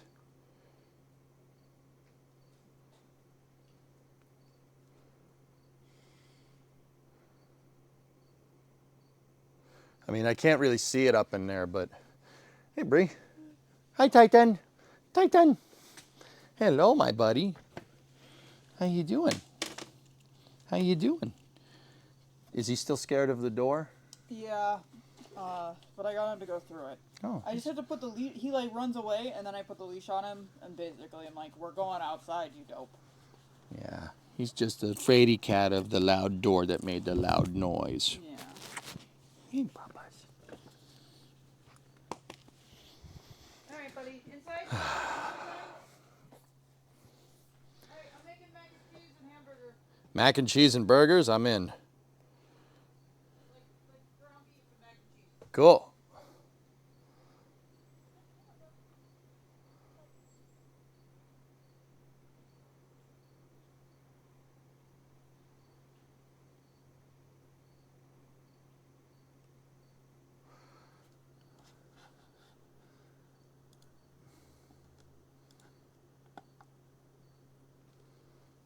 I don't think you want this for this build.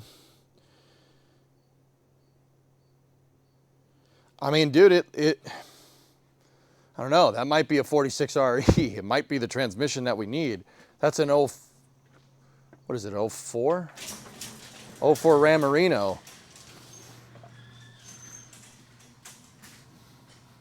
Got a wedgie, not gonna lie to you. I mean, it might be the transmission that we're looking for. We're gonna have to pull it. We'll have to look. I mean, whatever. Transmission stuff aside.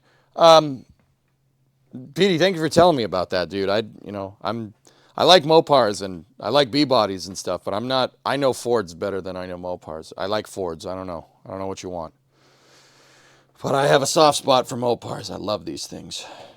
Mopar have made some really cool cars in the 60s and the 70s, dude. Like really cool stuff. It's a 45 RFE. So you're telling me that that's a torque flight?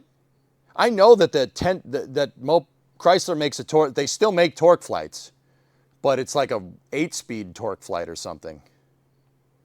I'm telling you, those mid-90s fans will have all the heavy-duty planetaries and everything you need.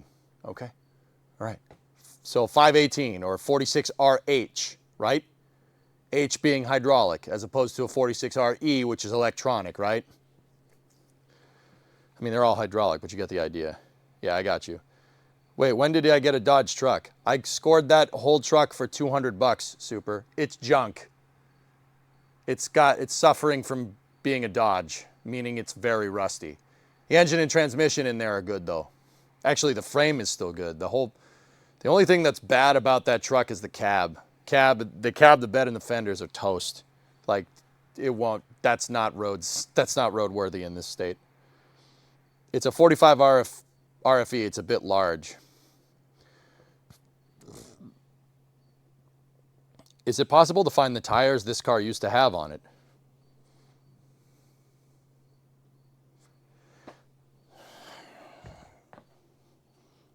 They're right here. Those are the original rims. The wheels I had replaced in 2013 because I found a set of wheels for this car for like $100. How many people would be upset if you put a Ford body on it? Aqualex, I don't like Dodge Ram frames. I think Ford makes a better frame. For that 3rd gen Ram and the 2nd gen Rams, the frames are welded together. Don't like that. No, not a fan of that. You could sell the transmission out of the Ram to help fund the 518 purchase. Bingo. The issue with the truck transmission is that the gearing might not work great with something like the Coronet. Yeah. I mean, the next thing to do is that I need a better rear end. PD, I don't know, you know this. This has got a 7 1/4 in it with a highway gear. Open diff. You know, we put a 5.7 Hemi up there with a 518 RH behind it. We put that into the 7 1/4. That's the weak link now. Time for a Dana 40. Dana 60 is what would have came in these cars. That was the top level thing. A Dana 60 with shore grip is what it's called.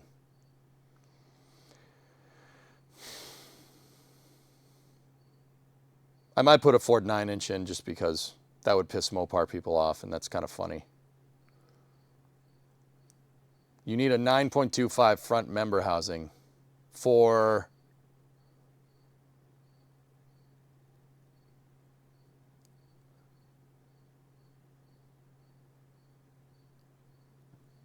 the rear end.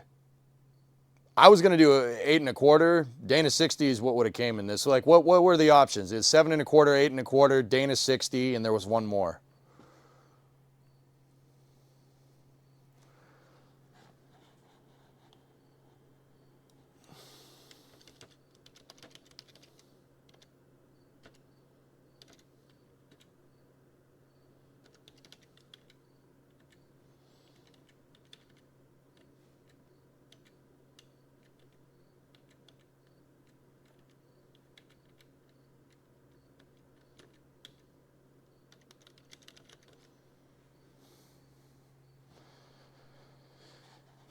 How much do 47 RHs go for just off the top? Oh my goodness. Oh, it's so goddamn expensive.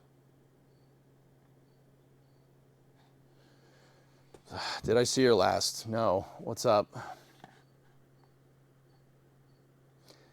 Demon, you got a 74 Satellite Sebring. Cool car. With the intent of fixing it up, then I found out the only good parts on the car were the glass, frame rails, hood, and trunk. Everything else was rusted garbage. Just Mopar things. Is there a part that you need and they stop making? Let me know. Where I work, there's a full machine shop with a lathe in the Bridgeport mill, programmable plasma cutter. The machinist can make just about anything. That's good to know, Clayton. Thank you. I bought mine in a junkyard called Wrench. There's a junkyard near me, but I don't know if they have anything like that. All the late model stuff up here is gone.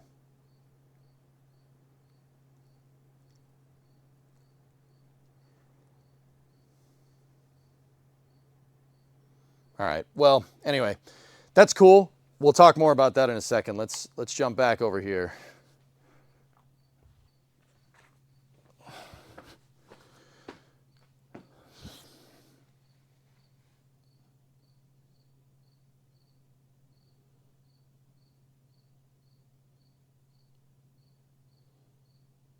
This is why I should have tacked all this in before we fit the trunk pan.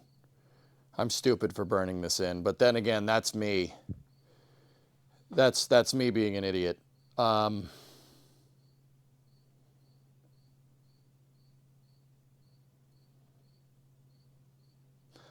not burning in any other components on this thing until I fit the entire, like, all the way out to the bumper brackets.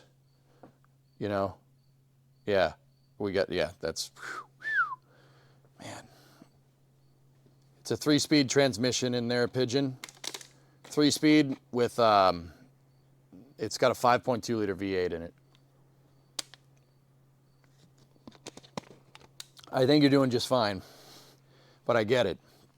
Peter, you think, so, dude, I have to really, the leaf spring perch, to get it aligned, I have to really pull that thing up to the point where it's bending the trunk pan down.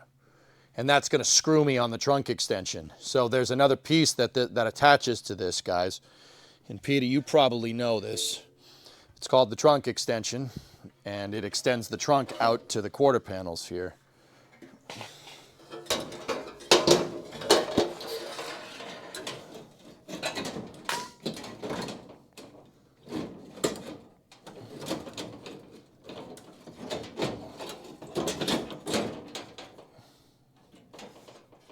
Like this. It goes right here. So I'm worried that if we bend the trunk panel down, right? If we bend it down to a line like that, it's going to screw, well, it's going to screw up the trunk panel too. Yeah. The solution would be to heat up that perch and bend it into position. I don't know, man. I don't know. Mosier Engineering sells 8.8 kits. Yeah. No, not an idiot. An idiot would proceed to burn it in more. This was you learning. Yeah, that was the whole point of this, to learn how to restore one of these things. You're right.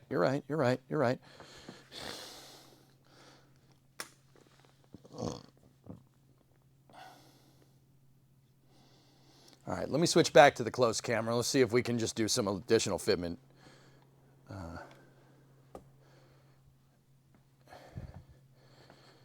I mean, Petey, I want to show you this, dude. Like, because, you know, you clearly know a little bit more about this than me. Like, so, can you see the level in here? So see, we're right dead on center. If I take the leaf spring perch and I try to make the trunk pan flush to it, it puts it way out. Now, I'm almost thinking, oh,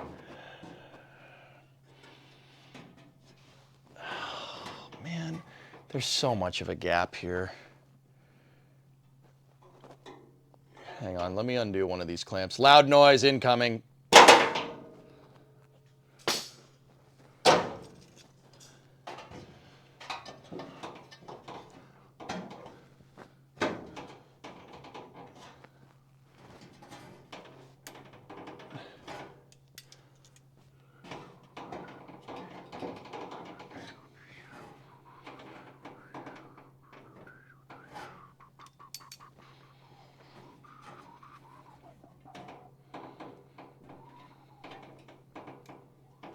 Yeah, there's just a big old gap.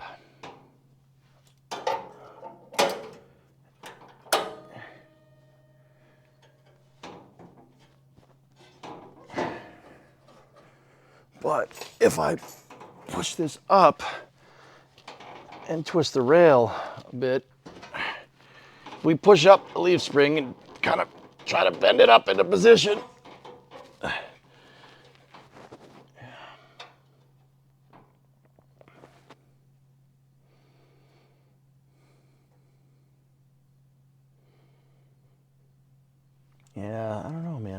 I mean, where is this thing really burned in? How many spots is it? 1, 2, 3, 4, 5, 6, 7. It's only 7 spots, dude. I might... Once again, dudes, I'm guessing. I'm guessing with the damn frame rail. I'm guessing that that's why it's all messed up. Because it's...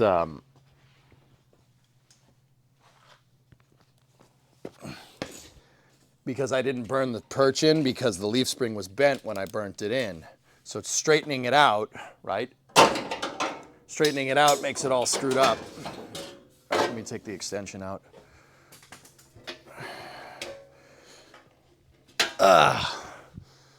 So I could grind it out and put it and, you know, realign it, but I'm not even exactly sure that that's my issue at this point.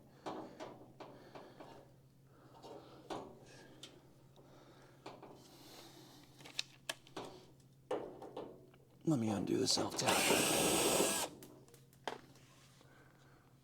You know, I'm not even sure if that's it.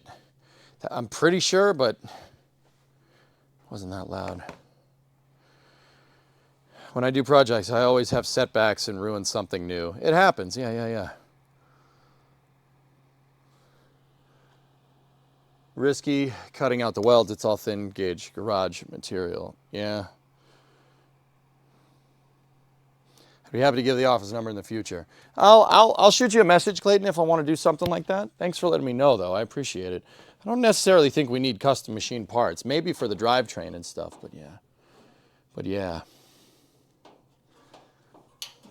Here, I'm gonna move you guys over here, right? I might just, I mean, if we get out this leaf spring, I might just go buy another one. Let me move the big level up out of the way. Yeah, see, I don't know if you guys can see that. If I get the spring perch aligned to the trunk pin, it pulls this part of the trunk down to the point where it's picking it up on the other side.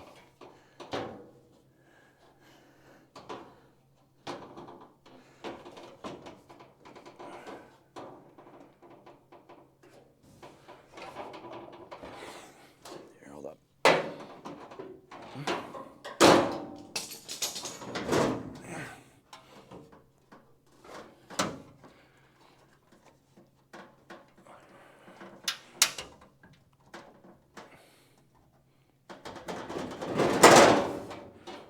That level? Okay. Okay, hold on. We might not need to. Give me a second, dudes. Let's lift this bad boy up, right? Now watch. So we need this whole leaf spring perch needs to go this way a little bit. And if I do that, we're pretty damn flush on the frame rail. And then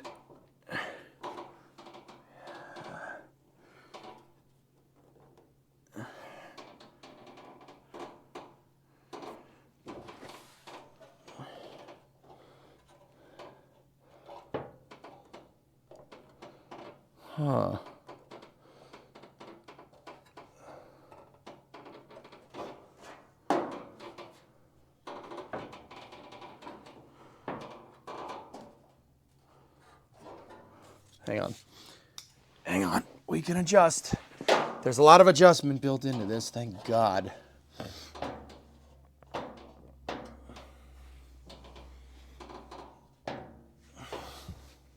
Give me one sec. Gotta take a screw out of the side so we can pivot the cross member without bending anything.